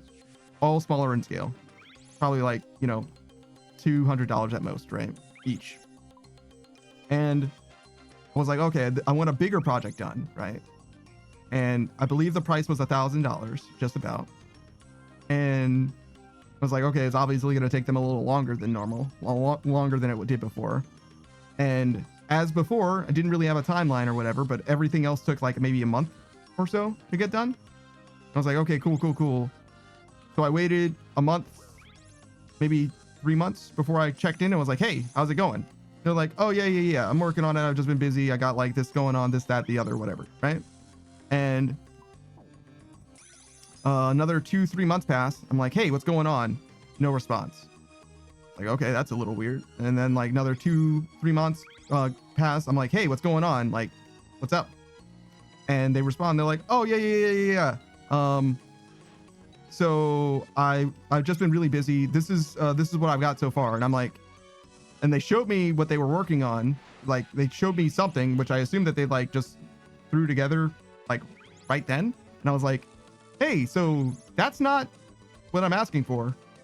Like, I imagine I asked them for a pink elephant and they sent me a picture of a blue daffodil, right? And I'm like, hey, no, that's not right. That's clearly not what we were doing here. And that was the last time I literally ever heard from them. The last message I ever heard from them. So they like fully took that money and they're gone. They're like fully gone. Well, I say gone. I actually know them to exist. They're a VTuber now, actually. And I've been waiting for the day that they go live. I don't think I'm going to do anything, but I am definitely curious because I feel some type of way about that, honestly, still. And I don't think that it's unwarranted for me to feel that way. But, you know, it is what it is as well. Saku says a pre-debut VTuber? No, they're a real VTuber. They streamed a few times. I haven't seen them. They haven't streamed again, is what I mean. I haven't been able to catch them live, but no, they're definitely a VTuber. They've got like full assets and everything. They had a nice little following and everything. They're a bigger VTuber than I am, for sure.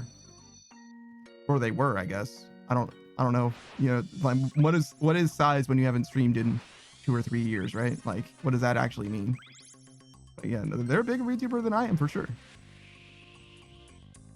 I mean, but that being said, there's all kinds of pre-debut VTubers that are bigger than I am. You know what I'm saying? Like, depends what you mean by pre-debut. Pre-debut is like fucking meme in the VTuber community, to be honest. Like, people will be pre-debut with their like whole ass model. You know what I mean? Whole ass model, whole ass streams happening, whole ass social media following, fucking Discord, all the whole 9 yards. The only thing that's pre about them is that they decided that they haven't debuted yet. You know what I mean? Like, I don't know what the fuck they're waiting to debut. Like, it looks like they've got the whole shit. But again, that's just me poking fun. It's no harm at all. You can do what you want. But I just don't understand what's pre about it. Like they need to be a partner before they can properly debut or something. Who says they flaked on their own project or they got scammed by the rigger? Maybe. I think that the artist that I'm talking about who became a VTuber is made their own stuff as well. It looks like their art style. I don't know how they got it rigged though. They like rigged it themselves. That's probably what I would ask them about if ever I was able to slide into their chat. Like, hey, did you do your own rigging and etc. So I'm certainly not about to fucking commission you. I promise you that shit. That's not happening. I would like my fucking money back actually if I could.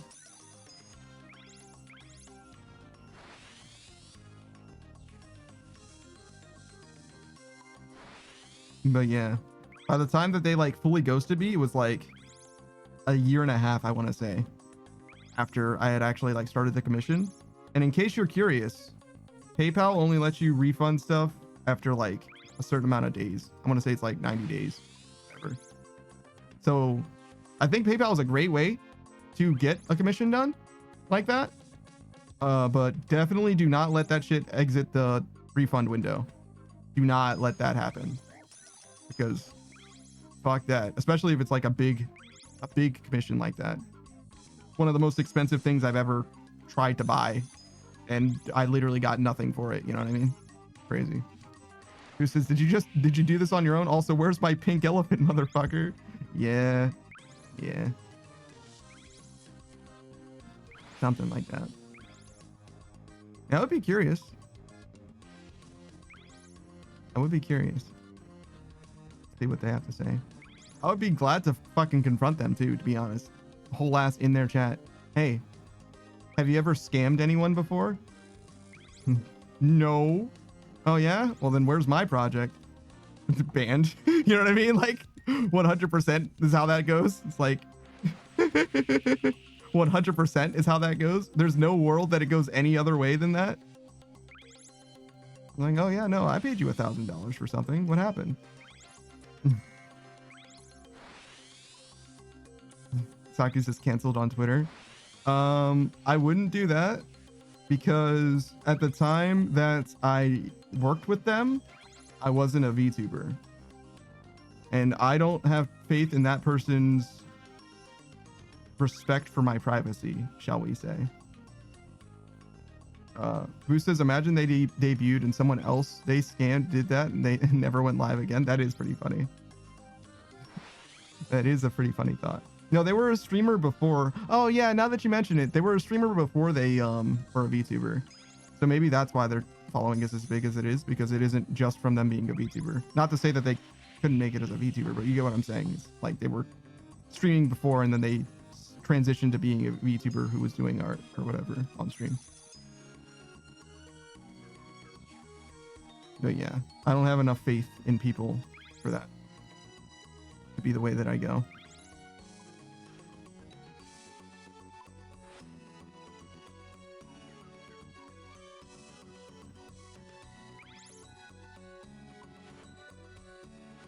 I'm so fucking god. Holy shit.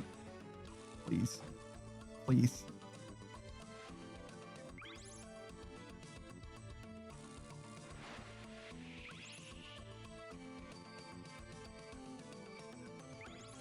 Well, we got quota. 1 mil. Not bad.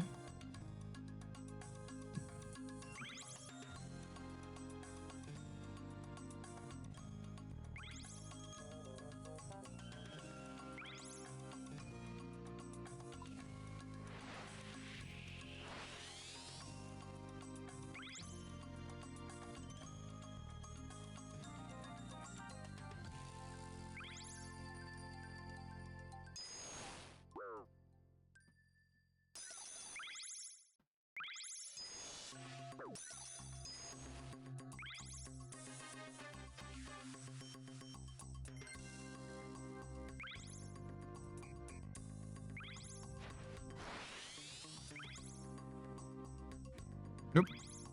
Careful. That's where you're steering that thing.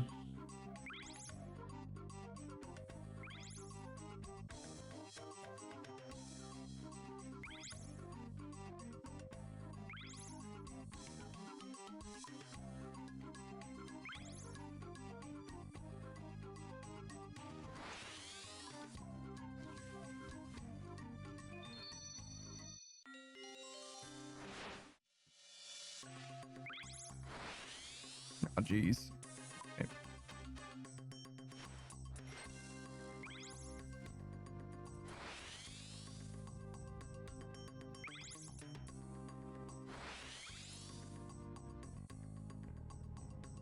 Oh. It's fine. Whatever.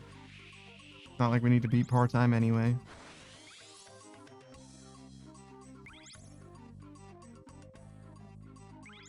I haven't gotten anything from this course. Except maybe crystal shards?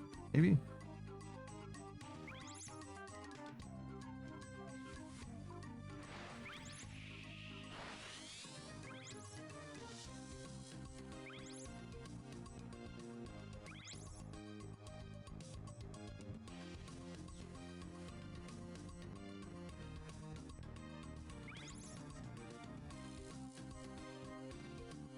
But yeah, thankfully I've only ever gotten scammed really the one time, I guess. 2 if you count the one that I'm waiting on, but I think I'm gonna get that one still. The first one is gone. That one's gone. There's just no way. The other one, I think there's a chance. There's a chance that that could happen.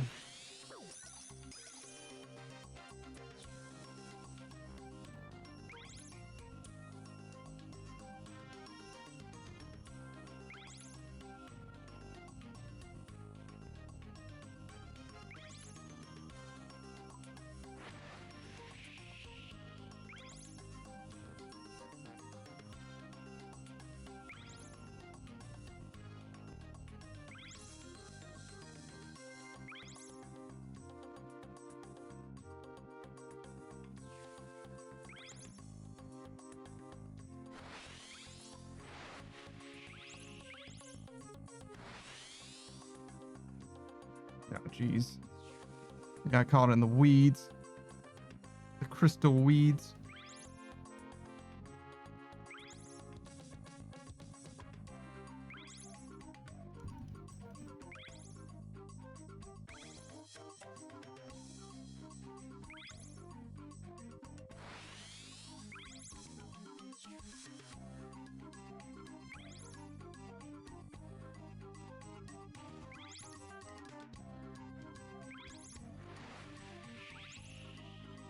This trial is kind of weird because there's really no sense of urgency other than the like time ticking down. Like Temper Tantrum, there's like the storm that you're like trying to sail through. In Jubbly Jive, you're trying to like, in theory, hunt Jubbly, right? But here, really just sailing through this area that just like happens to have portals and like bad ice.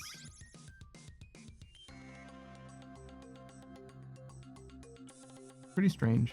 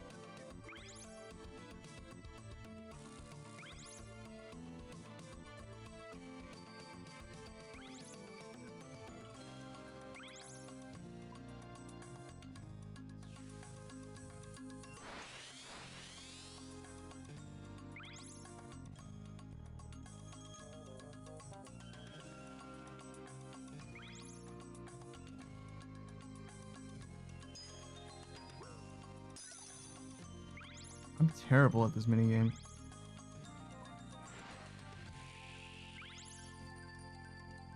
I guess I am getting better a little bit.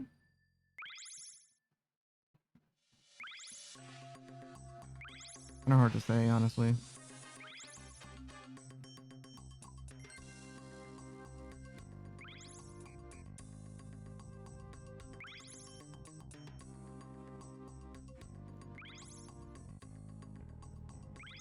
Mostly the only thing that's encouraging is that 1.1 mil on the top of the screen. That's really what I want to see.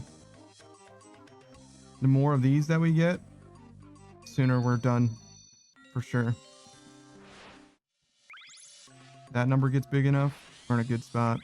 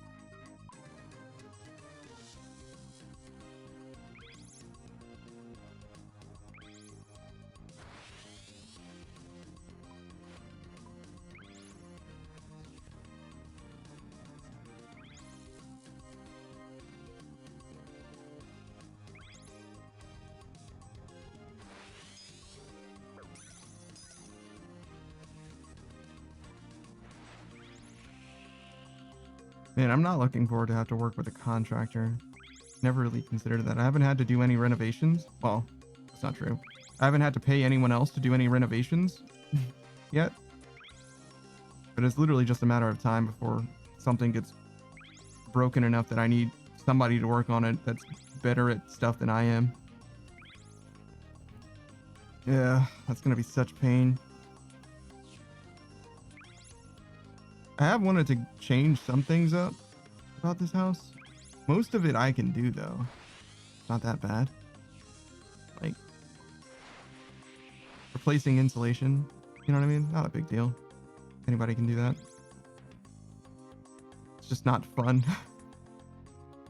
That's probably the biggest thing. I was looking at my electric bill history. And it was showing basically how efficient my home is relative to other homes or whatever. And I think there's a significant difference between where my house is and where it probably should be. And that's almost definitely because of the insulation in the walls, I want to say. Because I know it's an older house. I don't know when it was last. What would you even call that? Remodeled, I guess? I don't know how old the insulation is. And I can definitely just like tear everything out. Like put it in. On my own time too. I have nothing but time. I don't even use most of the fucking rooms in this house. I could even do it in stages, one room at a time, but it would take a decent amount of effort over the way that I would do it, probably a considerable amount of time. But I can definitely do it, you know? So it's probably worth doing. But I'm also not like terribly looking forward to it as well. And that's the biggest thing, is like being motivated. It was one of the first things I wanted to do with this house. It's like basically redo low-key all the insulations, but mainly in the crawl space and in the attic. Because those are like the two most important places, I think. Maybe that's not true. Maybe somebody who has a better understanding of how thermodynamics works on the scale of a residential building. But the attic is what traps heat in the winter, in theory, which is good. I mean, also in the summer, but mostly in the winter is when you want it to be trapped. And the basement is what leaks heat in the winter.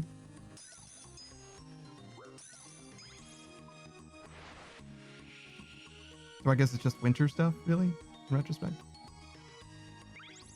I guess insulation doesn't really help with... I mean, it does help with colds, right? Like making sure that your house stays cool. But I feel like it's mostly a winter thing as opposed to a summer thing. That sort of makes sense.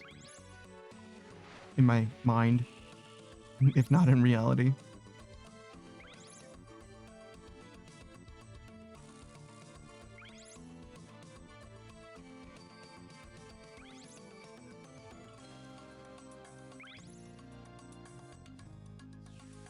But yeah, I also wanted to like soundproof this room, obviously, because of the stream. And there's really only 2 ways that I would do that, I think. Well, 3, I guess. So I've already got a big ol', basically like a drape covering one of the windows as a blackout curtain, and it has worked tremendously. And in order for it to be better than that, 2 things remaining. 3 things, again, still. One more so, or one much less so than the other 2. I think that the ceiling space under my feet, this is kind of like the attic. It's just a living space rather than like a proper attic. But yeah, the ceiling space under me should be insulated. Pretty sure that'll help a good amount. It wouldn't need to be done except because the space below me could be insulated better with regards to the walls, right? If that makes sense. Like there's living space below me, so it doesn't really need to be insulated in between, but it would help with sound dampening. Mostly just from the first floor to this floor, which mostly should be through the windows below me rather than through the walls or the sweat drop down my walls. So that's one thing, is insulate the ceiling, mostly just for sound dampening purposes rather than for heat. And then the other thing, though it would help with even being hot in the summer, but it's obviously, or staying cool in the summer, but obviously mostly hot in the winter. It would do that as well, but less so. And then I want to check the walls. I don't know what the walls are like here, as you might imagine, because the walls are here. They're in place. I don't know what's behind them. But if I could, and I can, but I would check, because if it's not like, what do you do in walls? At least 18. Maybe you could do more, like 20 something. I think 33 is what you do for ceilings or roofs, attics. Oh, I guess this is an exterior wall, so it is kind of like a roof. So I guess you would do 33 then, ish. The number kind of goes up over time. Weird. The better you insulate your house, the more, energy efficient your house becomes. Like, just bigger number better. You kind of don't want to do just like the biggest number that you can, though, because it's for how much space you have, right? Like, if you only have 2x4s holding up your walls, right? You can only fit insulation that's as big as that is. You can do more, like shove it in there, but it doesn't work better, as I understand it. It might work a little bit better, but you get the value of the insulation. The value of the insulation is the air that is trapped in the insulation, not the insulation itself, is how I understand it. That doesn't seem like it makes sense, though, because obviously if you didn't put any insulation in there, there would be air. But it's like, it's the fact that the air is trapped, I guess, if that makes sense. And like, obviously walls are not airtight ever, because they would have to be hermetically sealed, which is apparently hard to do, is I guess why we don't do that. Imagine, not sure. Because like, even if you like used masonry, right, and like cinder blocks and cement or whatever, I guess it just doesn't end up being airtight, because the R value of like cinder blocks is like 0, right? Like, it doesn't really insulate anything. One of those things that, like, I knew an architectural engineer or whatever, a residential engineer, whatever the fuck that job would be.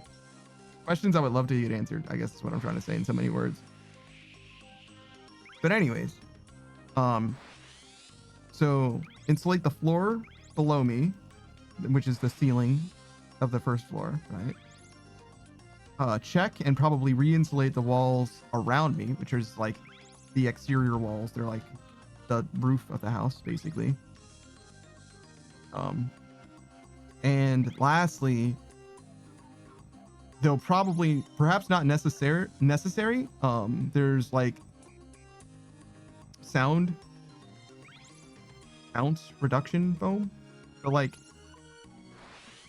the silly textured foam that you see in like some sound booths, that kind of thing. I've got a lot of that. I put it up downstairs because that's where I started streaming back in the way back. I streamed from downstairs instead of up here, and I just moved everything up here and just left the sound foam on the walls down there, because like there wasn't a lot of reason to tear it down, because I was pretty sure I was going to re-insulate these walls, because it would help a lot more than that did. That mostly helps with like cavernous spaces. And I was in basically the living room, right? And the fact that it was a living room meant that there was a lot of basically echo, since I didn't have any furniture. And instead of buying furniture, I just bought that foam, because it would similarly help the sound, help the room sound a lot less empty, which isn't a problem exactly. It just doesn't sound as good, right? It's better when it doesn't sound like you're in a cavern, you know. But yeah, that would be the third thing. Much less necessary because it's obviously not going to help as much with like the thermodynamics of the house as well as the sound quality. I imagine it's probably not going to change the sound quality at all. But it might help a little bit. Might help a little bit. It would be the last resort. Because sometimes there's like all kinds of noises, you know what I mean? Planes, trains, and automobiles. Fucking cops and robbers and who knows what else. Ideally, when I'm inside of this room, I would like to not be aware of anything that's going on. Like bloody murder could be happening at my neighbor's house and I want to be none the wiser. I don't want to be involved in that shit at all. That would be perfect, personally. I make a great neighbor, by the way. Just throwing that out there. If you're a serial killer, you want me living next to you because I do not want to know anything that's going on over there at all if I can help it.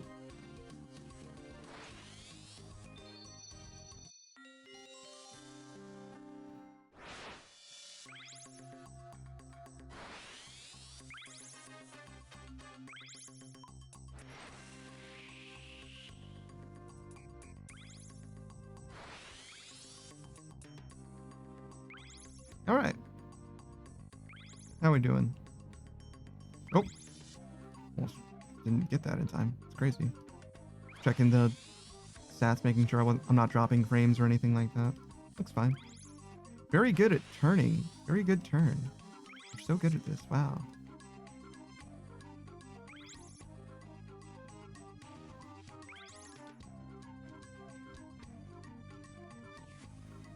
So, other than the movie that we watched, Mary and the Witchflower, we also have been watching Cyberpunk Edgerunners. It's my first time watching that anime. I'm hosting it for the boys. They also haven't seen it yet. Pretty interesting show. It's got a lot of texture, a lot of living color. Is that what it's called? Like really gets you immersed in a space, in a zone. Like it feels like a very lived in world. I did not really enjoy the game Cyberpunk, but I also didn't do Phantom Liberty at all. That might be a big reason why I didn't enjoy it as much. But the show really, really lands well, despite how much I wasn't like a big fan of the game itself. But I'm like the only person I know who didn't like love Cyberpunk the game, to be honest. I'm like literally the only person I can think of that is like thumbs down. Savage obviously joined me and he similarly has a negative reception of the game, but he also didn't like play the game, right? He didn't have his hands on it. And that's not to say that his opinion doesn't count because he didn't have his hands on it, but more so had he been playing it, he might have been able to make the game more enjoyable, right?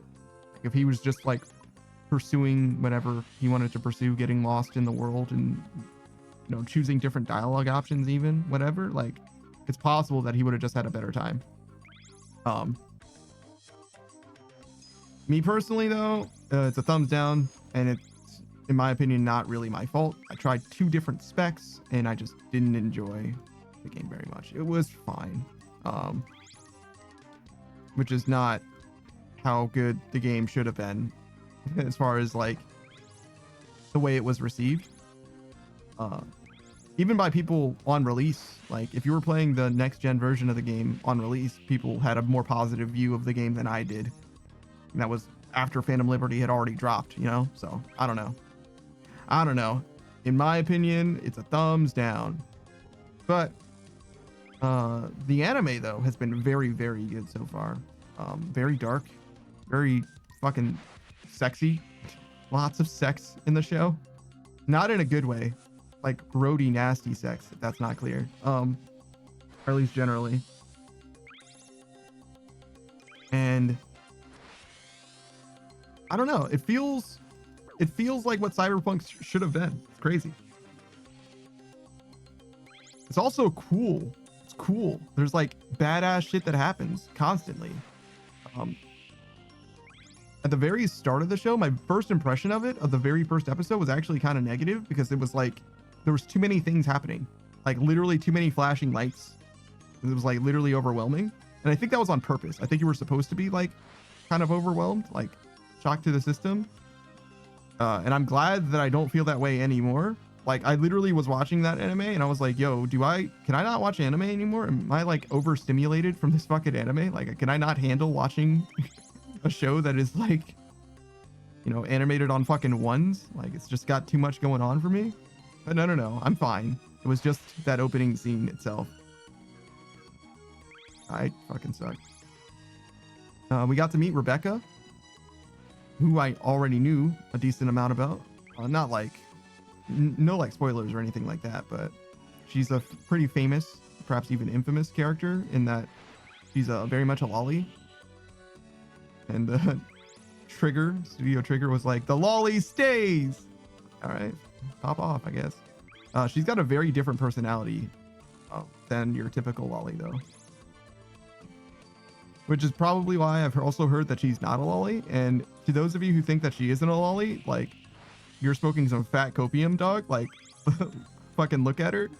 To me, lolly has to do with character design, not like the way that they interact with the world or whatever. It's not a personality type. Because let me tell you something. What is it? Bloxam? A big-chested woman who's fucking 6'8" or whatever is not a lolly no matter what she acts like. Literally, no matter how she acts, she's never gonna be a lolly. It's just not possible. If she has tall lady proportions, it's simply not possible. Them's the breaks as far as I'm concerned. Like, I don't know what to tell you. But what do I know? I've only been watching anime for entirely too fucking long. I say that. That's actually not true, I guess, because I haven't properly watched anime in a way that I say does credit to the anime, if that makes sense, rather than like once a week with the boys, right? In like fucking close to 10 years, maybe more. Yeah, probably closer to 12. Well, no, there was a season that I watched something. I could check my spreadsheet. My spreadsheet has that stuff. Oh yeah, that's another thing I wanted to do. I wanted to move all of my the anime that I've seen off of my spreadsheet and onto Mal, my anime list. That's kind of like the hub of where like people post anime reviews. I don't think that my reviews are like particularly good or anything like that, but I feel like it's worthwhile to have a repository of my anime takes, though they may be bad, somewhere where you can actually see them, right? If you're curious what I think about an anime, if I've seen it, right? I think I've basically cataloged every anime that I've seen, at least mostly. At least every anime that I've finished, I believe is there. Some anime I was in the process of watching are on my spreadsheet, obviously. Is that obvious? I added them to the spreadsheet before I finished them, right? Like as I started an anime, I would add it to the spreadsheet, and then I would give it 2 ratings. I would give it a rating when I finished it, like the moment the last episode ends, and then I would give it another rating like an amount of time in the future after that, like maybe 3 months down the line. Because at the time I realized, after having rated a lot of anime and like going back and looking at them, I realized that my opinion of an anime is definitely significantly higher almost always when it ends, like at the time that it is ending, especially if the ending is good, right? But if the ending's bad, my opinion of an anime usually isn't reflected by that. Like my rating for a show seldom goes up, no matter how bad the ending is, after time passes, but it will often go down if the show was good and the ending was good, but like it wasn't as good as I thought it was. Like it just happened to hit me better at the time. I think I'm a pretty fair anime critic as well. In fact, I'm way too favorable, if anything. I'm way too fair. I have reacted spitefully to one anime though. One anime in particular did one too many silly billies, and I was like, this show gets -2 for me. Like, genuinely, on a 5 or 10-point scale, it gets a -2 because there were too many silly things that happened. I do not appreciate the fucking whimsy present here. Like, I cannot tolerate this bullshit. I'm out. Actually, like, genuinely, it sounds like I'm being facetious or something, like, it was too silly. No, genuinely, it's too fucking silly. Stop. You have to stop. And I don't know what that anime was, but I can definitely find it for you because the review that I made for it was so specific. Like, I think I literally said -2 points because of the flower scene. And I'm pretty sure I know what that flower scene is. I don't think I can describe it to you in a way that does it justice. But if you want to understand the scale of silliness I'm talking about, I believe there was a flower that was a stand-in for a lion's penis. A flower lion. There was a flower lion, and that flower lion had a smaller flower that was a stand-in for its penis. And there was like sexual gratification parallels going on there, where they were like, haha, isn't it silly that this flower is that flower lion's penis or whatever. And I was like, I am disappointed in this show and myself. Like, fucking none of this. Never again. You know what I mean? Never again. I'm very sad about missing that. That's okay. And yeah, so genuinely, that show deserves to be docked points. In fact, I think I landed on a like reasonable score for it overall, because I tend to like anime more than they deserve. Probably the worst anime in existence is called X-Arm. It's a Crunchyroll original. Lord knows why Crunchyroll decided to subsidize the existence of that anime, but they did, and it's fucking terribad. I watched that whole show and I was like, holy shit, this anime is terrible. And Moist Critical Charlie started watching it on his search for the worst anime. He was starting from like the bottom of like worst rated of all time, my anime list, and he got to X-Arm. And I was like, oh shit, it's gonna be he's gonna have a rough go of X-Arm. He ended the series of Search for the Worst Anime during X-Arm and didn't finish X-Arm. He was like, it can't get worse than this one. I'm done. I found it. This is the one. This has to be it. And I gave X-Arm out of 10. I believe I gave it a 3. I believe I gave it a 3 out of 10. And if X-Arm isn't a 1 out of 10, no anime could be, right? The flip book that you upload to YouTube has to be better than X-Arm. You know what I mean? Like, it literally just can't be worse. It can't be functionally worse than X-Arm is. So that's just like my opinion, man. You know what I mean? And I gave it a 3 out of 10. And if I gave it that means realistically, every anime that I rate should be like, if you want to consider it like an actual critical review, you should probably just straight up give it a -2, right? Like IGN, right? IGN gives every game like +2 from the score of what it should be, right? 7 is average to them or whatever. 8 is average. So you got to like -2 or -3 to like see where the game actually is, maybe, potentially. Same thing for me with animes. Like, I learned how to rate anime from IGN for some reason.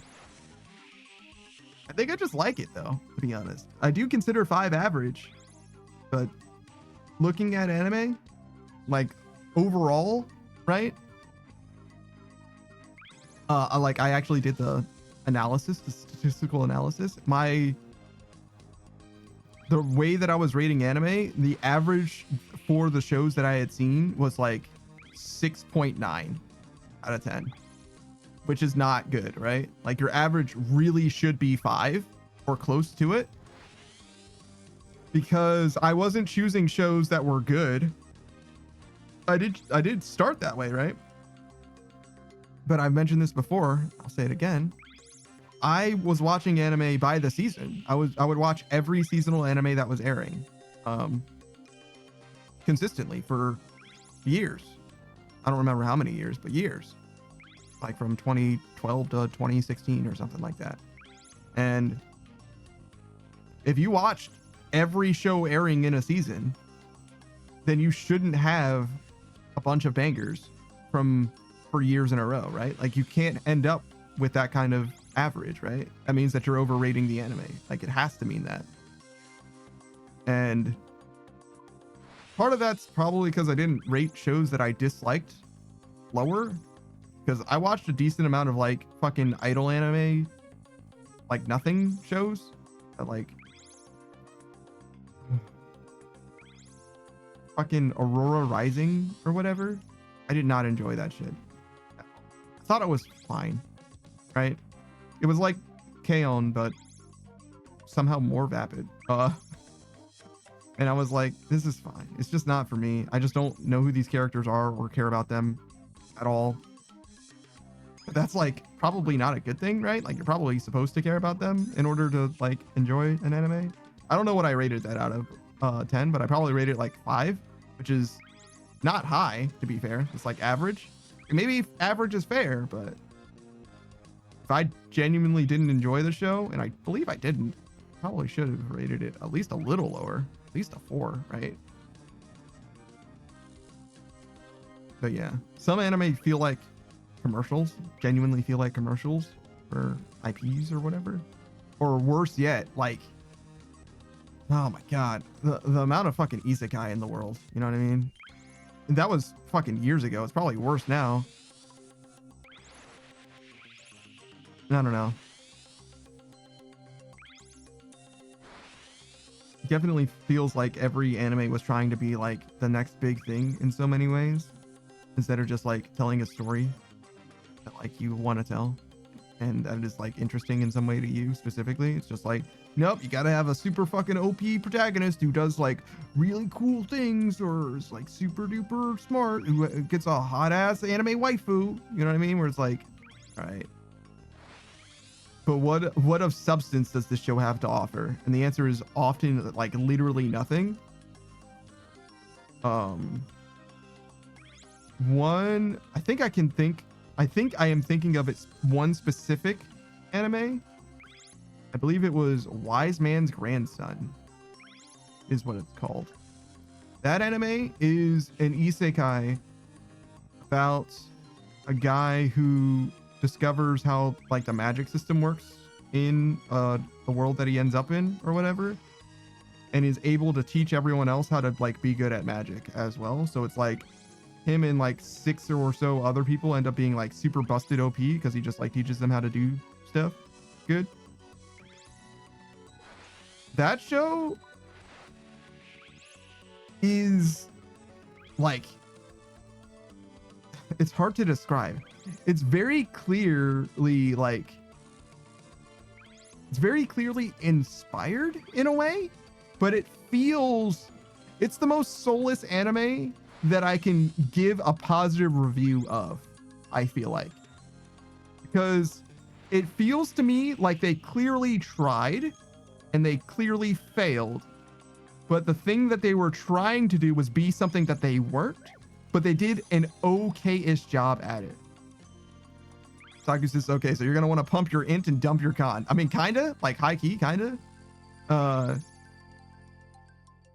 yeah, it's really, really hard for me to like put in terms exactly what that show did wrong. If you saw it, you probably would understand why I'm saying this, like why I'm so negative about it, because it's fine. It's a fine show, but it clearly doesn't have, so like the thing that makes the difference between a 9 out of 10 and a 10 out of 10 in my opinion is like an incorporeal X factor, right? It could be anything in the show. Oh yeah, I missed one of the boxes. Fuck. It could be anything in the show that brings it from a 9 out of 10 to a 10 out of 10. It could be a particular twist. It could be the music is like particularly fantastic, like actual bangers left, right, and center. It could be how like well written it is, such that like all the different like plot lines and the mystery all converge and like crystallize in a beautiful ending, right? It could be any like one thing could bring you from a 9 to a 10 in theory, but a 9 out of 10 anime is a very, very good show, but it's missing that like critical thing, right? That's really what makes a 9 out of 10 such from a 10 out of 10. Like a 10 out of 10 anime you could recommend for this thing by itself, and it should be compared. It's the thing that you will judge other anime by in that one capacity at the very least from that point forward, right? And like it has an indelible mark on history. That's what makes a 10 out of 10 so, and a 9 out of 10 could be great, and you can use it as a comparison point, like as a yardstick, but it doesn't have anything in particular that it's like the remarkable, like the standout thing for. And when it comes to Wise Man's Grandson, that anime to me is like as far from having an X factor as you possibly can, right? Like it doesn't have anything that it does like even like well. It's just fine through and through. It's like fully hollow as I see it, right? The way that I like having watched it, I'm like, there's nothing here, genuinely nothing that I can recommend the show about, right? Like if you wanted to see a show where the main character is overpowered, right? You would not recommend that show. It does do that, right? But it doesn't do it nearly as well as One Punch Man. Doesn't do it nearly as well as the Demon King Academy. I forget what the name of that show is. Where he's like busted OP from the very beginning, and it's like fantastic. Like it's all about like him being like stupidly strong, and you're just discovering the depths of his like his capacity. Even Cautious Hero does a way better job of that, right? And there's like a bunch of anime that do that, right? And that's fine. That to me, that there's like overpowered protagonists, that's not necessarily an issue. Overlord does it too, right? And all of those anime have other things going on that are way more interesting. Even if like, and I totally understand if you're like, oh man, Overlord's overrated or whatever. Like I totally get it if you don't like any one or several of the shows that I'm mentioning, right?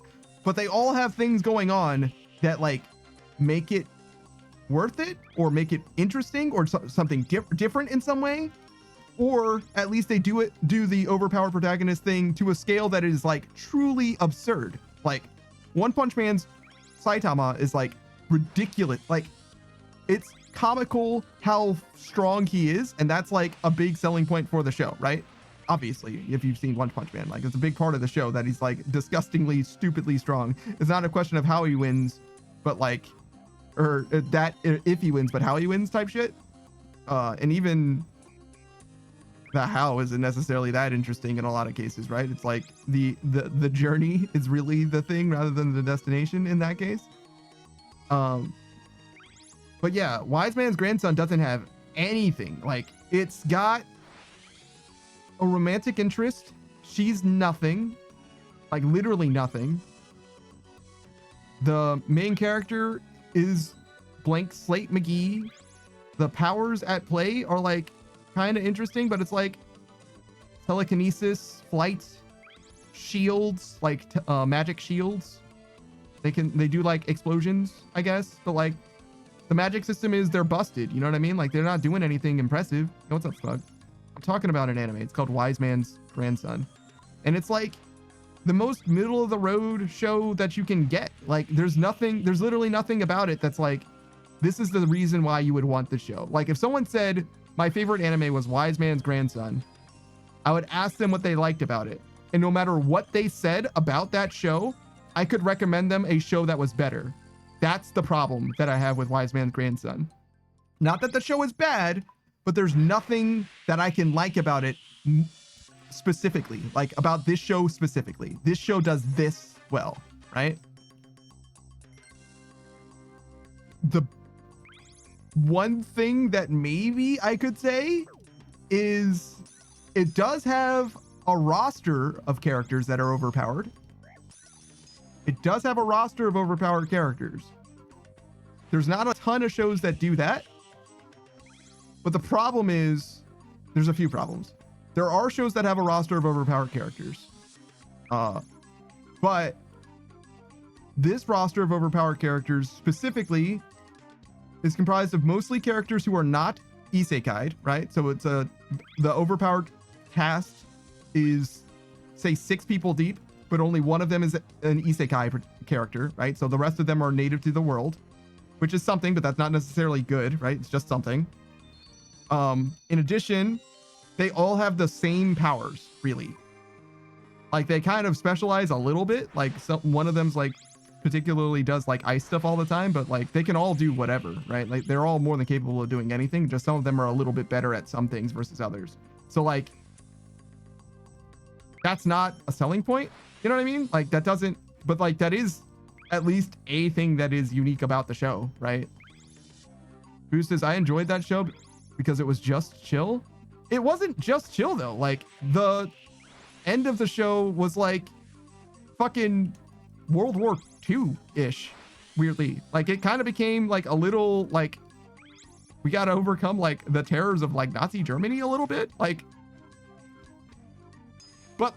but in a way that like there aren't stakes as well, right? Like, it's like, oh man, this is terrible. There's actual real war and death that's happening, except it's not affecting any of the people that you know about or care about, obviously. Like, all of them are fine. But like, oh my God, war is so bad. You know what I mean? Where it's like, simultaneously there's no stakes, and also like it's kind of dark. So yeah, I don't know. And again, it's not like I'm saying the show is bad. It was fine.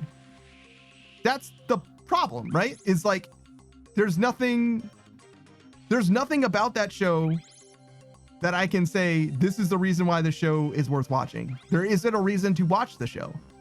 If you've seen every other anime that has the traits that you care about that I listed or whatever, then sure, I guess, if you just want to see another anime. But that's the problem, right? Is there's nothing about it. But like genuinely, Boost, is there something about that show that you can say is like a standout characteristic of it? Like, actually a standout characteristic of it? Because I've got literally nothing. It's been, granted, quite a few years since I've seen it.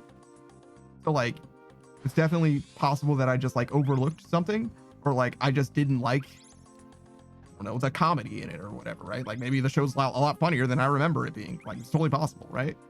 But as I recall, like, it wasn't a funny show, like, at all. Like, there wasn't really comedy in it at all.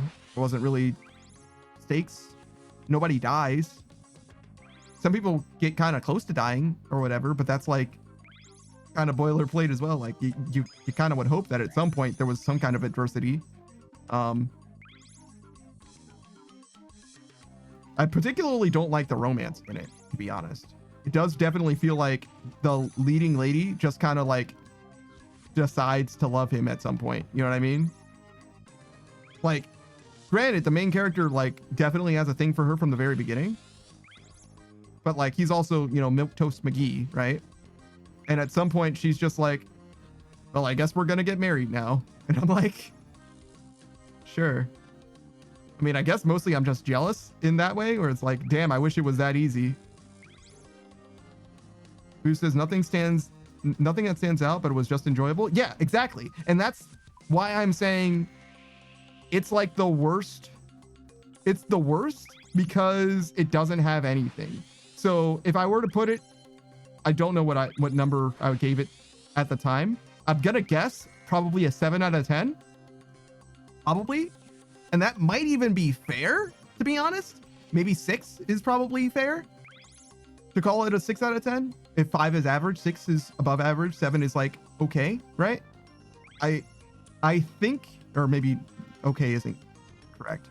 6 is above average, 7 is good, right? I might give it a 7 even now, but it's like the worst 7 possible, right? That's the problem, right? I would rather a show have 8 out of 10, 9 out of 10 traits and 3 out of 10 traits than to be so consistently 7, right? That's kind of where I'm at, where it's like, I literally can't say something positive about it. 7 out of 10. You know what I mean? Like, it's weird. It's a weird way to feel about a show, in my opinion. What would you give it, Boost, out of 10? I'm not gonna like interrogate you about it or nothing. Just out of 10. What do you got?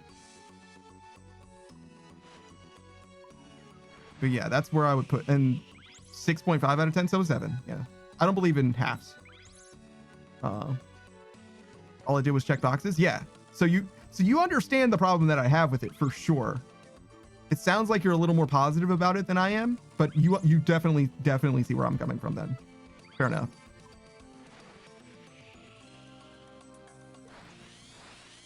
And I want to contrast that show with there was, I think from the same season, I want to say it's from the same season, there was an isekai that was an ensemble isekai that had just so many fucking characters, dog. It had like fucking 8 people that all got isekai'd together, and they were all like geniuses in their own fields. Like the one guy who had heterochromia was like a genius politician or whatever. He was like the student council president.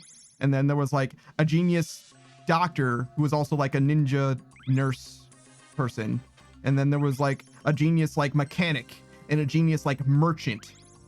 And like everyone had like their fucking D&D class spec the fuck out or whatever as they entered this new world or whatever. And they just like low-key overthrow the country that they land in and like make the world better, like one person's class at a time or whatever, right?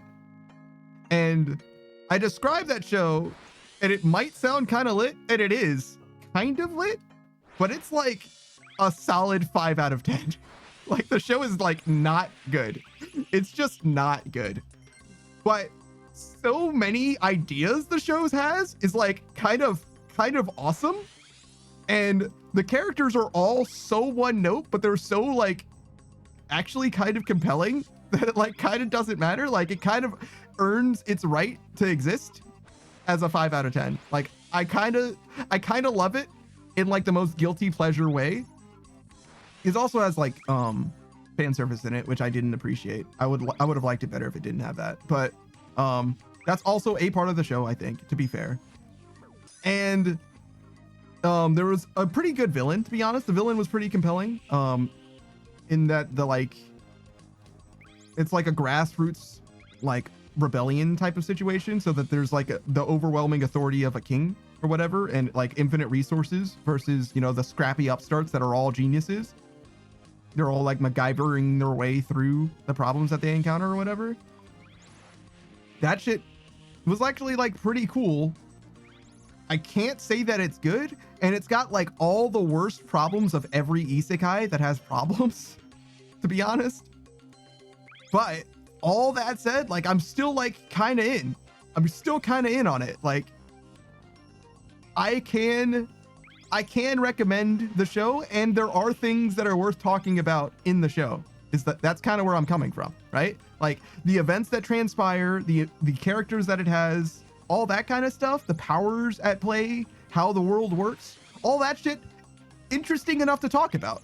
Whereas like Wise Man's grandchild is like just not. It just doesn't do those things. There's just not enough to talk about. I know I've been talking about this show as if there's nothing to talk about. Or I've been talking about the show saying there's nothing to talk about for like a fucking hour, but like, you gotta believe me. You haven't learned anything about this show, right? I've been talking about Wise Man's grandson this long, and you don't know anything more about the show. You know there's magic in it, and there's an ensemble cast that are fucking copy pasted from each other. That's literally it, because that's all there is to say. You found out more about this other show that I've only just started talking about.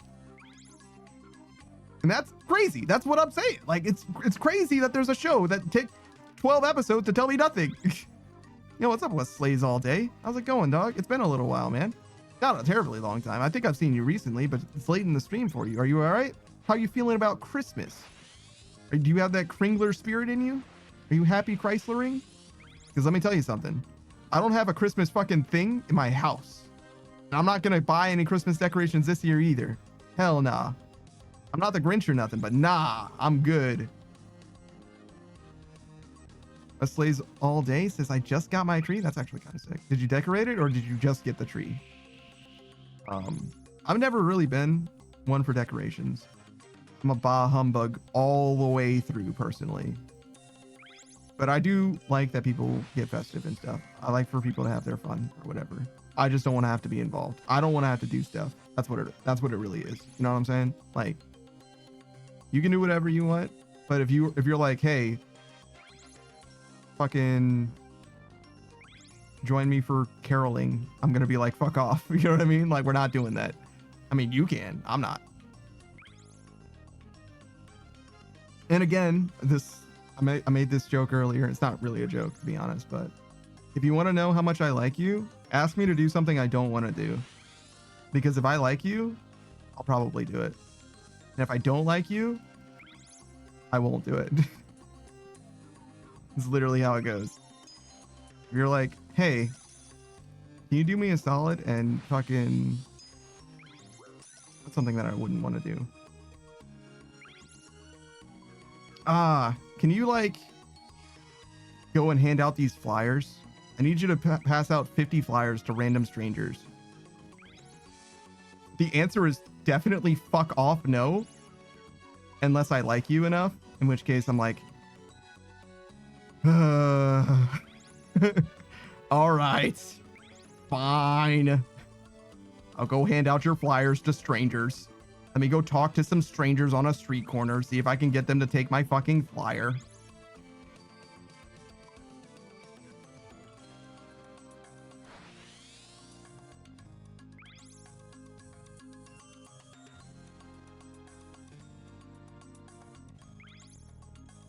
That's kind of a weird thing to come up with. Is there a more normal thing that I wouldn't want to do? I haven't been tasked with errands from someone in so long. Yeah, I haven't had someone be like, hey, can you do this thing for me? In like actually legit so long. The joys of living alone. Like actually a bachelor, bro.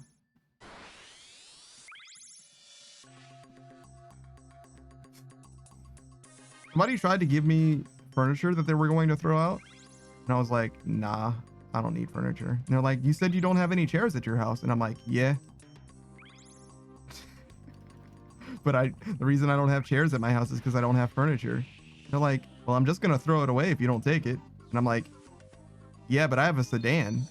Like, even if I wanted it, I'd have to like rent a U-Haul. I'm not doing that. I'd have to solo move a couch and rent a U-Haul. Like, I'm not doing that. That's way too much work. Not when I can get a theoretical couch delivered to me in fucking 3 boxes or whatever. You know what I mean? I don't know how IKEA couches work, but I imagine it's something like that. Like, I'm simply not going to do that. I don't need a couch that bad. I'm good. It would have been helpful for soundproofing, though. I admit that. But probably not even, because it would probably be downstairs in my living room. And you know what it would be doing right now? If I had that furniture right now, do you know what it would be doing? It would be fucking waiting for someone to sit in it. Do you know how much time I've spent in that living room without just walking through it? Actually, the other day, I was waiting for my delivery because it's cold outside. So instead of waiting outside for my delivery, I was waiting in my living room. Other than that, I haven't used the living room at all since I moved up here. Which is fair, because when I was using the space in my living room to stream in, I wasn't using this upstairs at all. This was just storage. And it still is storage, to be fair. I just have enough room for storage and also for the computer. Also, I still have like standing room, like walking room. Like I could do VR stuff in this room for sure.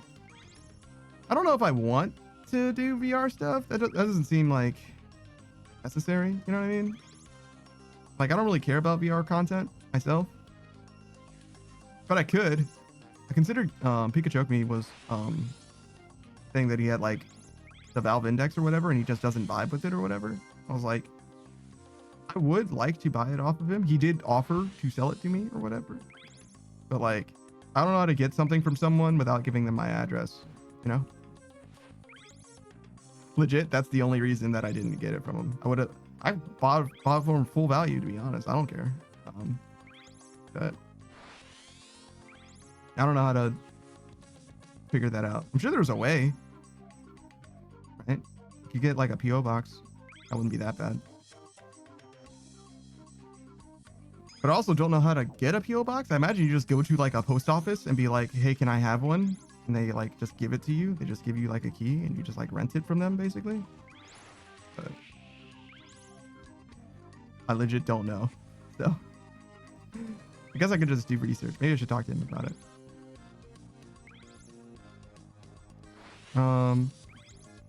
What else? Oh yeah, we were gonna do shout outs. I got a couple shout outs that I can do. Shout out to the homies. Bug and Booze showed up. I don't remember who showed up first. Booze, are you gonna stream again? Ever? Because your excuse to not stream before was that your internet was bad. But your internet's better now, right? So like, what's up with that?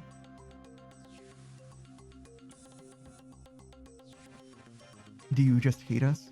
Is that what it is? Is it because you're a moderator now?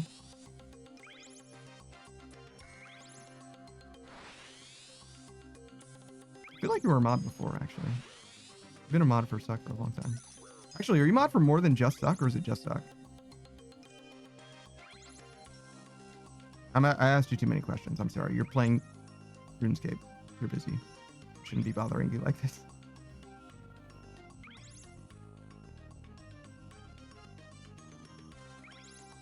All right. Let's start with a shout out for Booze. You're mid-verse. No, I sailed right past that black crate. I'm a fool. I thought I'd set up the line well enough. Booze, if you didn't know, is a live-action RuneScape streamer. He uses his actual face. You can even see his degree on the wall behind him. He's got a brand new job. Wow. Now that I think about it, you've got better hours with your job.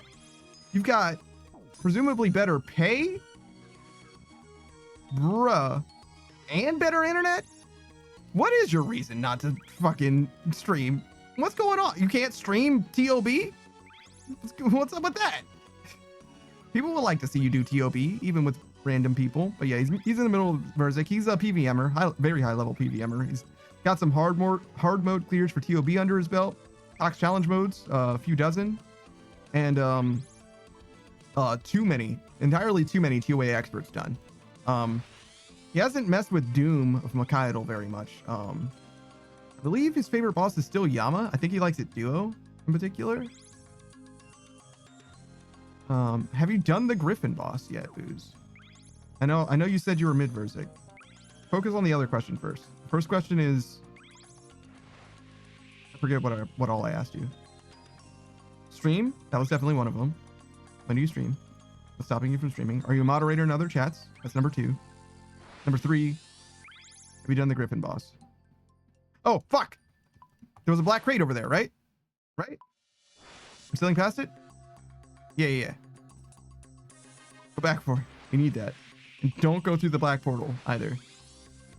Don't? Yeah. Alright, we're good.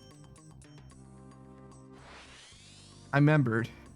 I thought I wasn't gonna member. I thought I forgot, but I membered instead.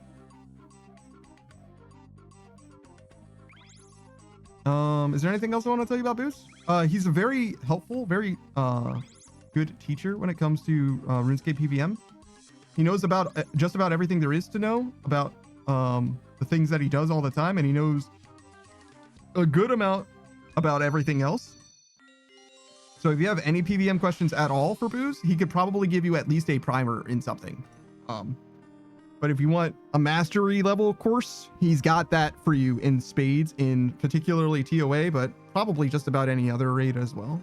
He could probably get you good on your feet just about anywhere.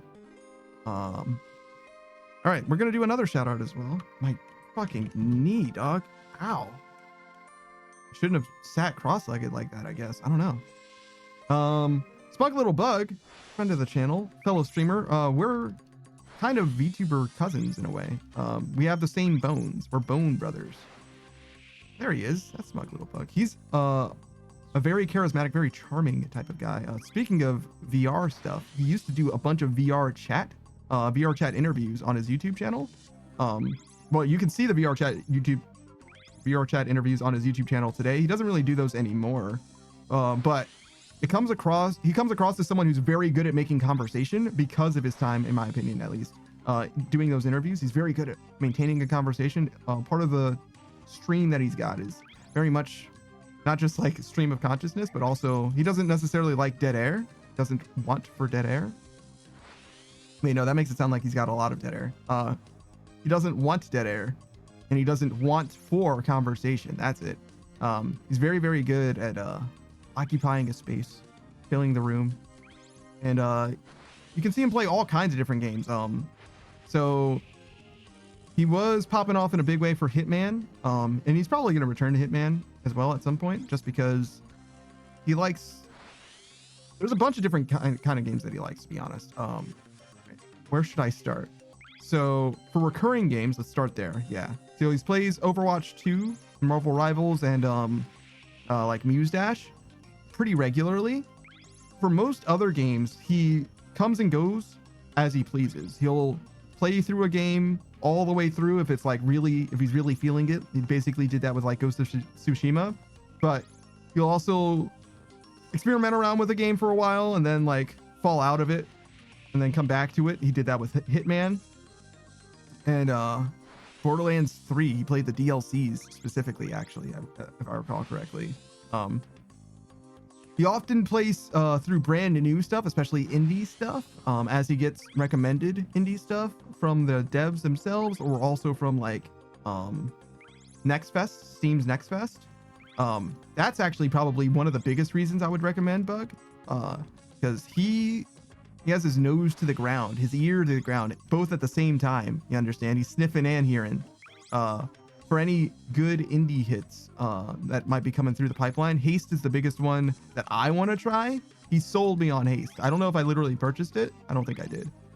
But I will play through Haste on this stream at some point in the future.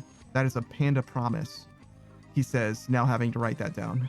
But that's fine. We can probably do that. I think it's a pretty short game as well. Bug loves a good roguelike, huh? Roguelikes. Interesting. I can't think of any good roguelikes off the top of my head I would want to ask about. There's so many good roguelikes, to be honest, but I'm pretty sure that I don't have like, oh man, have you heard of this one? You know what I mean? I don't have anything like that.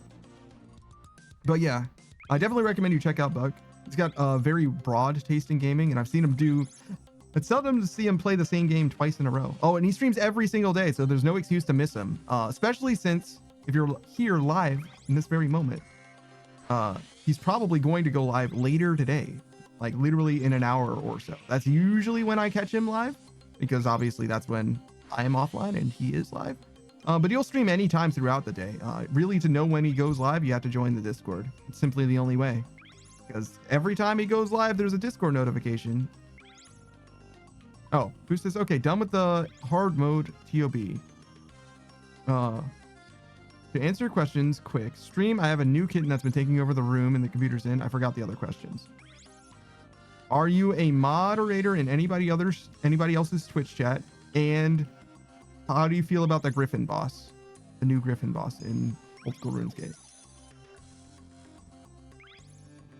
I somehow remembered those questions. I believe it was just those three. There might have been a different second question, but I've forgotten it if that's the case.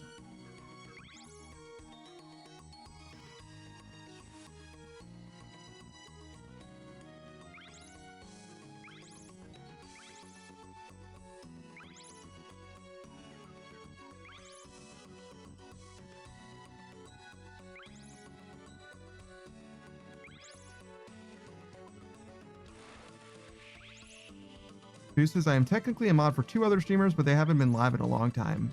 I haven't done the Griffin boss because it doesn't hold much value for me. It's very true. I don't know what value it could hold for literally anyone, to be honest. Unless you're brand new to PVM, I literally don't know who is killing the Griffin boss. Is there a Griffin pet? Maybe there's a Griffin pet. If there's a Griffin pet, then I could see some value. If there isn't a Griffin pet, then there's literally nothing. I feel like most bosses, they have a pet. Yeah. Taku says there is a pet. That makes sense. Who says the sword is really good for TOA if you don't have a fang? Really? Better than the saber that you get from the Varlamore Part 2 quest? The Doom quest? Taku says, why would I want a worse fang? You wouldn't, because you have a fang. But if you didn't have a fang, you would perhaps want a worse fang. Is it like a stab weapon? Is that why? I think that the saber is also a stab weapon, right? Or it's like both, slash and stab. Much better because the stab bonus is better. Okay. 5-tick stab weapon. Oh, wow. No, so it's like literally straight up a worse fang. Got it. So it has very little value for anyone other than an iron that is not done with TOA. Or Fangless. Zombie axe for stab. I see. That makes sense. So you're saying we got robbed a zombie boss? That's crazy. We could have had a zombie boss this whole time. Instead, we just have Fasani's Nightmare. All right, later, Booze. Thanks for stopping by and answering my questions. Well, he didn't say he was leaving. I mean, I'm going to leave soon. This is my last run. Gwyneth Glide style. Nice 1.3 mil, though. That's pretty good, right? No? Rock that 180k consistently all the way through the stream. So we should be been chilling as far as that rate goes. Significantly better. Rosewood is highly recommended from this main who had to buy it with 50 million gold. For the low price of 50 million gold, you too can get plus 20k per hour ish. I think that's about right. About 20k per hour is what 50 mil got me. That's rough, but 20k per hour means that I also in theory am saving, I think, 15 hours.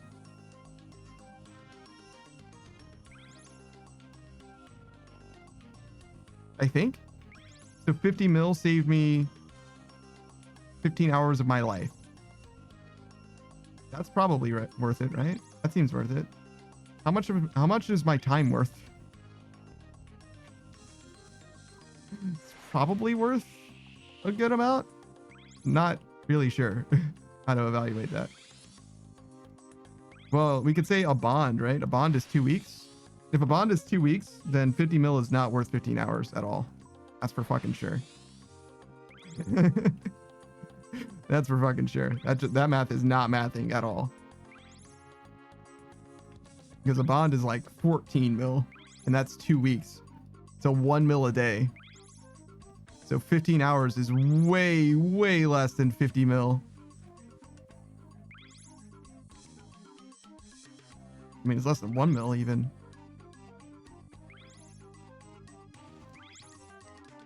But then again, what is the gold worth to me, you know? Because the gold isn't worth to me 2 weeks of time, right? That's just what a bond is worth. That's what a bond gives you. Gold is worth way less than that to me. So maybe there's a better way of evaluating this cost. Being able to go back to streaming a variety of content is definitely on my radar, though. I want to play Final Fantasy Tactics. I should bump Haste up on the list so I don't forget. I'll add it to the note that has Final Fantasy Tactics on it. Because I remember that there is a note. It might have something else on it as well, but I don't remember what it was. And that's why we write notes. Okay, so Final Fantasy Tactics, Haste. We got to finish Os Libra and the DLC. We've got Hades 2. We've got all the Persona games. All the Dragon Age games. Mass Effect Andromeda. Skyrim is up soon. That'll be the first game that I take up. But I've got a specific day for that. Forget what day it was. I think it was Wednesday. It's either Wednesday or Tuesday. That's where Skyrim goes. I'm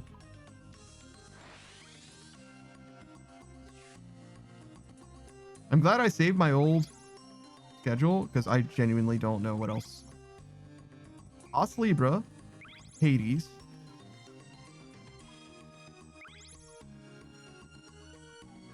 What else was I playing? Mass Effect Andromeda.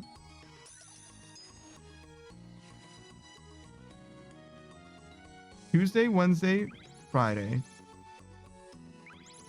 Saturday, Sunday. Yeah, so it should be 5 games. I was playing solo. Oh, God. Hades 2 was Sunday. I was playing something with Savage. Ish.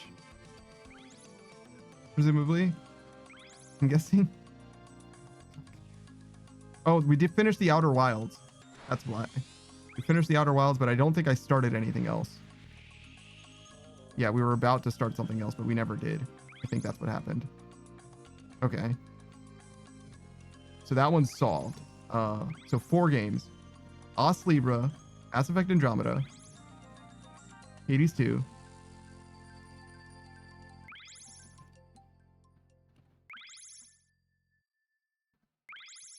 Damn, what was the other game?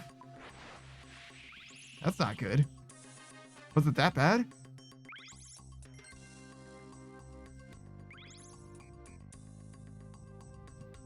I don't remember having a bad time with something that I was playing solo.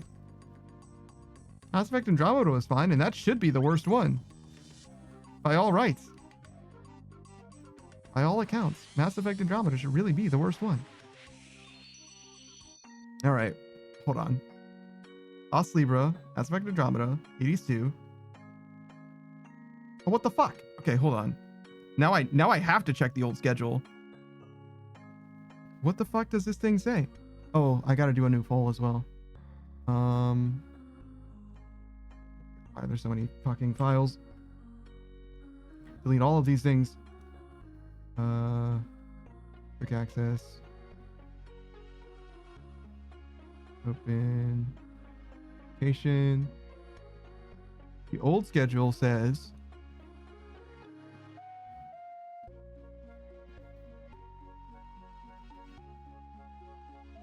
oh no.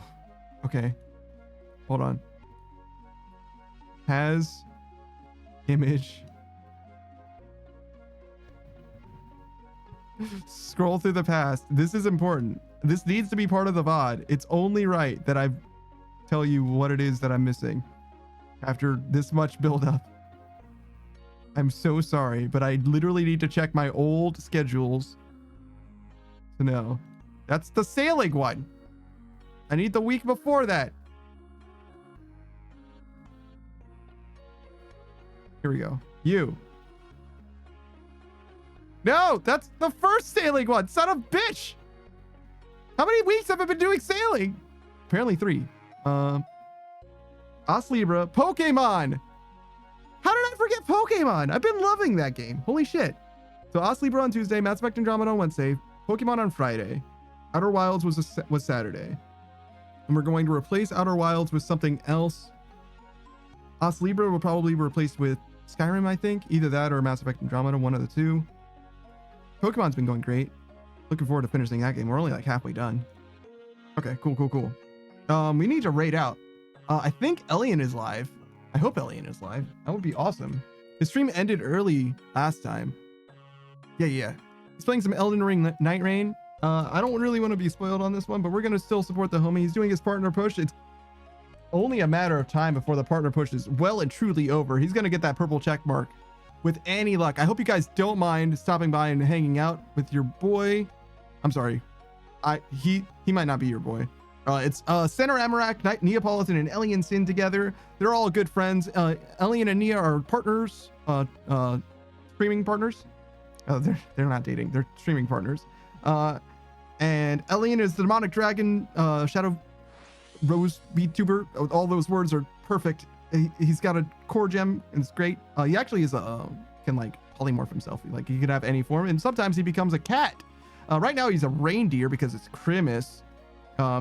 Neapolitan is his ice cream themed streaming partner. She's an ice cream kitsune, and Center Amarak is an ice king. Is he a king? I think he is. Sorry, Spencer. I'm actually raiding on out, but bye. Thank you for stopping by. I hope you guys don't mind watching some Elden Ring Night Rain, but that's going to be it for your boy. Elian's very good, very conversational, very funny. They're doing Night Rain, 3-person deep, etc. Goodbye. I'll be back tomorrow, bright and early. More RuneScape.